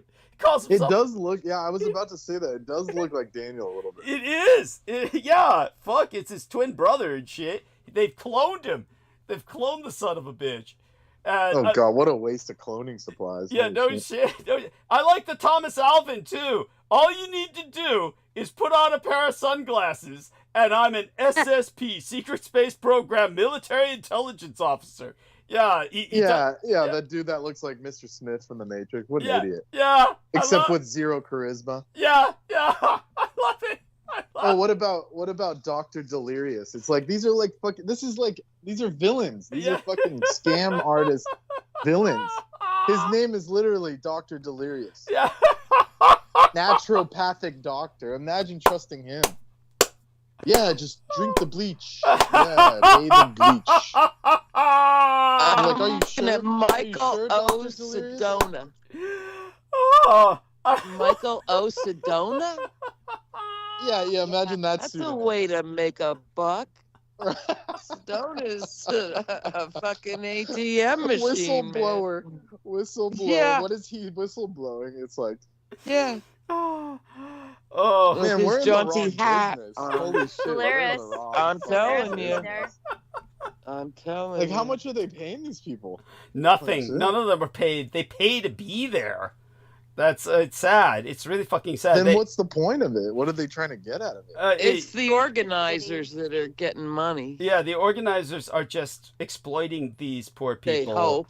Yeah. And they'll be like all these Florida old folks that listen to Fox. Yes, that listen to Fox News. That's true. And it's think we true. need guns to help us, to save us from our government, our neighbors, and person. aliens. Like the brothers are busy No. making And real they're money. ideas. Yeah. They're sharing ideas. Everybody, star seeds and Mm-hmm. Are you defending them?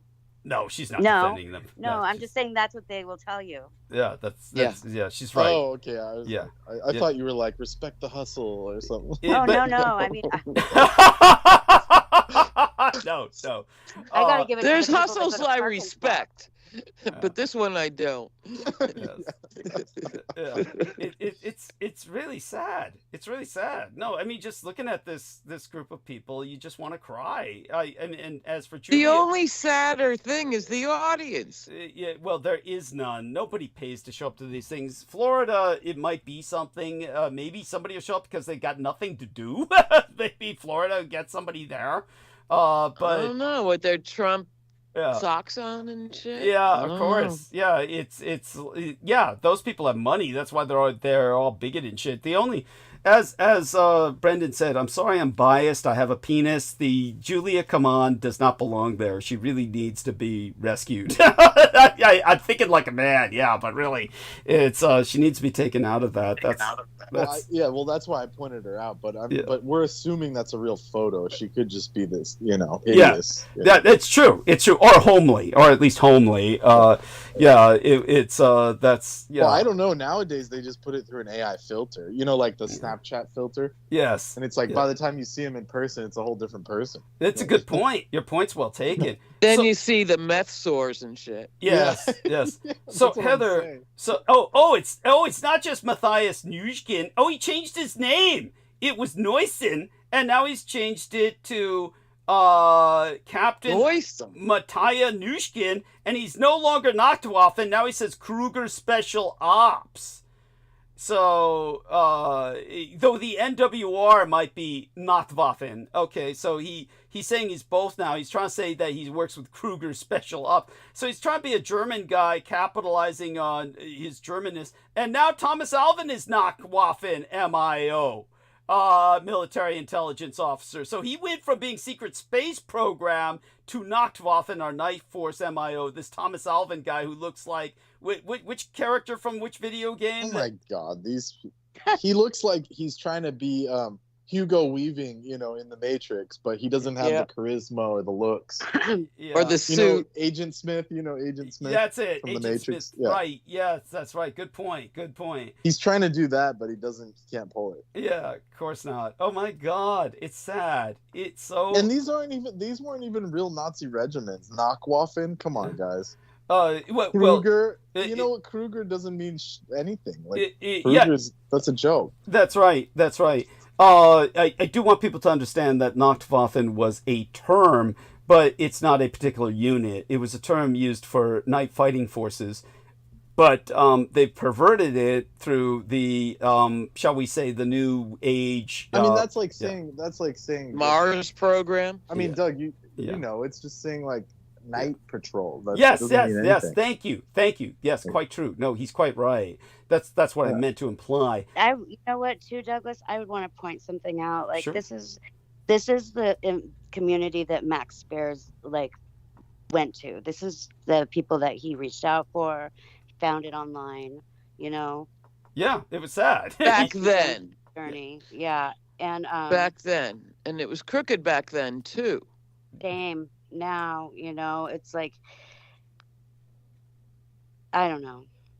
Well, it was. I thought it was interesting how at Jeff Bezos' wedding they only would tell the people where they were going 5 minutes before they had to leave to go to it. Jeff Bezos. Yeah, say that again. I'm just saying, when you meet with people, you don't just meet with people to share ideas and to join fellow starseeds and things like that. I mean, there's a lot of crazy people that you're going to meet on the internet. Right. Right. Thank you. That's ever since I've heard about it and been following it, I mean, half the people have died. Yeah. That's right.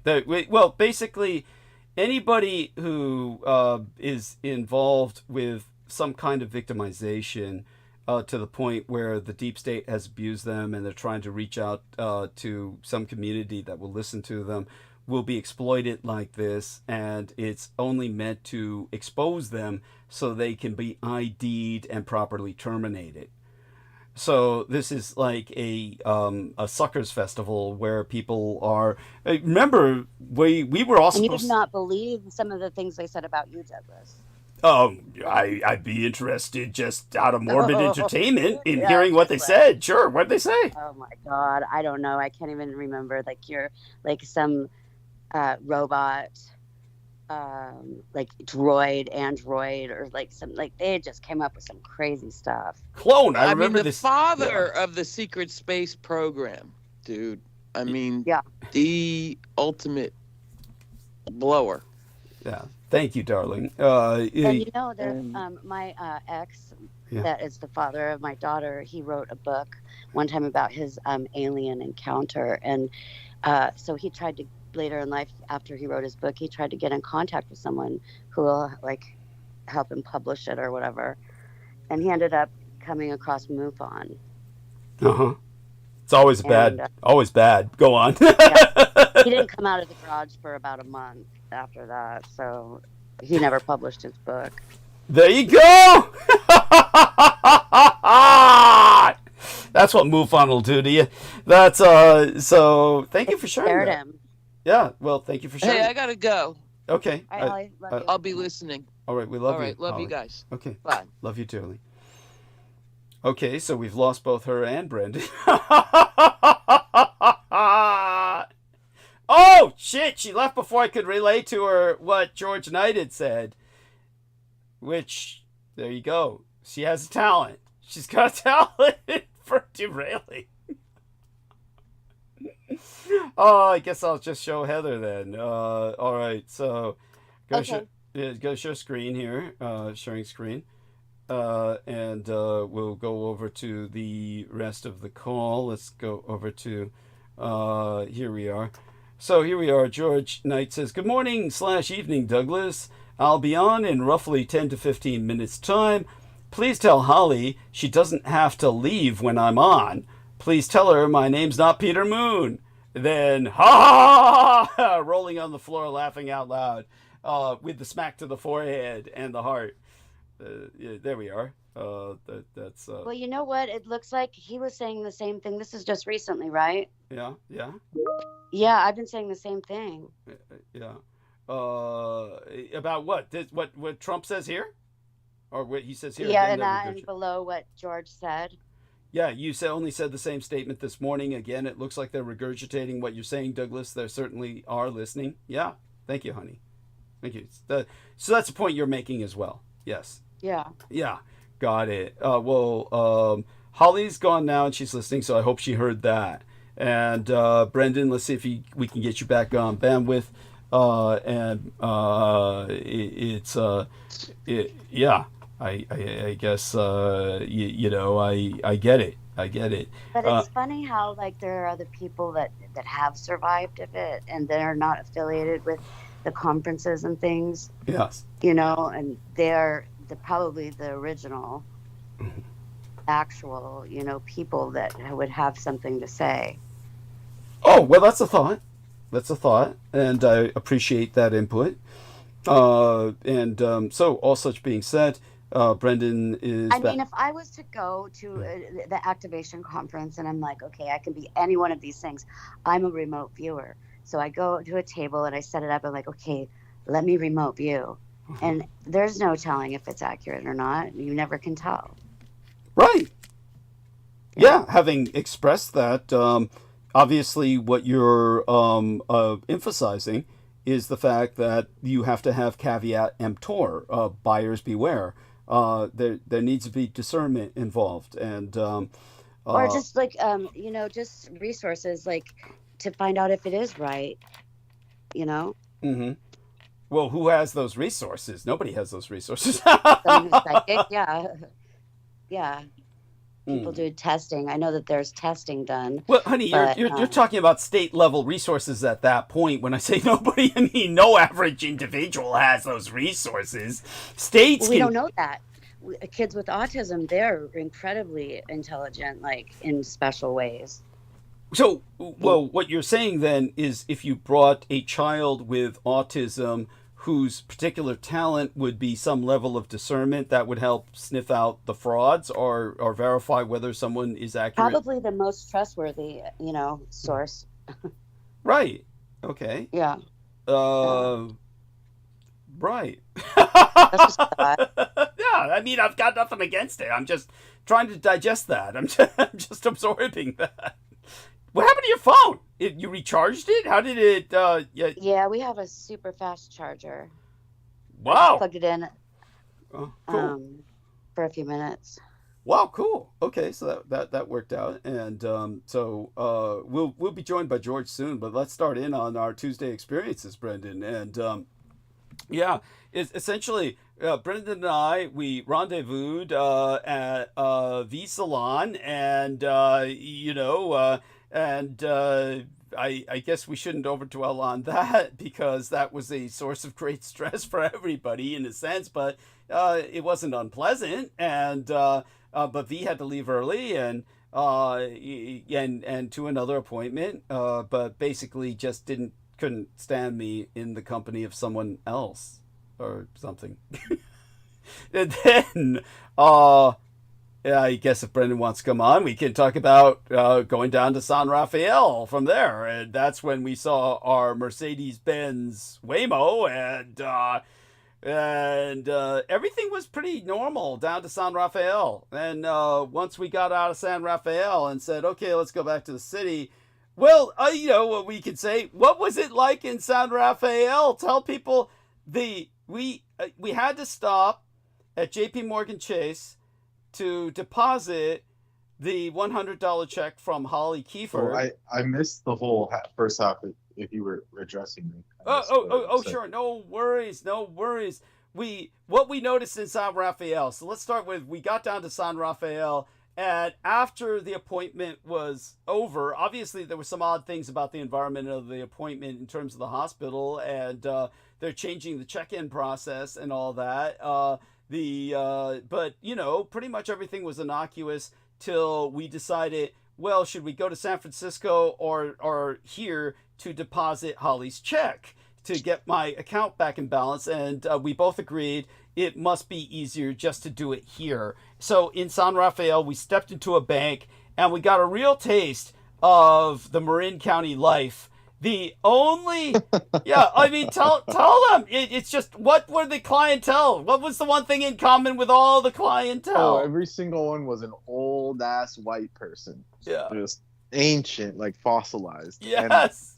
And they were all going in there for like no reason. It was like just to, like the lady in front of us had like, it looked like literally like pocket change. They're just bored. Yeah. Yes. Going to check on whatever money they have. Their like retirement fund. It was shocking. And then everyone at the bank had nothing to do because everyone's got their They're coffers just sitting are full. there. Yeah. Talk about overstaffed. Yeah. But we saw the reviews. The reviews were like 1 star or something.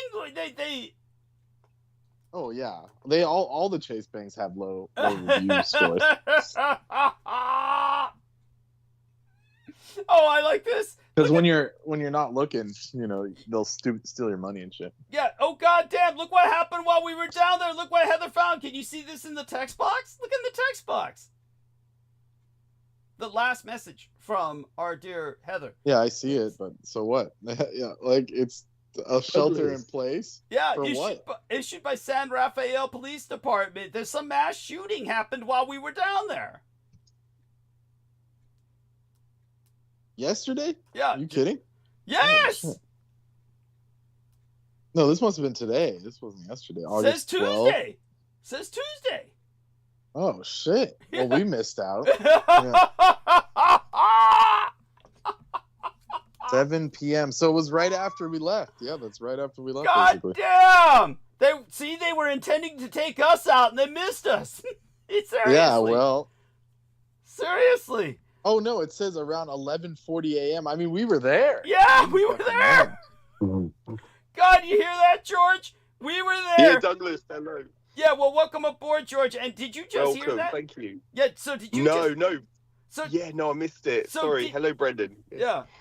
And say hello to Heather and Greetings, George. Aristides. Hi, And George. Heather Yeah. and Aristides. Yes. Well- Good morning, good evening to you all. Thank you. How Hey there. long, Yes. How long are we blessed with your presence tonight, George? A good hour, Douglas. I've come on a little bit earlier this evening, deliberately, just so I can stay on a bit longer with you. Yeah, thank you so much for having me. Thank you, and I appreciate that profoundly. But obviously, this is somewhat traumatic to find this out. Brendan Zogit drove me down to San Rafael, to the Terra Linda offices of Kaiser Hospital, and while we were down there, along with all the other bizarre things that happened that day, the place went into a lockdown where they were wanting people to stay in place, shelter in place, because there was a mass shooting or a very violent event was ongoing. Oh, While he and I were in the city, at the same time we were down there. It was like an attempt to Well, it take doesn't us say out. mass shooting. It just said It was a stabbing. Stabbing. Yeah, there we are. Yeah. there you go. Yeah. Yeah, it's incredible. I mean, and look at the name of the That's suspect. even more compelling. oh geez, what was his name? Èthnojapanese People. I'm not. That's literally his name. Ah, shit. Oh, some poor MK Ultra bastard. And Yeah. yes, well, definitely. Brendan and I will see how long we can hold out tonight to articulate as much as we can about the Tuesday adventure. But with George Knight with us, we'd like to try to go over a few things as well. And so, George, did you have a chance to review my essay? Yes, Douglas. Oh, Yes, I have, Douglas, and it was like I said, and you said, it was in the junk mail. It was in the spam box. So yeah, I found it last night, thankfully. Okay. And so yeah, I have basically saved them. So Okay. thank you so much. I've got them all now. Okay. But yeah, I've been reviewing the 6th one. Thank you. Thank you. Good. Yeah, really appreciate about Taya. Yeah, so thank you so much. Thank you. And if there's any observations that you have from that, if it brings anything to mind, please feel free to bring them up. But in the interum, No, I how- was just going to say, thank you so much, because I'm going to, I scanned them last night. I'm going to go into more, in-depth reading in the, very near foreseeable future. So, and then I can, articulate a bit more on the show, Douglas. So yeah, it was just, I'm utterly profound thank you so much for all that, because I remember when you went over it I'll say months ago now, it had all the excruciating detail about how Taya was formed, and it's all outlined in that essay. So thank you so much. And once a bit like on your website, you got the cosmology of God. Yes. That article of that. It took me several reads of that to be able to have a comprehension. So with like this essay, I'll have to do the same thing, just go over it again and again, so I've got a comprehension and then I can articulate it. So yeah, but thank you so much, Douglas. Very much appreciated. thank you It's for very esoteric. Nobody understands it. So yeah, a bit like Unterland, it will take some little bit of studying over it in order for me to then relate to other people. So yeah, much appreciated. I just want to say thank you so much for all your efforts and the work that went into it. I know you went into it, the amount of time and effort you put into that, so I do appreciate it. Thank you so much. Well, bless you. Thank you for shaming me into it. It was George Knight. Yes, George it was Knight me, shamed me into it. It was, Enticed you, yes, thank you, but no, much appreciated. It's important. Yeah. It's very, very important. I've never heard anyone ever say about the formation of our normal celestial body, our natural one. People assume there's only the natural moon of our planet, the normal natural satellite, but there are multiple natural satellites that orbit Earth, which would make more sense that it was formed due to a collision with this celestial body, Taya. It makes more sense. I know on the news they basically skimmed over and basically broadcasted, Earth has multiple moons itself.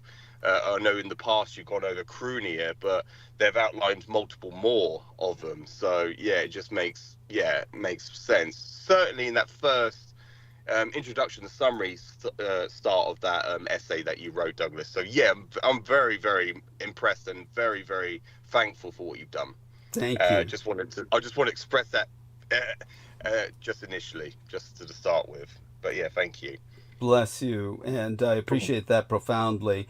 Wouldn't have done it without your reminding me. Yes, your insistence. Very So much appreciated. so how about Yes. yourself? Give us an update, a status report about whatever you feel comfortable sharing concerning your situational circumstances. How are you doing? How's work? Yeah, no, I'm well, Douglas. Yeah, just looking after my general health. Oh, by the way, before yeah. you continue, Yeah. Heather, say good night to everyone. Heather, if you're going to. Oh, good night, Heather. Sorry, I didn't see that. Yes. Yes. Good night, Heather. Yes. Heather, do you want to come on and say goodnight to everybody? Please. Yes, good night, everybody. And it's good to hear from you, George.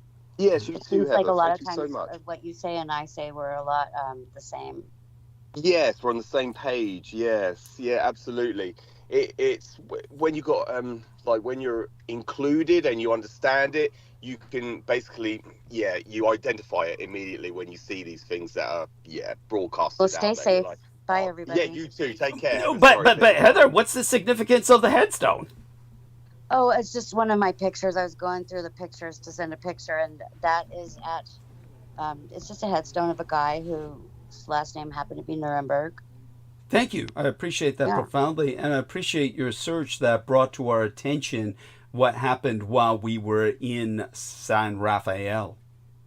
Yeah.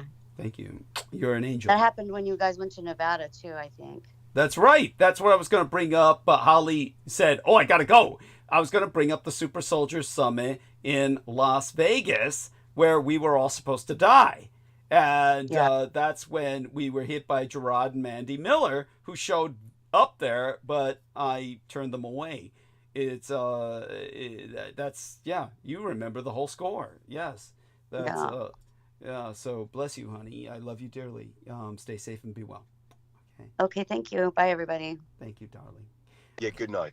Yeah, so wonderful, and of course we're yes, back to where we were. You were talking about your work. What about is it insane? Oh, did you have a chance to review any of the links I sent you? Not yet, Douglas. Yeah, no. Last night was my only free time I've had recently. I've been busy the entirety. I'm sleeping or working on doing stuff for other people, basically nothing for myself. But last night I only had a couple hours, so I decided to jump on the iPad and retrieve the essay. So that's what I did last night, Douglas. So I haven't had time, but I have got some spare time in the coming days. Hopefully I'll be able to review some of it before I jump on. Obviously, I said last time I want to go back to your early hours on the previous show, just to review that segment, because I found that very important. Yes. So yeah, Douglas. So yeah, so that's on my agenda. Excellent. Yes. So thank you, Douglas. And and thank you for relaying to Holly just before she dropped off. It was just so I don't want to come on and then consume everything, and then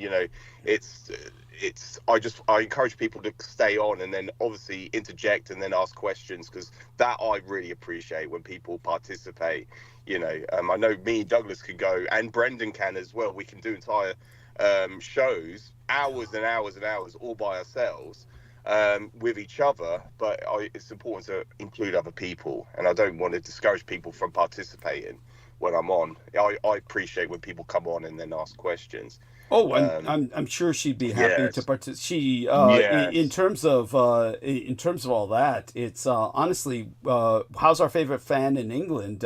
She has any questions recently? She has. Yeah, I don't jump onto my private messages on Facebook often enough. Probably only about once a week I check in on my Facebook messages. I don't even, that's how frequent I don't jump on as often as I should be, but that's how little time I have just to put that out there, Douglas. But yeah, she goes, oh, I just missed you. Like the last message she sent, I just missed you on the show. Can you please ask Douglas these questions? And she has so many questions. But yeah, I don't check in often enough to look in what she's saying and then come on the show and then relay what she's paraphrase what she's asked. So yeah, unfortunately, but when we have the entire half a show together, then definitely I'll come on and relay her questions. Okay. So yeah, that will be a good segue into a good discussion and topic for us. Yes. But yeah, Douglas. And that's important. Heather earlier brought up the object in the solar system, and I haven't been able to follow that, but as you said, it looks like a very large Andromeda Garret, orders of magnitude larger than any we've ever seen. Is that? Do you have any idea if that's passed out of our solar system as of yet, or just? I keep on seeing it, and they keeps on being published and to me, it's propagandizing it because it's projecting the threat. There is an extraterrestrial threat. That's what the propaganda is. Because obviously we, as far as me and you are aware, there is no extramental or extant threat out there immediately, but they keep propagandizing it, saying scientists are now with evidence saying that this is an extraterrestrial body and it's an imminent threat to human life or humanity. And that's what the titles keep coming out saying. So to me, that's all propaganda. Of course, we could go into excruciating detail about how they are a threat to us. Yes. But it's not what they are saying. Yes. They're trying to say that this is a threat from beyond our solar system. The source comes from out there and not from here. And that's the trope that they keep promulgating or promoting. In fact, there's a very good chance that at this point in history, if the Third Reich in exile were to conduct any invasive maneuvers or incursion onto planet Earth, that they would, it's a toss-up really as to what they would say. They could just as easily claim that these are aliens. They would probably, I could easily see them trying to claim these are true aliens. Exactly. Absolutely. The very definition of the term extraterrestrial is you would call a sentient or sapient being born or given birth beyond our own world, beyond Earthbound terrestrial body, beyond our own terrestrial body. Yes, our own terrestrial body. Yes, thank you, Douglas. Exactly. So that's the very definition. And so, with the term alien, people interpret that as being extraterrestrial, beyond earthbound, beyond terrestrial, beyond the terrestrial realm. So that's their interpretation. Of course, that was heavily propagandized by the military during World War II when proactive prosecution of hostility was being conducted throughout Europe and in Asia from the United States. And they called the combatants of World War II, the enemy of the state, as enemy alien. Yes. And so that term has been applied ever since. It's been applicable. And so when they refer to any person of German descent, and because during the executive order of 9066, that executive order was basically initiated against the Constitution, it was unconstitutional against the constitutional rights of the citizens, even though you had born and bred United States citizens, but if they, of multiple generations, if they were born in the United States, they were classed as enemy alien if they were under the nationality of the enemy states, Italy, Germany, and Japan. And all of their satellite states like Thailand, Croatia, Romania, etc. Yes. All of that, that all applied to anyone of ancestry to those nation states, even though they were born, maybe they're the descendants of 3 generations. Yes. It doesn't matter to them. Yeah. That they were considered enemy aliens, and that gave the government the right to intern them, to put them in concentration camps. Yes. Internment camps. Yeah. Actually, it gave the government the rationale, but not the right. The rationale. It was illegal. Yes. And then when they finally took it to Congress in the 70s, then Congress rendered it as legal by retconning, retroactively. What do they call that, Brendan? Retconning means what again? Yes. Converting or something. Yeah, conception. Is it retcon? I think it's retroactively converting reality by claiming, it is legal, which then gave the U.S. government the legal right to put anybody in camp. Oh, right, yes. Which is what Trump is trying to do now with the homeless. And anybody he deems illegal or quote unquote an enemy alien, which is really what he's saying the brown people are now, are the immigrants from Latin America. So yeah, Yes. it's Retroactive continuity. Thank you, retroactive Continuity. continuity. Bless you, Brendan. We couldn't have got that out without you. Thank you. Appreciate it, Brendan. Yeah. So when it comes to what George Knight is also talking about, please continue with. We have this situation where obviously we're still in a legal state of war with the Third Reich in exile, and Yes. I've been attempting to express the situation of that war. Here's a way to express it. Last time you had to leave because you had to go to work, of course. And Yes. and the thing to understand about George Knight is that he works for a living in a job which is pretty all-consuming. This is a job that, as you say, is it pretty much because of the job that your life is pretty much work and sleep? Or are there other factors? Douglas. So just to briefly outline, to explain, so people got perspective on it. Yeah. So I start very, very early. I start, between 6 and 7 in the morning, and sometimes I finish beyond 5 or 6 at night. And so where my previous job, when I was at the hospitality industry, when I was at the hotel working, I didn't start work till 3 in the afternoon most days. So I had a lot of time on my hands. I could go to the gym and I could revise, which is what I was doing most of the time. Nowadays, with a 9 to 5 job, it consumes my entirety, because it's not 9 to 5. It's 7 to 6. Jesus! It's crazy, yes. But it's crazy. But do you get what Americans call overtime? Like pay for overtime? Yes, you do. What do they call it? What do they call that? Compensation or something? It's called overtime. So basically, you get your hourly rate on top of it, but you can on special occasions, depending on bank holidays and whatever holidays there are, you can get time and a half or double pay, depending on what they are. Christmas, you can get triple pay. So if you work those days, but you get. Here's an important question. You get time and a half. Okay. Yes. Yeah, here's an important question. I do want you to know that when Brendan and I rendezvoused yesterday, so Brendan could drive me down to this office of Kaiser Medical System that is in a different part of California.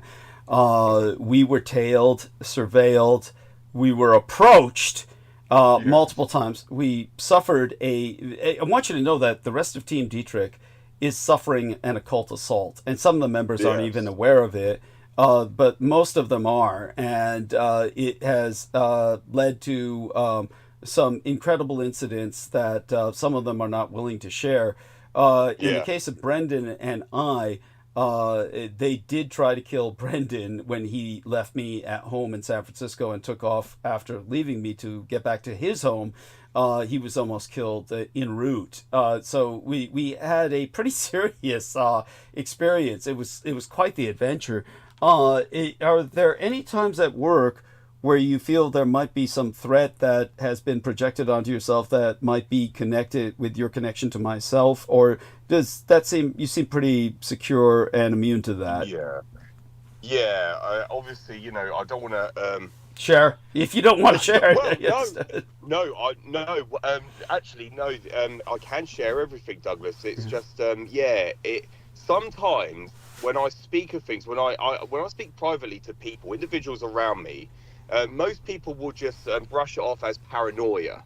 They'll call me paranoid, that I'm obviously like in a form of delusion, that there is no there's a threat, but there are signs that I am being surveyed. There are signs that I'm being monitored.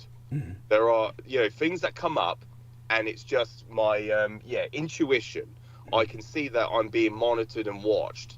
And it was like when I was working at the hotel, because I could bring that up as an example, do you remember my Croatian boss say to me, stop listening to Douglas? Yeah. And I was like, I've never once mentioned your name to her. Never once in a conversation. Obviously, that information was relayed to her by probably other colleagues, individuals, and they're probably all discussing this all behind my back without me being, able to know what they're talking about. But that's right. It's like signs like that I'm like, well, obviously I'm being watched, I'm being monitored. Yeah, absolutely. And so, And that's the threat. Like what I did mention in the last show when you asked me about, you know, about my circumstances, the people I've got to be careful of are the people around me.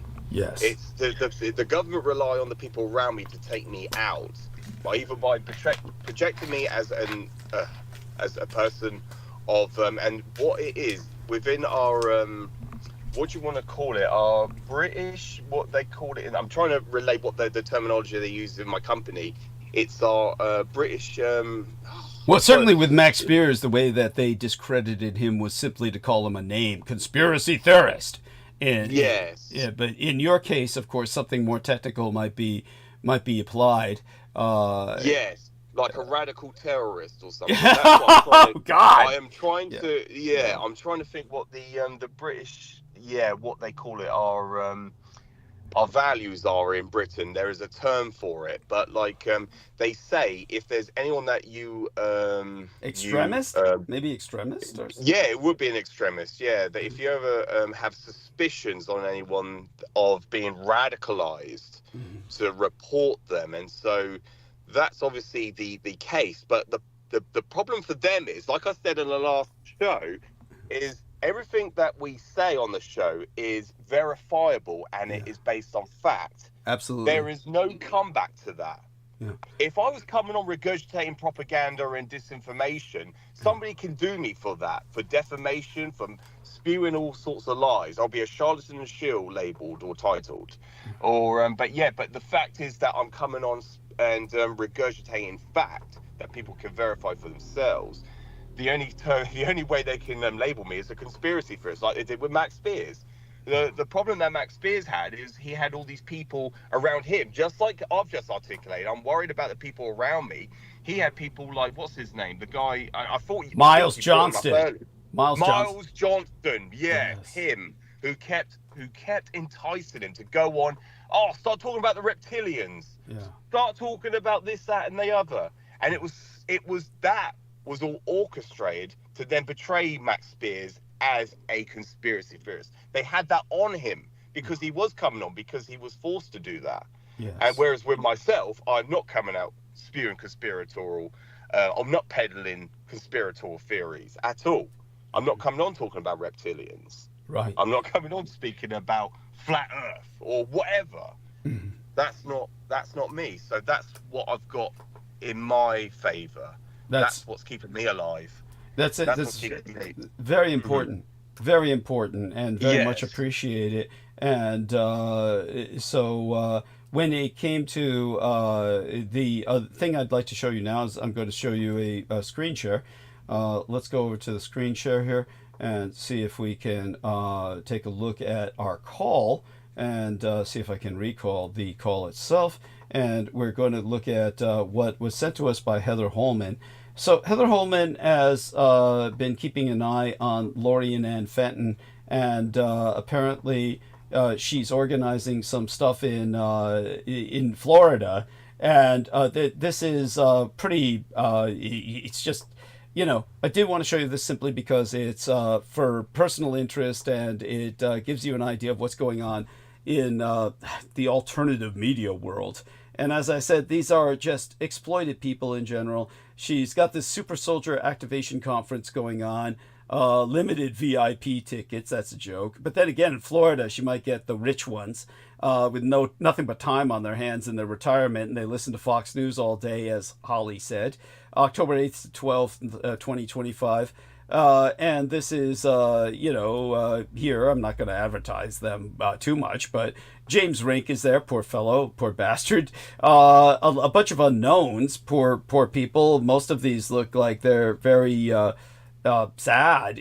But one here reminds me, it was brought to my attention by our man, Brendan Zogit. One reminds me of Marina Sarin.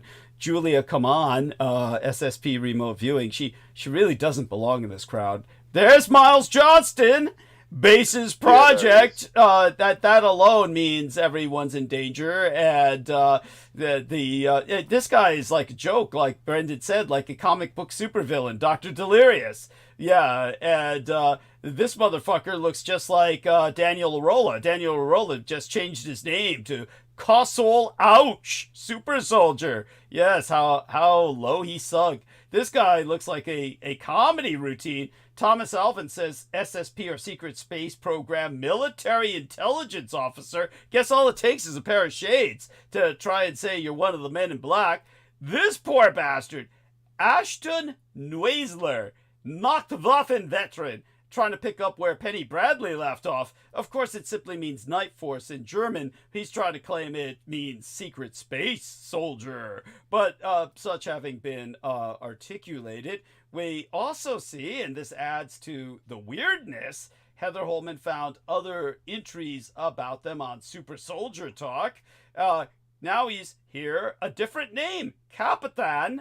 He doesn't use the German word Kapitan, instead Captain. Matthias Nushkin. He changed his name and now says Nachtwaffen R. Would that be NWR? Nachtwaffen what? The regiment, maybe? Anyhow, Kruger Special Ops, no less. Which is like, you know, like he's some kind of German Blackwater. And this guy changes his name to Nachtwaffen MIO, our military intelligence officer, rather than just Secret Space Program. He's now picking up the German shtick.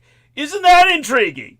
I guess everybody's going They're German. Disingenuous. Yeah. Yeah, exactly. They're all doing that trope, aren't they? They're all, promulgating that trope. Yes.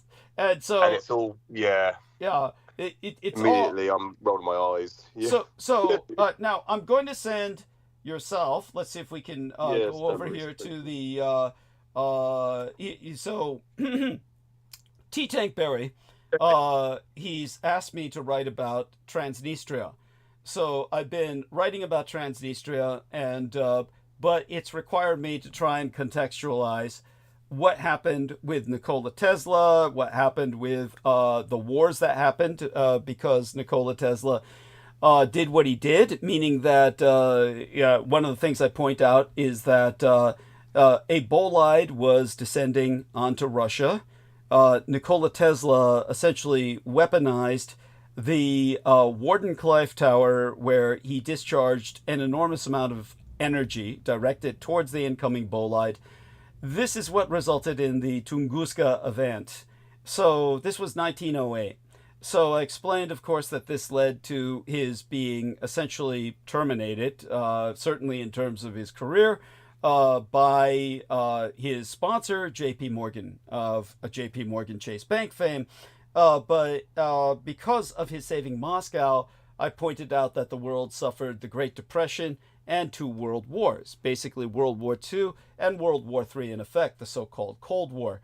So while I was trying to articulate these dates in the Dietrichonic fashion, obviously, this gives some perspective or context to what George Knight is talking about when it comes to the wars, and it really puts them into perspective. Obviously, most people couldn't read this, but you really have to concentrate, look at it, and parse it word by word, and then you understand what I'm saying. But basically, the World War II began. It's always important to remember the Second World War was dated with beginning March 24th, 1933, with Judea declaring war on Germany. This is a fact. It means that it's not the Spanish Civil War. It's not the Japanese invasion of Manchuria. It is Judea declares war on Germany. That's when Adolf Hitler had to declare a total state emergency and mobilization, and no longer could act as mere Kanzler or chancellor. He had to become the Führer, the leader. And yes, this was a response to the war against his people, to, as the Jews said, destroy the German race by starving them en masse through sanctions and trade war. What Trump is doing today in an endless trade war. So then I point out that the end of World War II in one particular theater, was in Japanese the San Francisco Nippon Koku to America ga Shukoku to no aida no Heiwa to Azenho Shoujo Yaku, literally the San Francisco Peace and Security Treaty between Japan and the United States of America, effective on the date of the Japanese-American Peace Treaty, which went into effect on April 28th, Emperor Hirohito's birthday eve day, 1952. But it is a date yet to be determined per their war with Russia, what is known in Japanese as Daisanji Nichiro Senso, meaning transliterally the Third Sundu War, which is Hai for sun, meaning Japan, and Ro, or do, for the Russians. For those of you who don't know, the Japanese refer to Russia as Rokoku, meaning do land. So literally the war between Japan and Russia is called the Third Sundu War. The first one being the Russo-Japanese War of 1904. Yes. Then the 1937 clashes. And then when Russia tried to invade Japan through Manchuria, that war has never ended. That war is still ongoing. Whereas der grossier Deutsch, Atlantisch and Eurasisch Krieg, or the Greater German Atlantic and Eurasian War, it lasted for 30 years in toto, per the Greater East Asian Pacific War lasted about 30 years from the date of course, Judea declares war on Germany, all the way through to 1952. That's 30 years. Whereas it's 80 years and counting per the Third Ruski Nihonjin, or Russo-Japanese War, which is still ongoing. It's been 92 years and counting per the Reichskrieg, or the Realm War, the war against Germany in exile. And the collateral half-century Third World War in effect, meaning the Cold War, which basically had, the imposition of victory conditions by the Empire of Greater Japan per World War II, and continuity of conflict with the Thousand-Year Reich in exile precludes formal declaration of war since World War II. So since America can't declare war, there was no Third World War in name, but the Cold War was the Third World War in effect.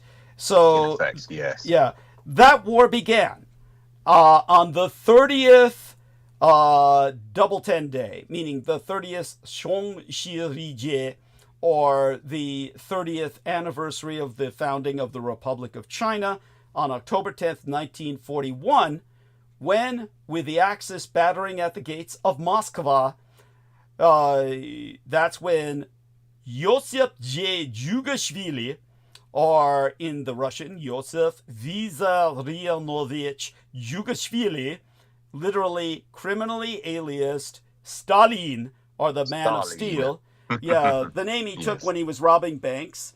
That's when he turned, as I say here, let's see. By the way, the fucker has 3 birth dates.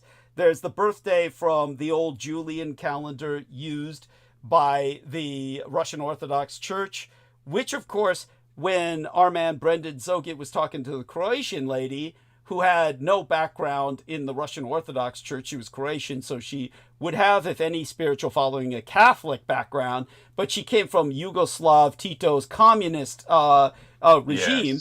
She, basically said, George Knight says that the Julian calendar enables you to tell the future, when he was saying that it's still used in astronomy because astronomers can better project on a cosmic level using the Julian calendrical dating system more accurately, the galactic scale of measurement. Gregorian. Than the Gregorian. But see how they twist your words. They never say what you say. They twist your words. No, they completely invert it. Completely transposition. Everything that I say, absolutely. Which reminds me, by the way, what situation were you in again when that woman approached you and felt compelled to say to you, as almost like an introduction, We're not at war. What was that again? Oh, What yes. happened? That was my friend's that was his partner. Actually, it was my friend's we're out celebrating his birthday, and I was speaking to his younger brother. The guy's birthday I was speaking to his younger brother, and his younger brother is more intricate, or he's more cognizant of what I've been saying, and so he was just coming to me privately, just asking me a few questions. But of course, they were sitting all at the table in this bar, and they were silent, and I could just peripherally hit, like, I'm aware that they are listening on our conversation. And all of a sudden she got up, and that's the girlfriend. She came up to me and goes, we're not at war. There is no fighting going on. We're not at war. And, just to try and shut me down, just to try to tell me to shut up, basically. In other words, she was might as so well just come up and threatened. say, shut up. She was so threatened by what you were articulating that she had to insert herself in the hopes of shutting you down. Exactly, and that's what everyone tries to do, Douglas. Every single person tries to do that. I've had people say that I'm a like I said earlier, they just try to project me as a conspiracy theorist. Where if they took the time to actually vet what I'm saying, they'll find out what I'm saying is true. But they don't do that. It's because it is such a threat to them, to their own thesis, to their own premise, to their own paradigms. Well, but basically to their identity. Everything. Yeah, because their identity is wrapped up in this fantasy that the Allies won World War II. Which, by the way, what is your impression? We were asked a very serious question by a person in the chat room, so I want your response first. They asked, do you think that Putin and Trump are meeting in Alaska so that Trump can surrender Alaska back to the Russians? What is your own intuition about this potential? Oh, did you? And just to go back to a question that was asked, previously, Douglas. That you asked myself, do you know what the other nation that Putin's threatening to invade? And I found out that it was one of the Balkan states of Moldova, I believe. There we are. There we are. That was his other. Target or site. When I'm writing about Transnistria here, that's on the border between Moldova and Ukraine. It's right between Moldova and Ukraine. Yes. So it's expansionism. That's where he is. His foresight is to target. But. And sorry. Carry on, Douglas, please. Yes. No. Complete your thought first. So I was just gonna say, like we articulated, I think previously, about how Putin keeps propagandizing to rationalize his aggression, his illegal invasion of Ukraine. He keeps promoting that we are fighting Nazis. Yes. It's that neo-Nazi trope, the new Nazis that we are fighting. And that was his legitimization, quote unquote, for the invasion and his people. The Russian Federation people. The way to explain it to people that you're speaking to is you tell them Putin is still fighting World War II because World War II against the Third Reich never ended. Mm-hmm. So because the Ukraine suffered terribly under the Holodomor, under Stalin, whose Judeo-Bolshevik commissars starved 15 million Ukrainians to death, more than twice the number of Jews who died in the Holocaust. Yep. Which Hitler witnessed himself. Hitler saw himself, because he was at that time Reich's counselor, and then, like as you said earlier, then he was forced to declare an unlimited state of emergency. And a national state of emergency. That's when he became the Reichsführer, or you should say he was the leader. Well, Reichsführer was titled to Heinrich Himmler, but Reich, he was the Führer of Highland Germany, of mainland Germany. If that's applicable, if that's the correct term. The term would be Highland, High Germany. They call it Hochdeutschland. Yes. That's how they refer to it. Hochdeutschland, or High Germany, meaning surface world Germany.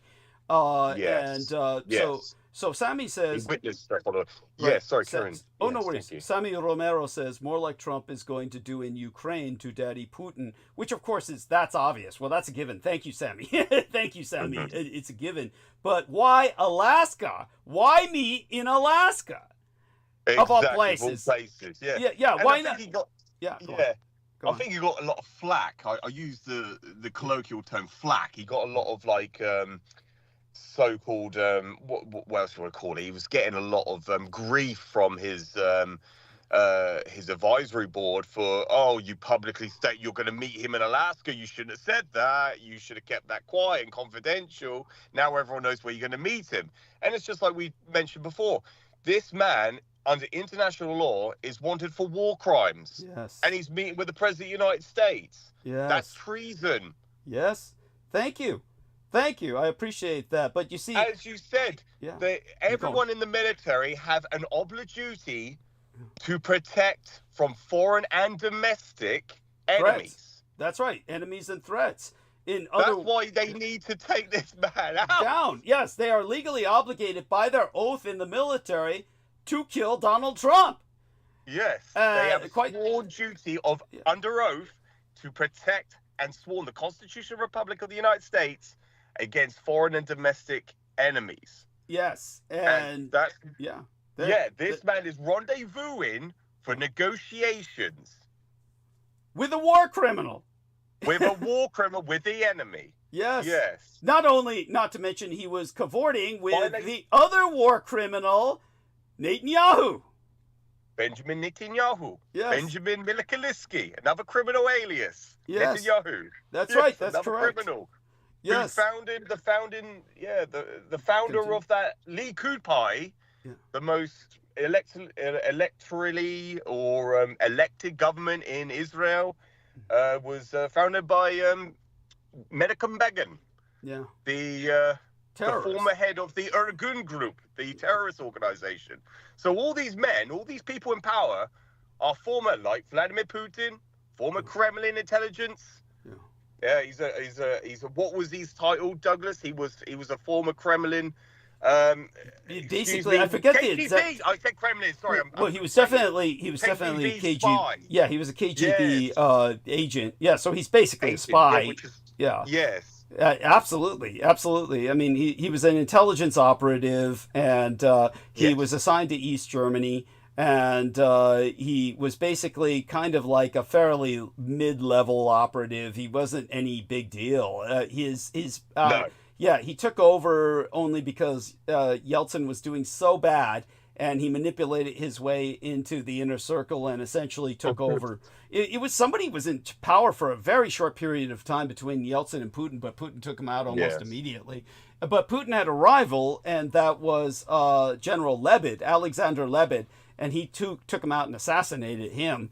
But in terms of Lebed, what he was responsible for was the talk down that stabilized the war between Moldova and Transnistria. Yes. But the point to be made about Ukraine is that Putin is continuing World War II because during the Second World War, because so many Ukrainians died in the Holodomor under the overwhelmingly ethnically Jewish commissarocracy that took all of their food. The Judeo-Bolsheviks, the Judeo-Bolshevik commissarocracy. The Ukrainians sided with the Third Reich, and that's why the largest extermination of Jews outside of a death camp happened in Ukraine in the ravine of Babi Yar. Yes.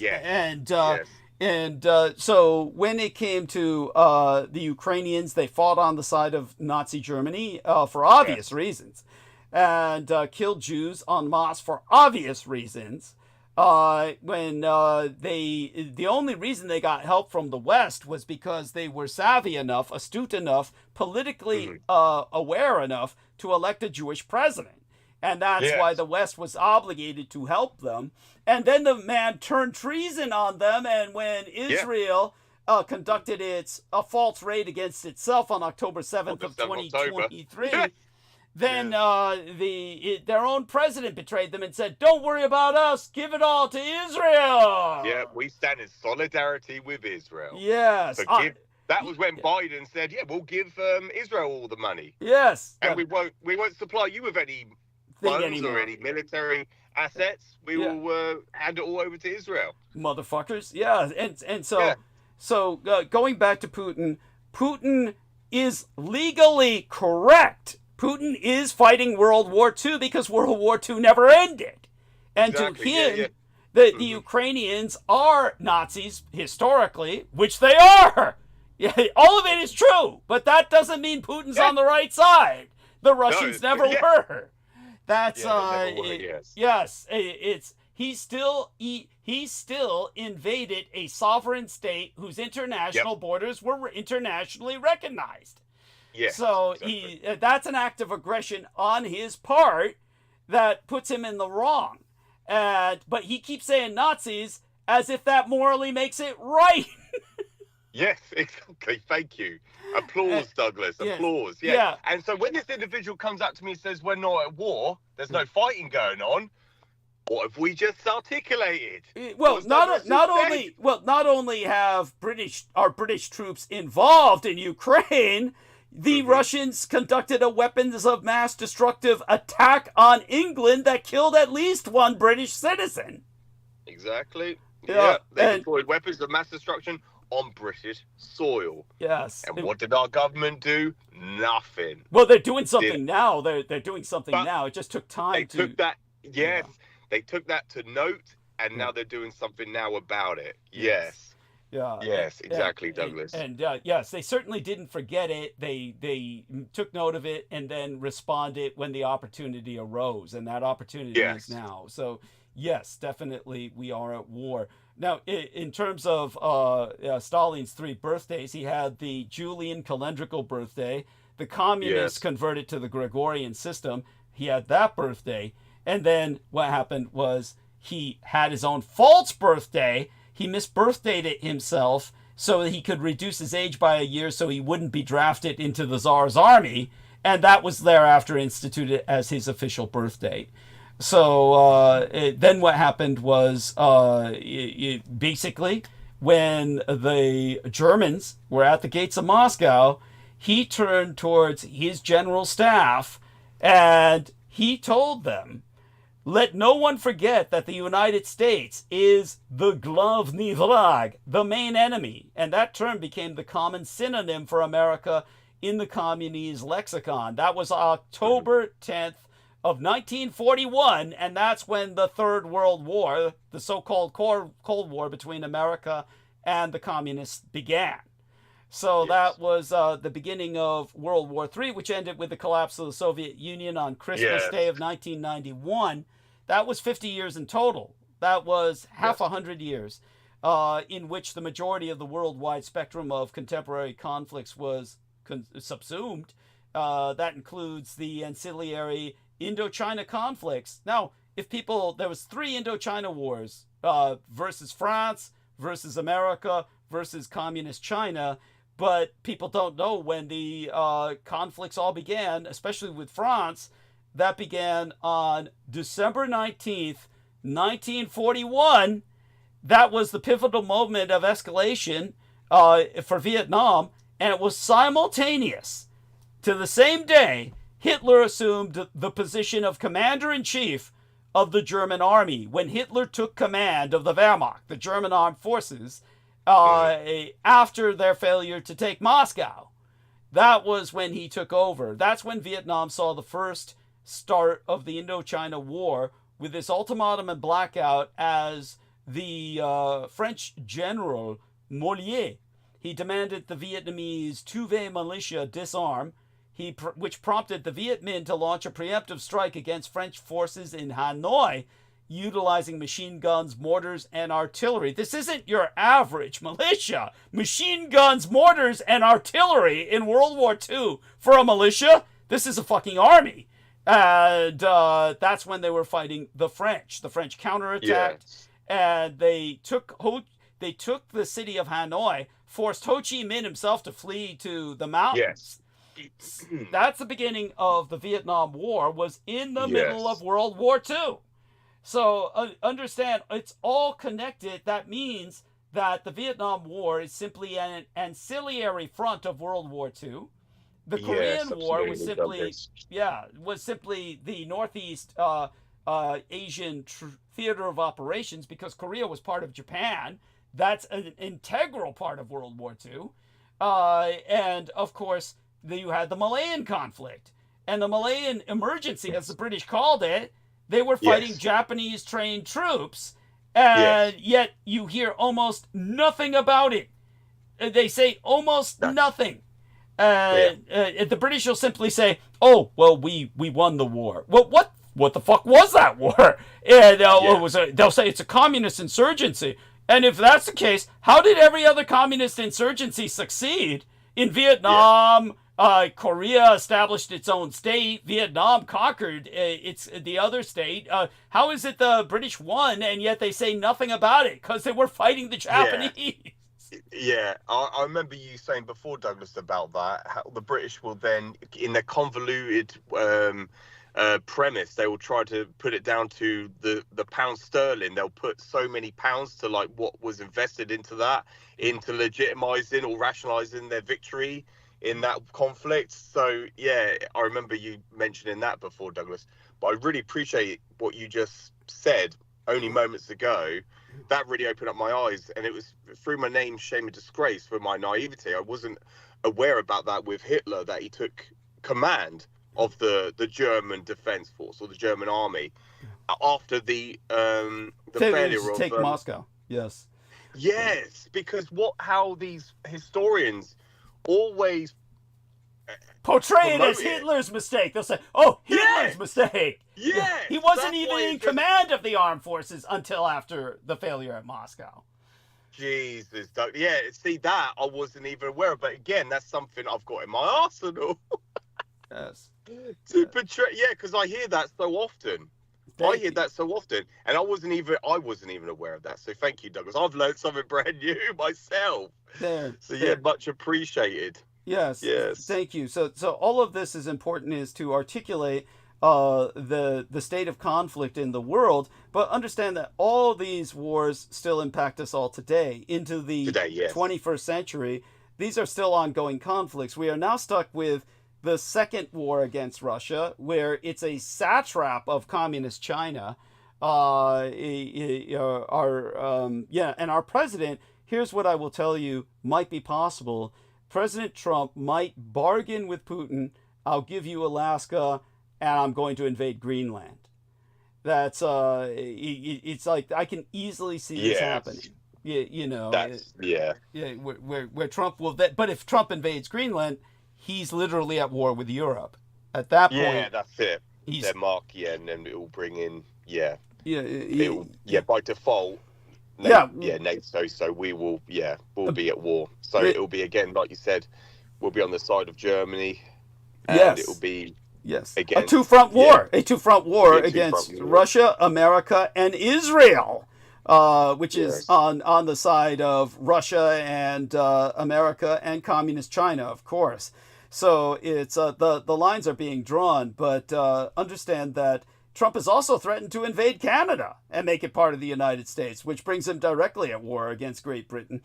That's it's the situation is now, we're in a, if anything, just to give people a parallel, this is the Neville Chamberlain moment, since that's an accessible parallel for most people. This is the Neville Chamberlain moment of Donald Trump and Vladimir Putin assuming the role of the aggressor. Putin's in the role of the aggressor. And Donald Trump is in the role of Putin. If you want some more things for your arsenal, understand this. Tell people that you are already aware of the fact that in World War II, the Soviet Union invaded Poland along with the Germans, and no one speaks of that. You already know this. Always remind people. The Molotov-Ribbentrop Pact. Yes, Douglas. And always remind people the bullshit about the Poles. The Polaki peoples, or the Polish peoples, are always portrayed as this innocent victim.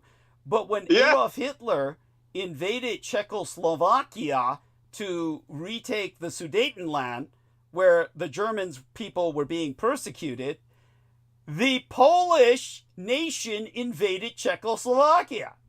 So you can tell them the real aggressor is Poland. They invaded Czechoslovakia to occupy half of it. And that's why no one can claim they're a victim. They're an aggressor. No. Yeah, absolutely, Douglas. Yeah.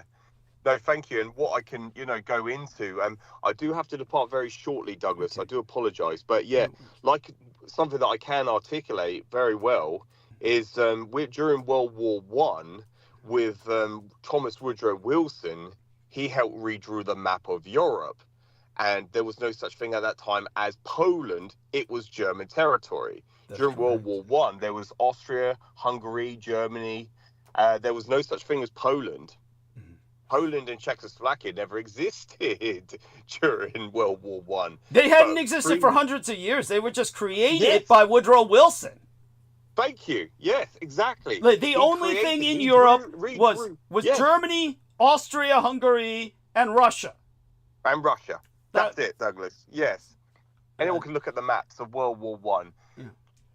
Thomas Woodrow Wilson helped redraw the map of Europe, and that guaranteed a Second World War.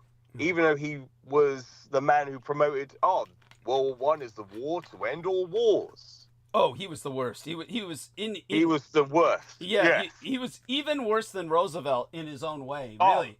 Seriously. He was a Klansman, Klans member. People forget that. Well, I mean, aside from that, in other words, if there hadn't been a Woodrow Wilson, there never would have been a Roosevelt. Exactly. He is the one who turned World War One into an apocalyptic conflict, whereas otherwise the royal monarchies would have settled. They would have settled without the Americans intervening and saying, "Oh, let's take this all away," and demanding an invasion of Germany, which was, of course, never happened. It never happened, no. And in that sense, the Americans truly failed. And in their wartime aggression. But do continue. I want you to know we've got great numbers. It's been over 30 at times, all the while you and I have been talking. Wonderful. So just showing you that with the screen share. And that means, anyhow, so people truly care about what we say. And and anything, take your time and take the rest of what moments you have with us to say whatever you wish. Thank you, Douglas. So because I was going to say, once he redrew the map of Europe after the treaty, the Versailles Diktat was signed and officially formalized in Versailles, France, he redrew the map of Europe, the borders. That territory was German territory.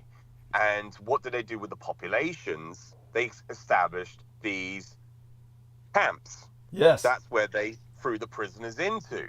So what people will today perceive as death camps or concentration camps, Auschwitz, Treblinka, Bergen-Belsen, Dachau, all these camps that exist were all outside of Germany in Polish territory. This was all established after World War One came to a formalization and a conclusion and a close officially, and that wasn't declared until 1919 with the Versailles Diktat, which forced the Germans paying heavy reparations, and they paid off that wartime debt in 2010. And all these camps were established and erected and extant ever since World War One. Built by the Poles. Yes, but by the Polish themselves. Yes. And you can't really find very many references to that. But if people take a look, they'll find that these camps were established after World War One to put in Germans. Yes. And what were they doing in 1939? 15,000 between, I believe it was May and July. 15,000 Germans were executed in these camps in 1939, before that invasion. Thank you. And that was when Adolf Hitler himself declared, "We will take arms. Yes. We will fight back. Yes. We will liberate these camps." And that was the first form of the liberation of those camps. And so they went in and they liberated these camps. Thank you. And that was the invasion of, I believe that was in September 1939, Douglas, I believe. Yes. Yeah. So that is yeah, I would say the conclusion of that, the reason why Adolf Hitler decided to invade Poland itself for that reason. Yeah. And just to put that into perspective for people, Douglas. Absolutely. I've said that, And so time when and time when again. people talk about Hitler rationalizing an ethnic German minority as the reason for an act of aggression, understand that this German minority was truly being exterminated, was truly being, Yes. that he did have to act, and he had no choice. The war was justified. Not that I think to me, there's no concept of war guilt when it comes to Germany's actions. The Germans themselves, however, grow up indoctrinated in this bullshit. Yes. And that has to be reversed. It's all a load of shit. Yes. So they really need to, shall we say, be woken up over there. let's just say that. It's so thank you so much. Love you appreciate dearly. it, Douglas. Thank you. Yes, and yes, I will go back and review the previous transmission, Douglas. I will go back to review the early hours of that show, and then I'll hopefully join you again on this coming Sunday. So if I don't, then I'm busy, Douglas. I do apologize, but hopefully I can. But certainly I'll definitely join you next Wednesday show for definite. But we'll play it by ear. Thank you so much for having me on. It's been wonderful. And take good care of yourself. And good night to everyone. And Brendan Zoga, if you're listening, and Holly and Heather and Aristides. So look after yourselves and please support Douglas. Most blessed. blessed. Love you big lots, Douglas, and take good care of yourself. And I'll speak to you soon. Take care. Bye-bye. Share my love with your family, and I will do, Douglas. stay safe and be well. Thank you so much. Okay, look Bye-bye. forward to whenever you can visit us next. Yes, absolutely. Me too, Douglas. Take care. Right. Bye-bye. Bye for now. Okay, that's dear George, and hopefully we can bring Sammy and Brendan on. Sammy, if you're listening, feel free to join the call. Brendan Zoget, if you're listening, feel free to rejoin us if you wish, and if not, you know me, like I said, I didn't come here tonight very, very into it. I'll be happy to end the stream. But if I bring somebody else to bounce off of, I can easily go on for a while longer, an hour or two. So let's see if we can tempt these lads back on. All right, let me reopen my call here and go over to Bren Lett and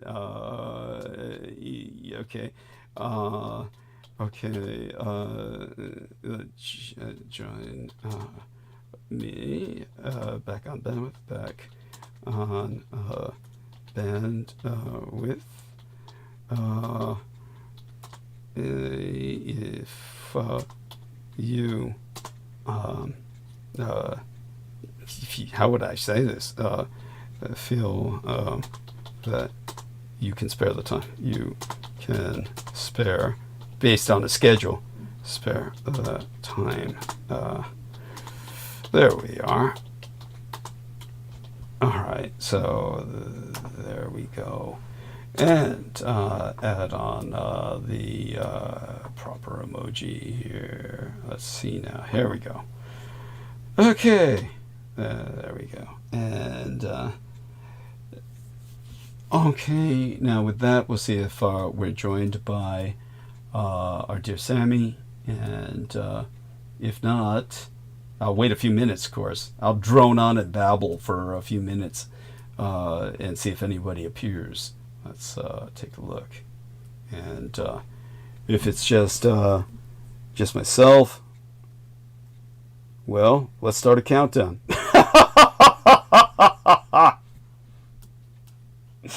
Oh, if it's just myself, we'll just we'll what's this from Heather? This is so cute. Teaching your child remote viewing. I'd better take a look at this.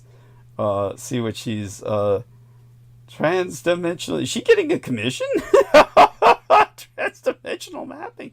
Teaching your children remote viewing live webinar with Bertie Jaworski. It's like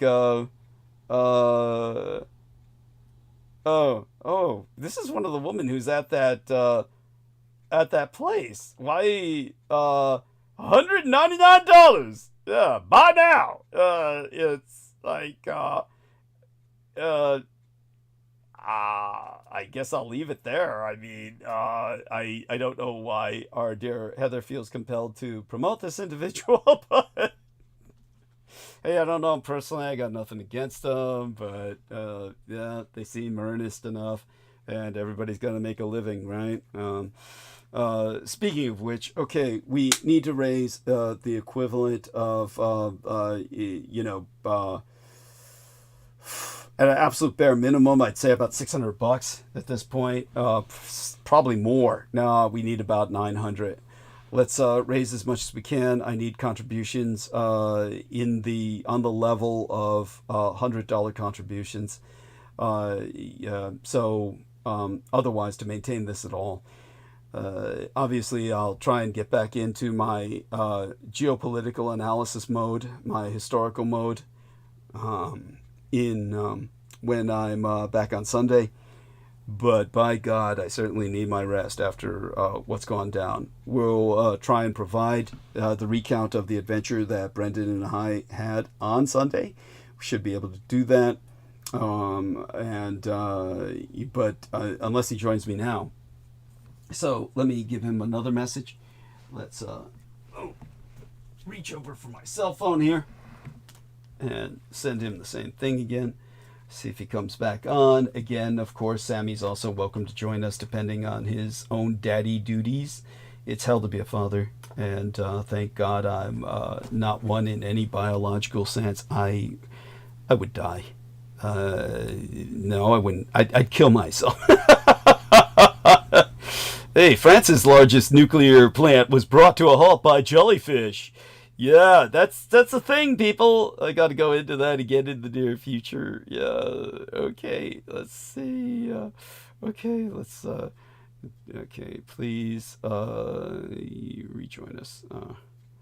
Rejoin, me, on bandwidth, on, okay, bandwidth, if you can spare the time, if your schedule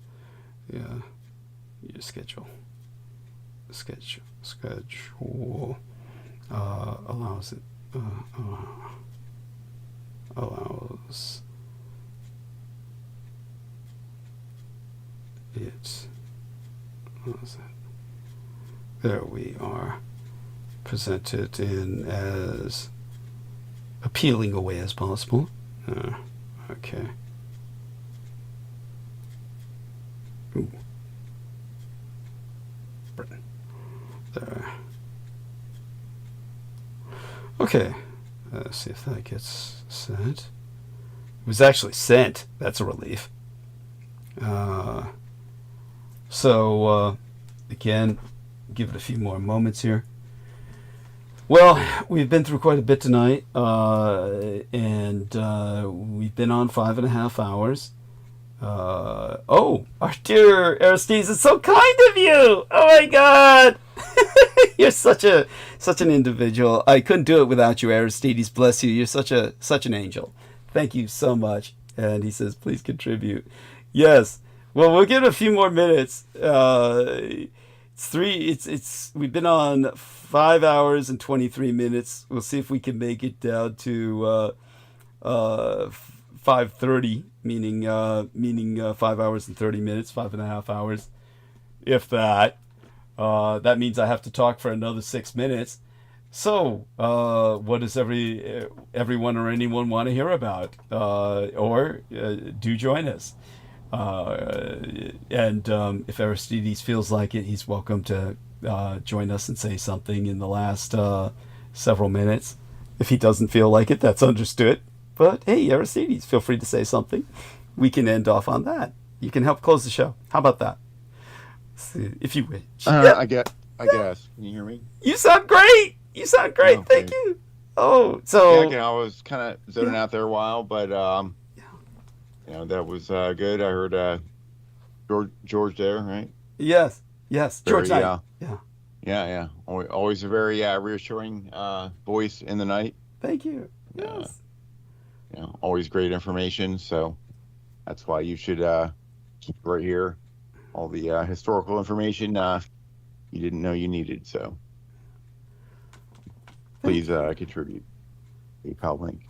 Bless you. Love you dearly. Stay safe and be well, and you have a blessed night and get some rest. You've earned it. And everything else generally is okay with you, as well as can be? Generally, I think. Okay, good. I'll talk with you privately sometime soon. All right, we'll talk soon. Yeah. And, okay, you have a great morning, all right? Okay. All right. Good. Bye for now. And that was Aristides, our systems engineer.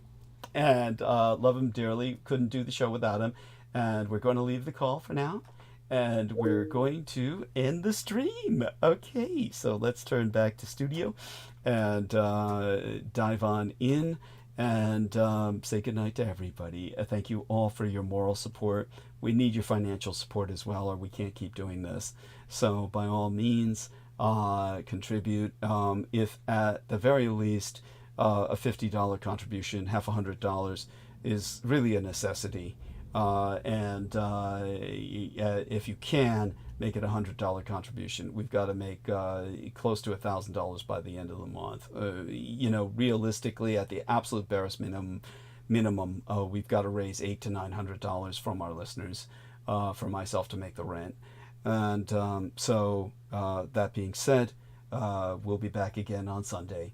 And hopefully by that time we will be closer to resolution of this month's rental problem, and we can move from there to other challenges that were raised by what I need to raise for the reason Brendan and I went down to San Rafael. We'll talk more about that on Sunday. Join us then.